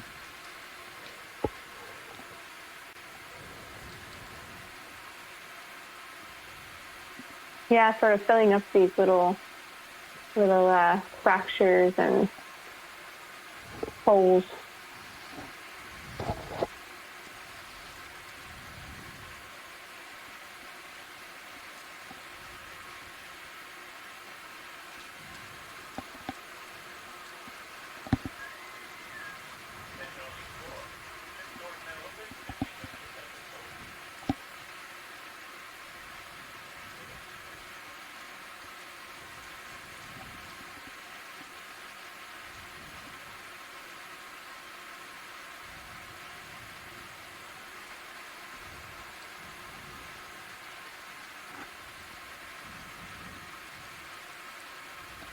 It's definitely been very interesting today, checking out a little bit more of the igneous geology of the region. Seeing these really big flows in this vertical cliff feature. We chose a dive track today with sort of two little peaks or two little plateaus going up. And you can see on the map in HYPACK that we're making our way up the steep feature, and then we're going to get to a little ledge, and we'll be able to see how much sediment has accumulated and who's hanging out on the ledge. As you can, that is sort of halfway up this ridge feature, all the way up to the very top of what we're calling Y Seamount. Definitely here seeing igneous rock covered in ferromanganese crust and some remnants of old corals. We're at the easternmost New England seamount that we'll visit on our way back to shore in a little region we're calling Y Seamount. If you check out feed 3, you can see how far we are away from the coast. Lots of seamounts to visit as we continue our journey, but enjoying seeing the connectivity between the further east cornerized seamounts. And I'm sorry, I feel like I maybe kept saying east, and I meant to say we're moving west towards the east coast of the U.S. So pardon me if I was saying the wrong thing. I know what I mean, but I'm saying the wrong thing. So we're slowly moving west back towards the east coast of the U.S. and enjoying this easternmost seamount in the New England seamounts as we make that journey back.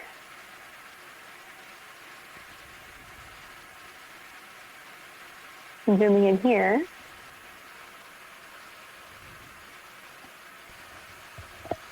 Hi, this looks interesting. I think it's a sponge, yeah, this but looks like... Oh, go for it. Yeah, Kim, for sure. Yeah, absolutely a sponge, perhaps in the family Fariidae. One of the glass sponges. Yes, Chris Kelly and Tina Mullet-Silva would agree with that assessment. That is a Fariid. They grow with these really ruffly patterns, which is one of the ways that we can make this ID to the level of family. But then they can take on a great number of different shapes with those ruffles. And so you see this one is kind of tall and elongate like a single stalk, but they have all kinds of morphologies around that. And I should say to listeners who are following along and enjoying some of the organisms here and thinking about some of the names, we do have a benthic animal guide available on the Ocean Explorer website. If you would like to sort of go through that, not necessarily to study the names. Oh, by the way, there was another snail, another gastropod snail down there. This one was different. It's a predatory type snail. Have a look at the benthic animal guide just for some of the diversity of shapes of all of these different sponges and corals and so on. Just a wonder to behold, and a great product that was put together by Chris Kelly and his team out at the University of Hawaii.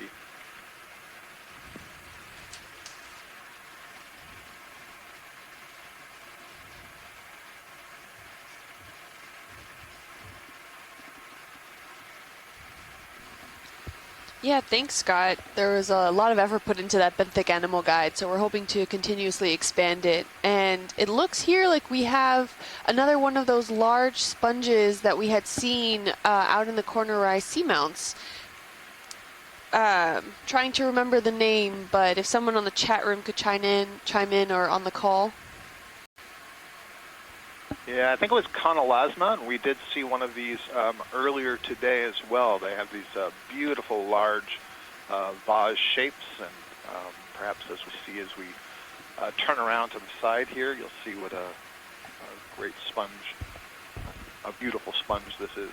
They can get these enormous sizes. It's another interesting theme, to explore along with all the corals that we're seeing is all of these sponges are essentially feeding in the same way. They have internal cells that can generate a current. They have small flagella in them, and those flagella are constantly beating. And that means that the water that is near the surface of the sponge is pulled in by suction because of that beating. And any small food particles that are in there can then get captured by structures on the inside of the sponge at the cellular level, and then the water is sort of moved away from there. But what you can see is that there's just an incredible diversity of morphology of the overall sponge in which that functional construction is embedded. And it's really hard to answer the question about, well, why does the sponge have this shape and not that shape? Earlier today, we were seeing these ones that sure fooled us into thinking they were corals when we first saw them. Look like these nice branching antler-like structures. And there you go, those nice ruffles in the background, the large vases, and so on. But they're all basically feeding the same. And so there's lots of different ways to deploy that functional biology in a larger body.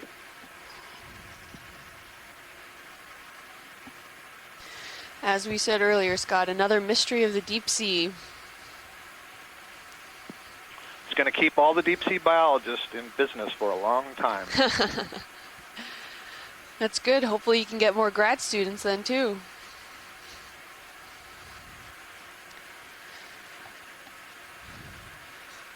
There's quite a bit of coral rubble now in this area. Oh, look at this sponge. These variety of sponges, and Scott was just mentioning how we really don't know why sponges grow in certain ways that they do, and we're not even sure about how growth rates of sponges. I'm not sure if we know about any kinds of sponges of growth rates. It's still quite a mystery, and there are these small ones that almost look like polyps of sponges right next to this really large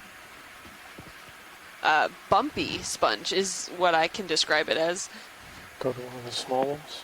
Yeah, I describe it as a cauliflower-like sponge. It's like bunches of cauliflower all grown together, and I suspect that that's a different species of sponge, those smaller ones that you're referring to on the left side. I tell you, as I see, the range of crazy shapes and sizes and things in this landscape that we're seeing, I sometimes think Dr. Seuss had an ROV way before the rest of us and got some of his ideas for his crazy environments from what he saw down here.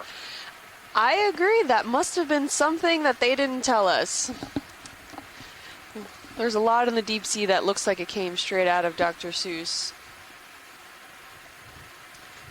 And there's a lot of these what look like Geoidea sponges. I don't know if you can correct me, but these kind of more bulbous, darker colored sponges that are kind of in between some branches and clasping on in various of these dead stalks. Bridge ROV nav. Yep, Kim, I would agree. That's like to I would request put to those move, in the genus range 5 Geoidea. meters, I can tell you that in our degrees, chat room, speed Chris Kelly is probably has the most expertise in identifying sponges. And he was completely stumped by that cauliflower-like one and those little bulbous ones that were to the left of it. So, the biology continues to surprise and amaze us, and there's so much undescribed diversity that's down here. Absolutely. We have quite the geomorphology in this area. Kira, looks like it kind of changed. We're having less and less sediment and more of these large lava kind of pikes. Turn starboard. Yeah, absolutely. As we've gotten more vertical and we've gotten into the steeper part of this and no longer down at the base of the cliff or the slope, we're seeing these less sedimented, more exposed pinnacles or pillars, like you're saying. It's definitely still coated in ferromanganese crust and still appears to be igneous rocks, but the change in where it is in this slope feature has really given us a different view and a great habitat as well.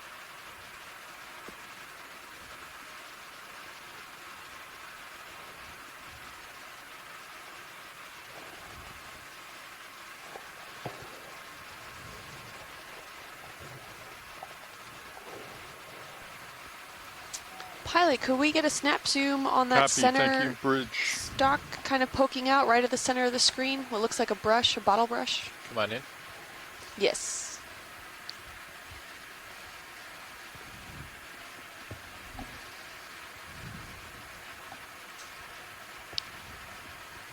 It looks yellowish. That's all I got. It's not a coral.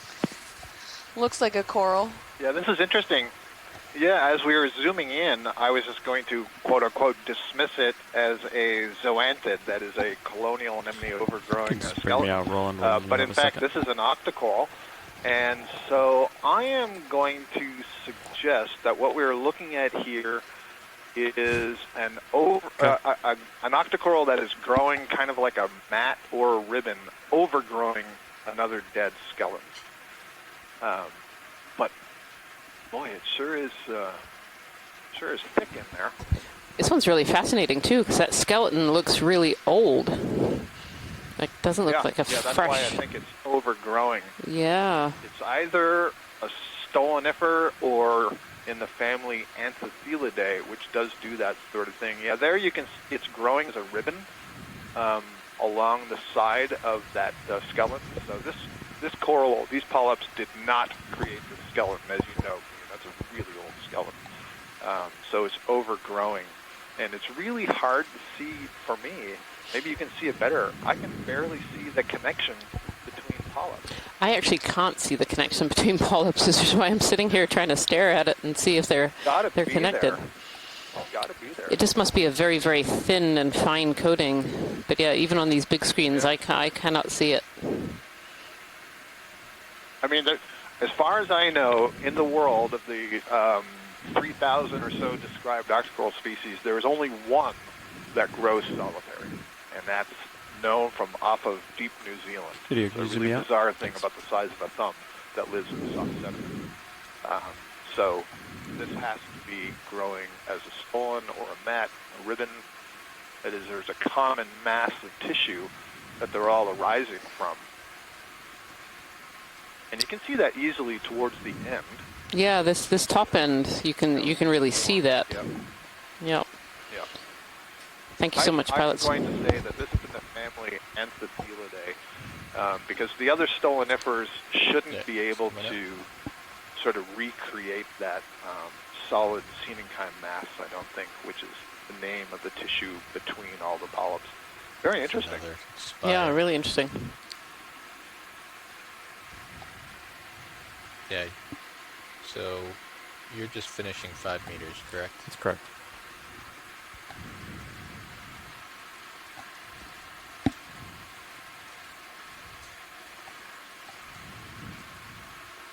There's the larger wall back there.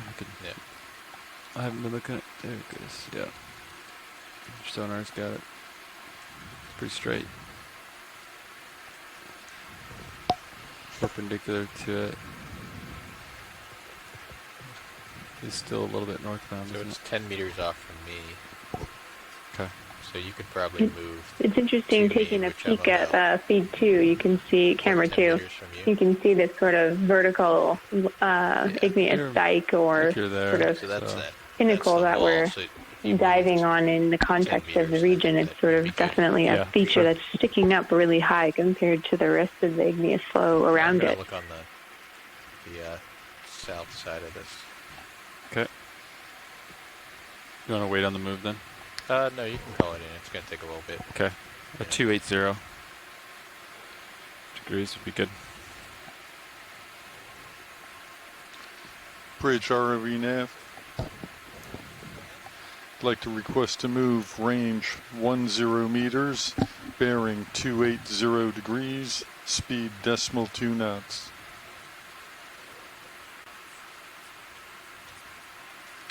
Good copy, thank you.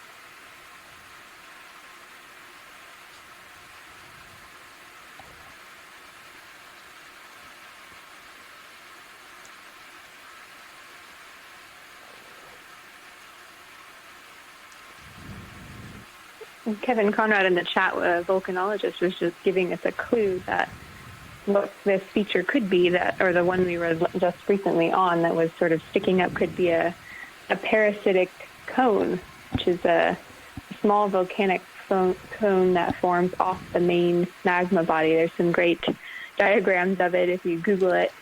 I have never heard of that before, but it makes sense. It'll pull a little magma off the main chamber and create a separate little dome. Not sure. Hard to tell if that's exactly what it was, but would explain why it's a tall feature, sort of jutting out away from everything else. Yeah.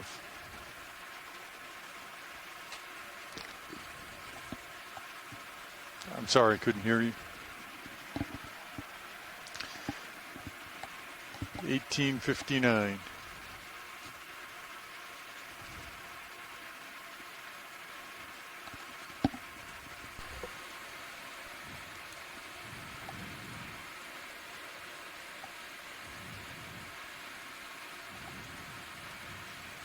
Do a quick zoom here.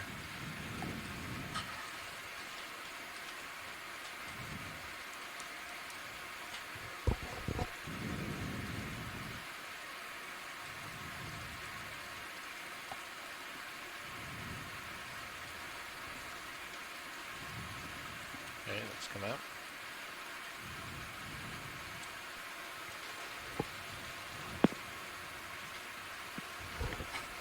On the right side of that hemicorallium, I noticed a kind of a muddy, empty bag-like structure, and I wonder if that may have been a vacated egg case. On the hemicorallium, to the right side of the hemicorallium? So the bright pink in the center here? The center of the screen. Okay. Yeah, and it was on the lower right. Oh, yeah. Yeah. It's like a little... round sack almost. Thank you, Bridge. Like a little mucus sac there. Yeah, and so what Scott is suggesting that this is potentially kind of the mucus outer of an egg case. We've observed octopi egg cases in corals occasionally, and other organisms lay their eggs in corals as well. And so this might be the remnants of one of those egg cases. It doesn't look like anything is home. It definitely looks like it's just the empty sac left behind. Yeah. With that wonderful close-up, thank you. The alternative explanation is that was some kind of gelatinous organism that was moving through the water column and is now kind of dead and just accumulating sediment. That whip, I think, is new for the day. Past it on the right. Oh, sorry, I didn't quite catch it, Scott. Yeah, no problem. We'll keep an eye out for it. Oh, the straight up and down right there. No, it went. Yep. Yep, it's so straight that I'll bet it's not a bamboo coral. I'll bet it's a primnoidae.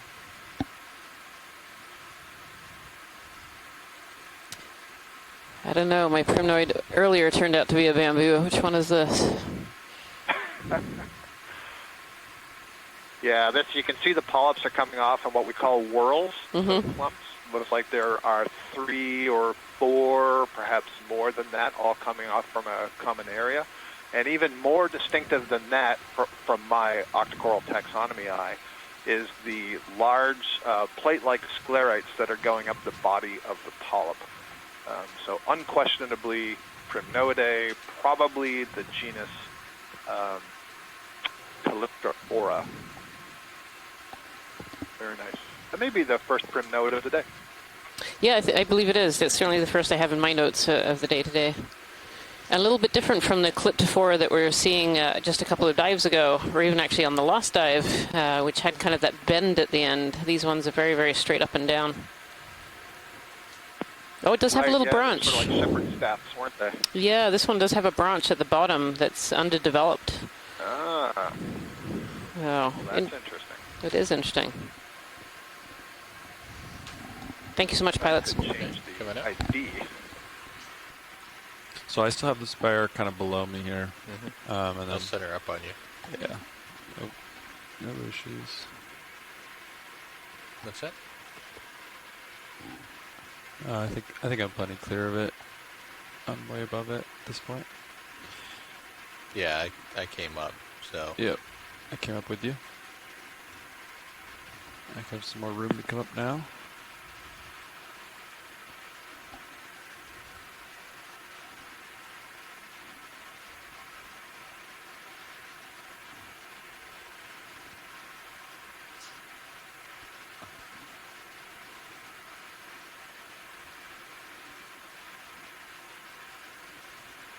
I still find it so interesting in this region of the global oceans, looking at Corner Rise and New England Seamounts, all of the coral rubble and its coating with ferromanganese. How thick the crust is. It's so interesting, just that little bit of history it's giving us about when this seamount was shallower and the communities that used to be here. I'm not sure I've seen that as often in the Pacific or other places. It's definitely giving us some really interesting clues about the history of the seamount, and now kind of climbing up to a little mini plateau where we definitely have some down slope sediments and other debris, coral rubble flowing down over these really beautiful flow bait lava flows.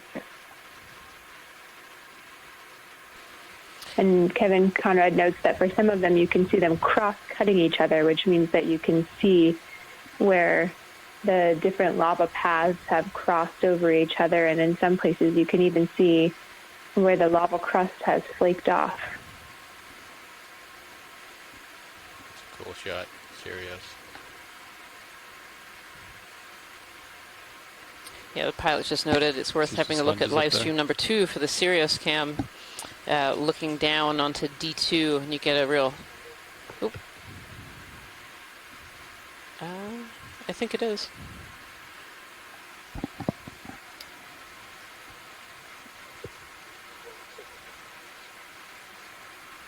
Interesting, because it does say that I'm open. Yeah, I can hear you. Okay. So if it's worth looking at live stream number 2 for the Sirius cam, looking down onto D2, and you can kind of see the topography that we're in, kind of this very, very steep, steep area here. But we should be coming across this plateau, kind of coming to the top of this little steep feature, and then we have a plateau, and then another steep feature.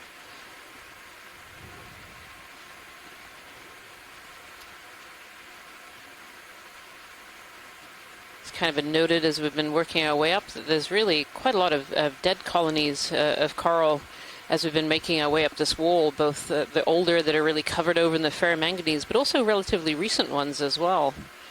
And it would be really fascinating to be able to go back through time, 2600. to be able to look at coral colonies and see what this seamount looked like, 1,000 years ago, 100 years ago, even 10,000 years ago. I think we'd see a very, very different set of organisms, or different species of organisms here than we're seeing today. You want 15 meters? Or just 10? Just do 10 for right now, and then... Okay. Sounds great.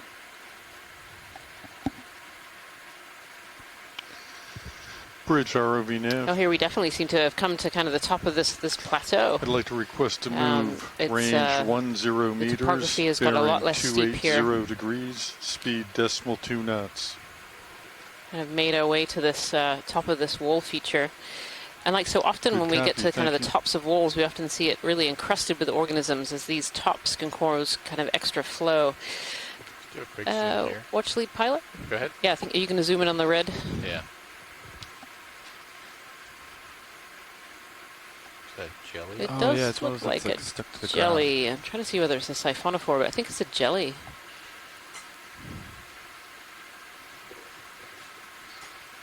Like the Yeah, one It's that's got the strands. the anchors. The anchors, yeah. Oh, pitches release.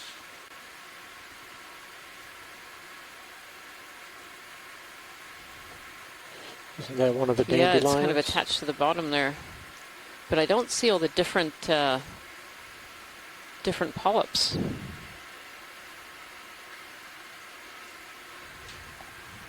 Gonna come in on it, Roland. I'll try to track.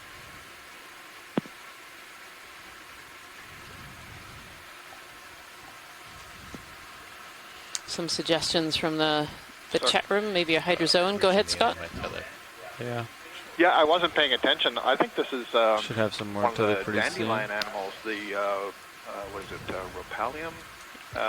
And it's just mostly released itself from the substrate, so that would make it a siphonophore. Yeah, though I was trying to look at the different, the colonal, so these siphonophores are colonies, but I just, it's got this outer pull covering, full and I wide don't so you can see get in those close, different, or- I don't have any tether. Okay. different copy. pieces. Yeah, I agree. It's normally that colony should have a gas-inflated float in the upper center. Yeah. And you would be able to see the sort of swimming zooids and the feeding zooids and so on. And they anchor themselves to the substrate using these tentacles. So they're very different from most siphonophores that are drifting through the water column. And, it may be something else, something related, and it's just kind of hung up on the bottom, but that is sure what it reminds me of. Yeah, me too. It's just, like I say, it's just missing those really obvious zooids. Usually you can kind of tell. So these deep-sea dandelions are made out of, they're a colony of different zooids all together, each with a different job. And so some of them are swimming, some of them are for reproduction, some of them are for feeding. And so usually you kind of see those different structures all kind of doing their own jobs. But this one, I don't see that. It's really fascinating.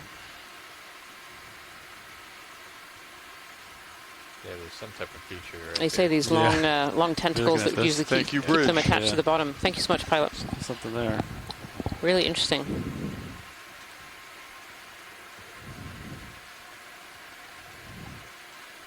I think that's you.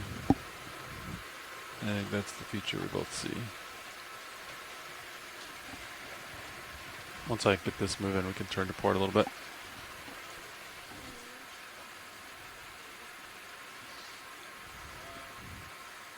Kind of peering into the darkness here, you can kind of see more of these coral colonies, those white skeletons really standing out. Wow, I think there's going to be quite a few on this pinnacle as we're making our way up to it here.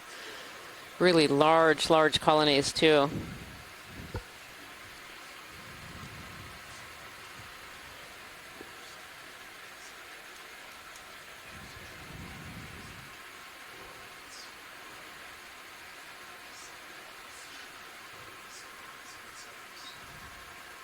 See corals and sponges all on this pinnacle here up ahead of us.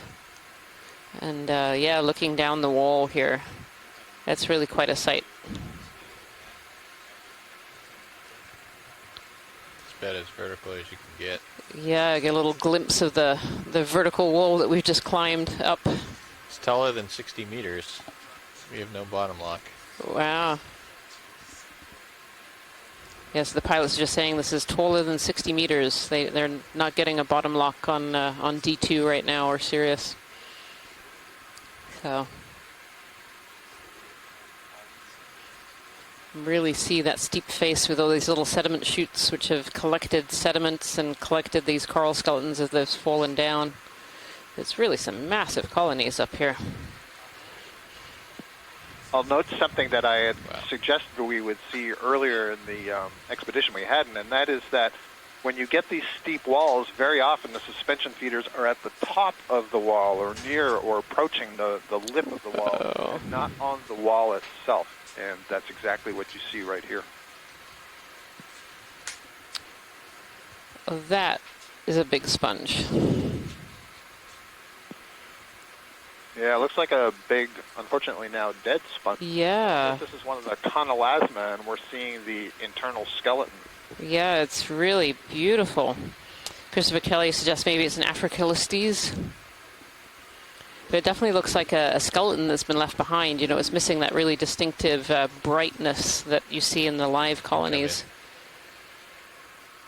It'd be great to zoom in on that one. I see lots of other organisms using that habitat. You can see these little pink dots. These are snails. Yep, there's snails. Gastropods in here.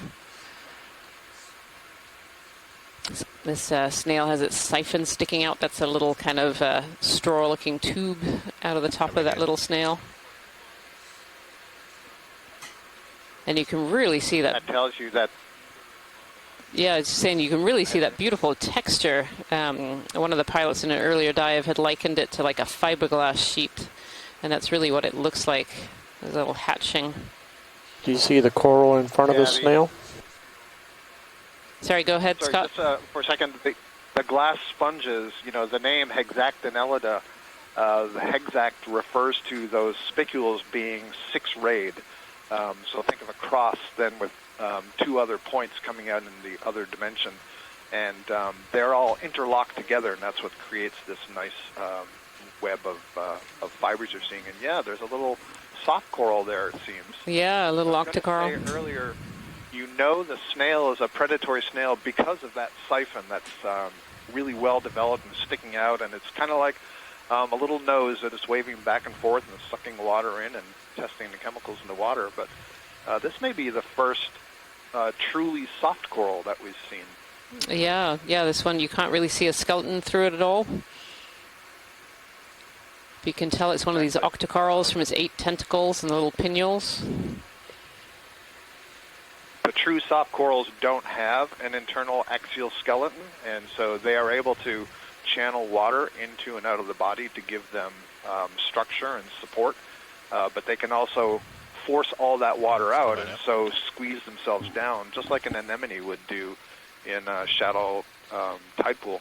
Yeah, absolutely. They have this hydrostatic skeleton. There's actually several of them as we back out of the sponge. I can count 3 of them, of those little colonies of those soft corals. And so those lasers are 10 centimeters apart. So this is a really big sponge and really big structure for all these other organisms to live around. Another interesting thing to consider about this sponge is, you know, one of the reasons it's brown is because, you know, some of the sediments that accumulate on it don't get moved off. Another is that it's, you know, tissue that's dyed and changed its color. But it's in such a contrast to the quote-unquote clean white sponges, which are constantly generating a current, and so there's constantly water moving around them, and those sediments and so on are being cleared off, which keeps that tissue white and healthy. Good pilot. Yeah, this is a really beautiful view here, reference, too, of the kind of top of this little pinnacle edge. I'm looking at you at 25 degrees. But you got some tether. Copy that. This is kind of a local Tina little, is providing an thing, identification, but possible seeing over identification it. to those soft corals that we're seeing. It might be a little awkward as you pass over it because it might go down afterwards. Described family. So we'll just have to see. Copy.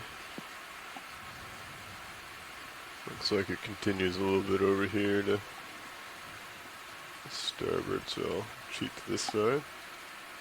See quite a diversity of sponges and corals up on this ledge here.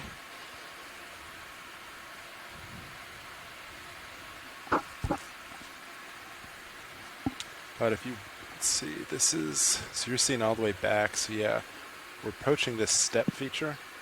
So that might be real. We're not sure. Copy that. It looks like you're seeing. Yeah, I'm seeing a little bit over there to starboard in the blue view. It looks relatively flat right here. Yeah. If you want, I can move Sirius. Yeah, I think a little so. Closer that way. You want 15 meters at 270? 270 sounds good to me. All right. Yeah, it looks like there's some sandy features in the back. Yeah, it looks. I'll just kind of straddle this to starboard as we come around. Sounds good.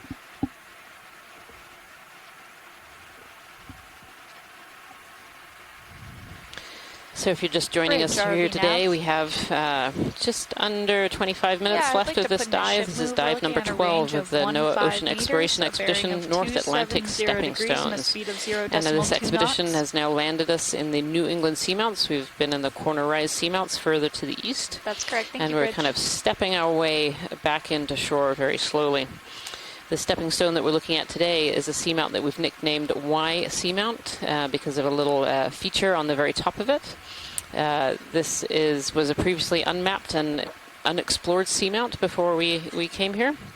We landed at about 2,830 meters depth. We're currently at 2,589. We've been working our way up some extremely steep terrain covered in lots of coral rubble, some fossilized, some new, as well as several species of coral and sponges, and some of the smaller fauna that we've seen today as well. So it's been a really exciting dive so far. Interesting seeing this channel in the middle of the top of this plateau, Kira. This is really, and it's filled with like sediments and coral rubble, and then live colonies on the sides of it.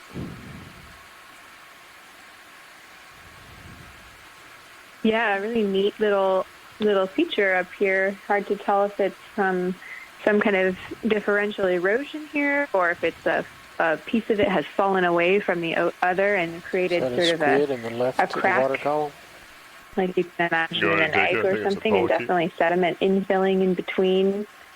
We've reached this little ledge along our journey up a steep ridge. Looks a little bit different from the ones that we've seen.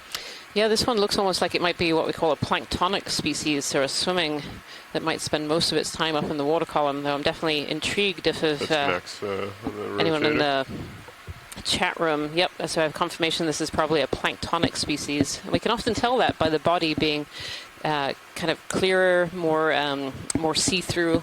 So these species spend a lot of their time up in the plankton.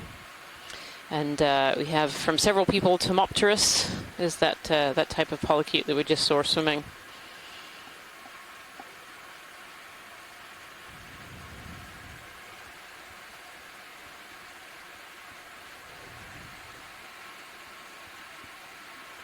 How are we doing on samples, Nav?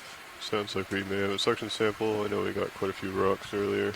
Yeah, we have 4 samples currently. We have 1 in our starboard inner bio box. Both of our rock boxes have samples, and then suction jar 2 has a sample. Copy that. And coming now back into this kind of sedimented region with more coral rubble, indicating that this platform maybe used to hold a lot of life, or maybe it's just accumulated. It's somewhere downslope where a lot of sediment and coral rubble from above has been able to accumulate on this little ledge that we've come across on our journey up this steep slope.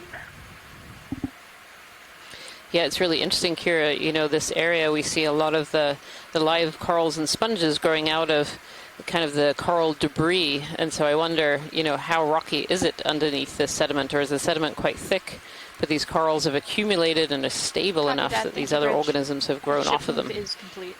It looks quite scraggly in this area. Good word. I agree, especially compared to those beautiful, smooth, igneous flow features. Here's, a much more varied, scraggly landscape. Absolutely. Absolutely. And for the last 20 minutes or so, do you know what the plan is? Are we looking to just explore this area? Are we trying to get up to waypoint 2? I think I was going to check in with Watch Lead, actually. See more of these hemicorallium, the white and pink. Break. Watch Lead, Nav. Watch Lead here? Yeah, I wanted to check in and see kind of what your hope for the rest of the dive is. We have about 20 or 22 minutes left. We can head for waypoint 2, or if you have anything else you want us to do. No, I think heading for waypoint 2 would be good. We'll just head as far as we can and then pull off when we need to. Awesome, thank you. Thank you so much. All right, so just heading up to waypoint 2, which 270 is getting us there. So. Copy that. You want to get another move in then? You think it looks pretty? It looks pretty. You're seeing 50 meters out. I don't see anything. Yep. It's a little local high path here. I think we could do another 20 meters, 270. Yeah, I agree. Fine.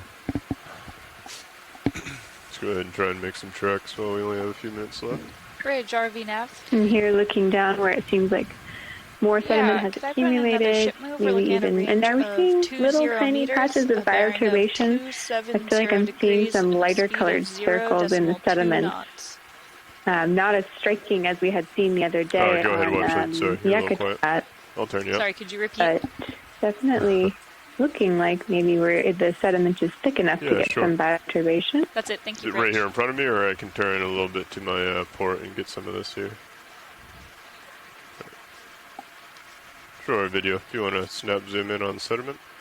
We'll try and get sand right where it hits the hard. Kind of taking a zoom in here on the sediment, just to have a look and see what the composition is, and we've done this come down a little bit, several times along the tracks that we've been trying to do during this expedition. And again, Kira, this looks really similar to some of the sediments that we were seeing early on in this dive, where there are some pteropod shells, these white shells, but not as many as on other dives. Slowly, video. I'll try to slow it down a little bit more. Copy. Yeah, absolutely, and a bit more of the finer material that was absolutely absent out in the cornerized seamounts at the shallower depth, where it was just totally removed by the super strong currents. And here a bit deeper and a bit further in, we're getting some more fine sediments added into the mix. So likely a different infauna community living there, and giving us some clues about the current speeds and what's coming down as marine snow from above in the water column. Actually back in tight. I think there may be a little thing in the... Yeah, it was an interesting thing to note, Kira, that the currents are very different here than what we were experiencing on the corner-raised seamounts. On the corner-raised seamounts, we had currents, coming up to close to 2 knots. Too many of them this cruise. And here we had basically nothing this morning. There's this beautiful upside-down squat lobster hanging upside down from this branch. You can see its long, the long pointy thing on the end there is a part of its rostrum, which is kind of like a nose on the end of these squat lobsters. You can see its legs kind of dangling on.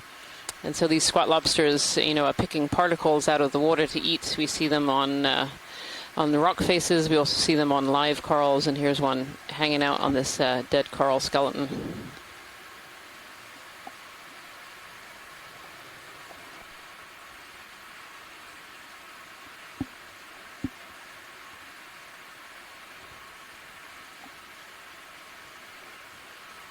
Yeah, and these thicker sediment areas. Yeah, are you seeing what the little bioturbation patches that I'm seeing in this little sediment pond here, where it looks a little bit lighter color?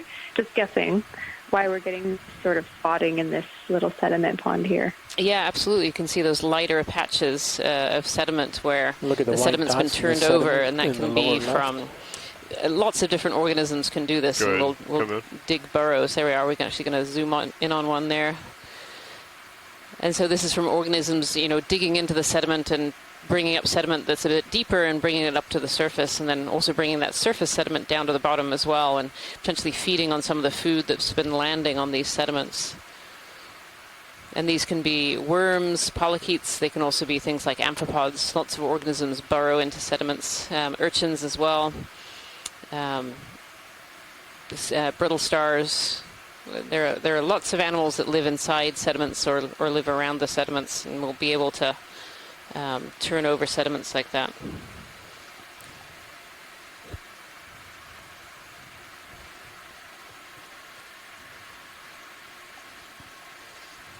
Give us a little tilt up, looking in the distance.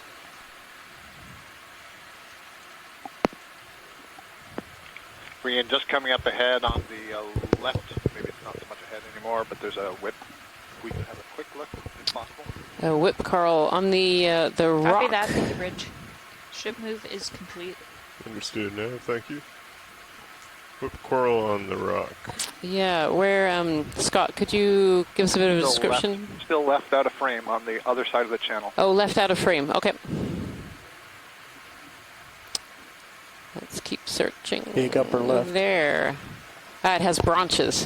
There you go. Yeah, could we have a zoom in on that coral there? Oh, look at that. Some strange branches. Well, I'm even more intrigued. Go ahead and start coming in, video. Great colony in the background there, though. I know. These colonies are absolutely huge up on this pinnacle. Yeah, this is really interesting. It's got 3 little scrawny branches. This bamboo here. So it's a bamboo coral. Yep. For sure. Coming down.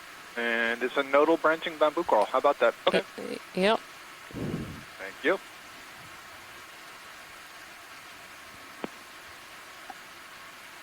Yeah, you can very clearly see the branches coming out of the nodes of this one. So these bamboo corals are given their name from these, what we call nodes, these black areas or sometimes a dark brown.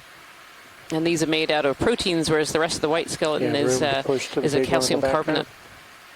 Yeah, I think so. And so they note how transparent the tissue was. You can see that skeleton very clearly. So this is very different from that much larger chase type if you could take a peek nodal branching colony that we saw deeper today. Yeah, and there's actually another one of it to the left there as well. Pretty sure I'm seeing over it on you saw sonar, that. but I just want to verify real quick. I did, thank you.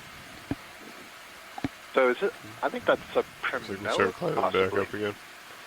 That really massive fin. Yeah, the massive one on the left? Because of the curling. Yeah, the massive one on the left because of the curling branches. So you're seeing Looked like it 20 had meters many, out, which is good from you. So it's probably or something. 25 meters from me. 5 or 6 white balls.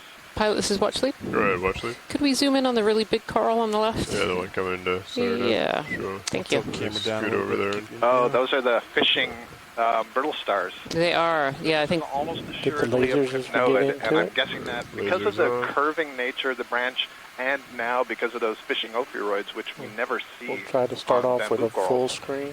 Another example of where the sounds like this is of interest, so let's get a good tone. Beautiful colony. Come down a little bit. As close in as you can get. Copy that.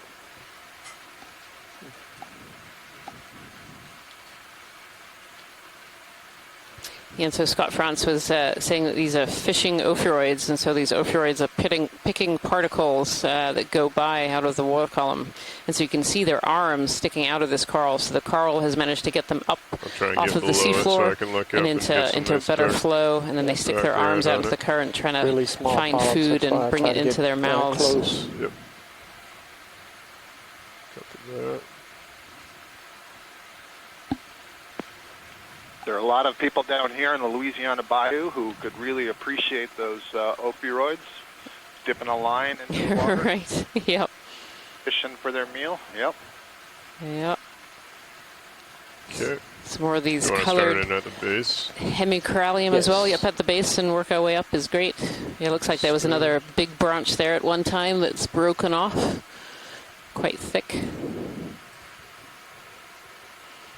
And interesting how it's settled right next to this this more fossilized coral branch that's here. Right up. So you want? Yeah, settled next to it and Yep. kind of growing up on it or clutching onto it, using Hold it there. as stabilizing its own colony. And let me know when you want me to continue. Go ahead. Coming up. Like some new growth polyps that you can see coming out of Go the up tissue to there. And pretty this nice, is another thing that we've talked about in the spreading past, even branches. though Should start coming in soon. we would interpret the base of the coral, of course, being older than the tips of the coral. It doesn't necessarily mean that the polyps in the tissue itself are that old, because it could be replaced through time. Right, right. These little upward-facing polyps. Some are open, some are closed.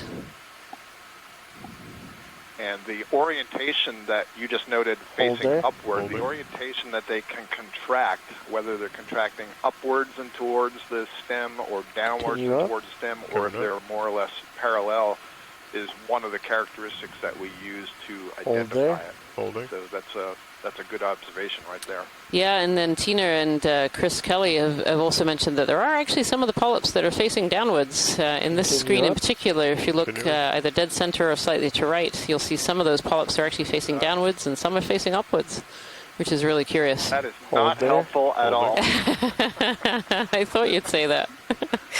Oh, geez. There's a nice little mysid, a possum shrimp, on the far right side there with the bright orange eyes. Yeah. On amphipod, which is a close relative, different order, but a close relative in the crustacea that was lower on the colony facing downwards. Yeah, look at that. Polyps up, polyps down. Hold there. Holding. Steve Cairns is going to shudder about this. I know. No. Continue up. Coming up. The possum shrimp are so called because they carry their embryos in a little pouch just underneath the thorax. Yeah, there's a few of them on this colony. See those bright eyes staring at us. Copy, coming up. Yeah, it's very interesting. We see a lot of mysids often associated with coral colonies. Seems like a good place to land. We call them shrimp, but they're not closely related to the true Penaeid and Caridian shrimp that we see. That shrimp is kind of a term like coral. It's descriptive of a body shape that has many legs and is elongated. And looks like there's one up a little bit further. But it is not a taxonomic trying to adjust the brightness there. A group of organisms that are closely related. How do you feel, co-pilot? Straight up. Some of these brittle stars have had something crop their legs. Is the one on the left here is missing parts of two of its legs, which will grow back. Okay, I'm going to hold and there's one on the second. top here too. Oh, beautiful, really beautiful. And I believe these are they an astroschema? I'm kind of asking the chat room here or Scott. Can you center that guy? Yep. Coming over. Ready when you are. Coming. I should remember the name, and I do not at this moment remember the name. That's okay. There's a lot of names to remember. Yep. Beautiful. And you can actually see on that uppermost arm where it's starting to regrow its tissue. Excellent. Copy. I'm going to hold So these brittle stars are echinoderms, so they have what we call pentaradial symmetry. So they have symmetry in fives. You can see those 5 arms and the 5 little triangles and its disc there in the middle. Really beautiful. Just tilt up to the top of the other thing you can say about brittle stars is that their arms are packed with ossicles. Ossicles are the small microstructures that are calcareous that are embedded in the tissue of echinoderms. I'll start tilting down once I see the top of the But in brittle stars, they're oriented into these vertebral-like structures, same sort of thing that make up your backbone. And that interlock and orient with one another all the way along the arm. And what makes the arm so flexible is the connections between them. There's some musculature. And one of the really fascinating things about a lot of these echinoderms is they have what's called mutable collagenous tissue. And so the collagen, the connective tissue between those structures, is under control of the nervous system, such that it can become more solid or more liquid under control of the nerves. Just fascinating, and it's a way of conserving some energy so that once you get the arm in the position you want, or a stalk in the case of a crinoid, you can kind of fix it in that position. And we'll go the other thing that these brittle stars keep in their arms, kind of in their upper arms near the disc, is actually the gonads. So that's where you will find the eggs and sperm and where reproduction happens in these brittle stars. They don't really have a lot of room in their bodies, and so they keep them kind of just in the very tops of their arms near the central kind of pedal disc. It'll lift off and sort of back up. And then I'm going to lift off and then try and tilt down as I come up. So Christopher Ma has come in and said, yep, astroschema, perhaps. Beautiful. Really beautiful colony. Nice. Thank you so much for that, pilots. Pilot Cirrus Cam 65. Leave a nice delta. Rotate back to wherever. Continue the expedition. Copy. Continuing expedition.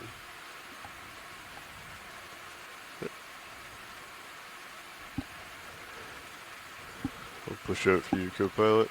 Copy that. I'll follow you up with camera. Stood.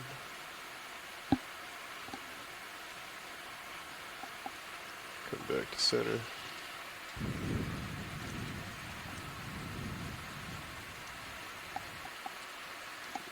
Pushing forward. Camera's at 4.5 right there. Understood. Thank you.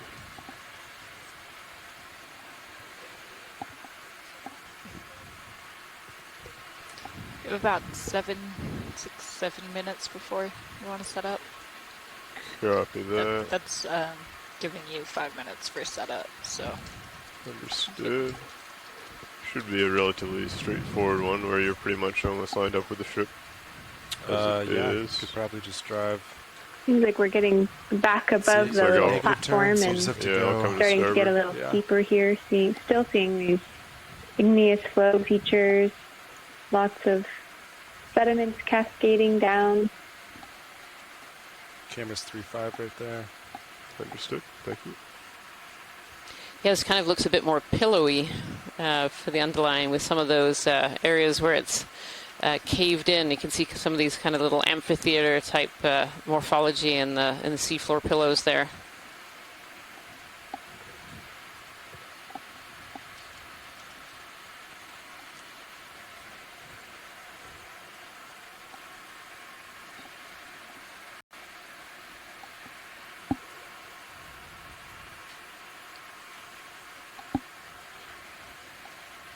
All these little bumpy pillows of lava, mini pillows. Very cool morphology with those vertical abrasions on each pillow, creating this funny striped texture and when the sediment fills in between.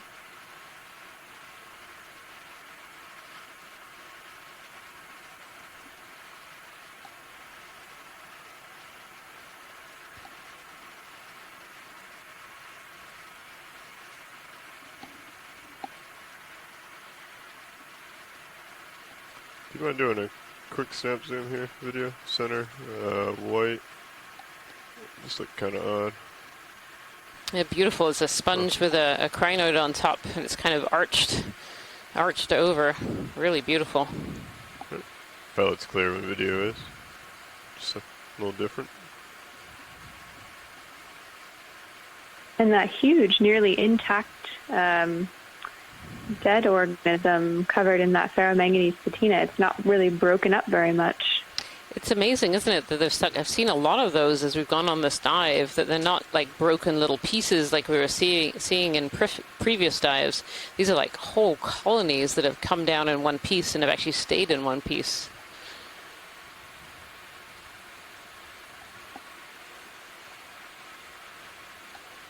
Yeah, I guess suggesting that at those shallower depths there was a lot more activity, a lot more high energy environment, maybe even some wave action that had broken up the coral into pieces. And here, in this deeper depth, these are the ones that were able to fall and get coated in that ferromanganese over tens of thousands of years. More intact. Very interesting. Go ahead and start coming up. Nice igneous features here too. Always thinking about the many rocks we can pick up and look at and see what story they're telling us here as well about the formation of this interesting, previously unmapped and unexplored seamount.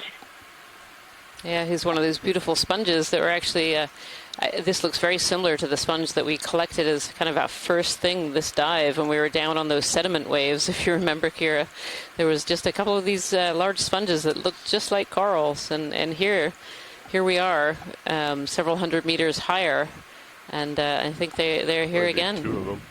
Maybe two separate ones here. Yeah, the Stellodorix sponges. Kind of neat how they're both delicately balanced on that skeleton. Just perched, yeah. And there's another one on the rock as well. Yep.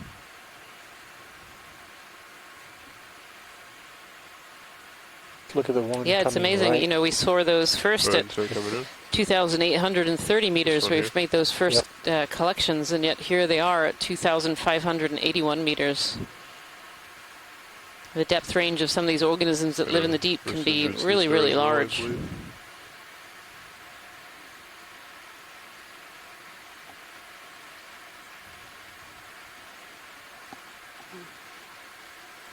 Pan up a little. A little party going on here. Lots of different stuff. They're all together. There is, yeah. Pilot's clear when video is. Clear.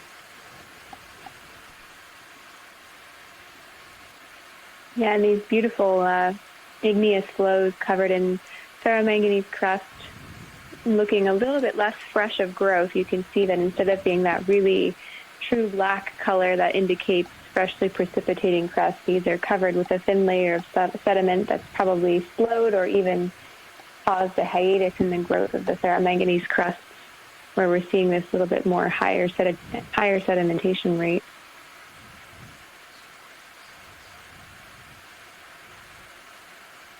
Yep.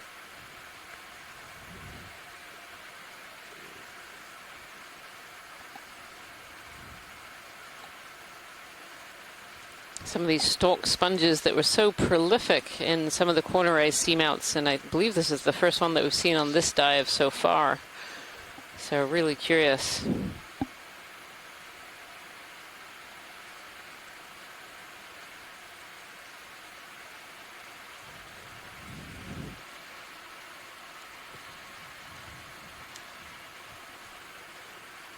It's also hard not to see some of these eroded rock faces and think, oh, I wish you could just grab a rock. But so often, even though they look like pieces, these are actually still stuck in place.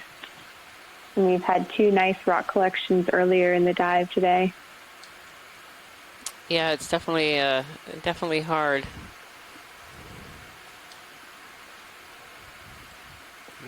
Probably want to start Kind of looking setting up down for the face off-bottom here soon. across to the side of us. Copy that. See more of these. Co-pilot, feel free to more of start these stowing corals. lights if you'd like.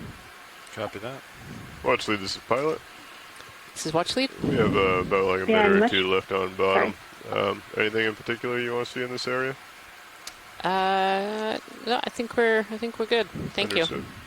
All right, we're gonna have co-pilot start stow, and then we're gonna go ahead and get ready to recover, or at least start ascending.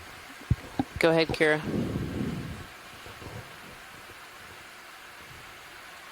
Oh, sorry. I was just saying, panning back and forth between these two. It's just interesting seeing this much more rugged looking and broken pieces on this side, and then we were just panned over to the right, the more intact flow features of the igneous rock. Super interesting. How are we looking, co-pilot? All swing arms. Yeah, this is an underhang here. Copy that. Overhang, underhang. Drop backs off. HPU off. Thank you, video. When you're clear, we'll go ahead and start recovering. All right. You want to come up with me a little bit? Thank you so much, pilots. Absolutely. All right. Coming up. Once we get up a little bit, I'll have you put an auto head. So with that, we're going to leave the seafloor. So that is the end of Dive 12 of the NOAA Ocean Exploration Expedition, North Atlantic Stepping Stones. I want to thank everyone for watching with us today. We'll start driving back. And copy that. Still on behalf of myself and everyone on board here on board the Okeanos Explorer, and also all of our scientists from shore, I hope you all join us tomorrow. If you want to come up to a Delta 18 or so. Sounds good. Another great day exploring the bottom of the ocean. Thanks everybody on board. Thanks everybody at home. Delta 14, 15 there. We'll go some more. Come back a little bit quicker now that you're getting up there. Thanks so much, everyone. Looking good.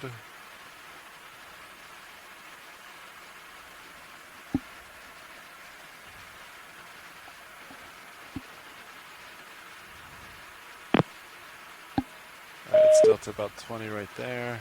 Understood. You got me at what, 7.5? Come down to till I'm underneath you when you're looking 90, and then I'll go ahead and turn to starboard.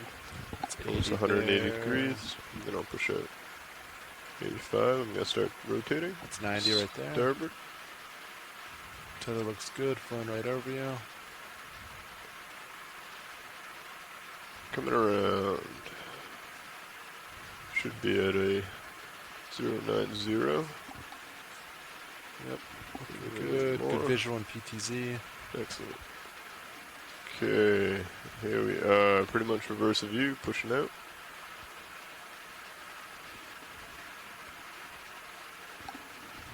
And I will slowly start coming up as I get past you. Coming out of outer depth. Increasing.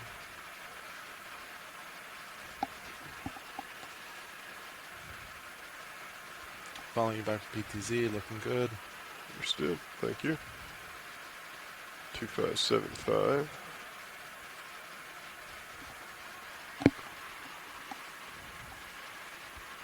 Yep, looks good in aft cam. I think your light pool's just starting to show there. There you are. All right, coming up. You ready for me to go at auto heading? Yes. Copy that. At auto heading now. My auto heading's disabled. Okay, I'm ramping up Z-bias, pushing up manually. Do we start on winch? And stand by for 1 second. Yep. Up to 8. Alright. Go ahead on the winch. Copy that, coming up. Locked in Z-bias at 60, so I'll slowly work my way up as you come up to speed. It's 25. Gonna put about 10% forward and joy lock it. Dialing in 30, almost there. How long did that take us, Nav? That was like perfect. Excellent. Took like, this is the exact time.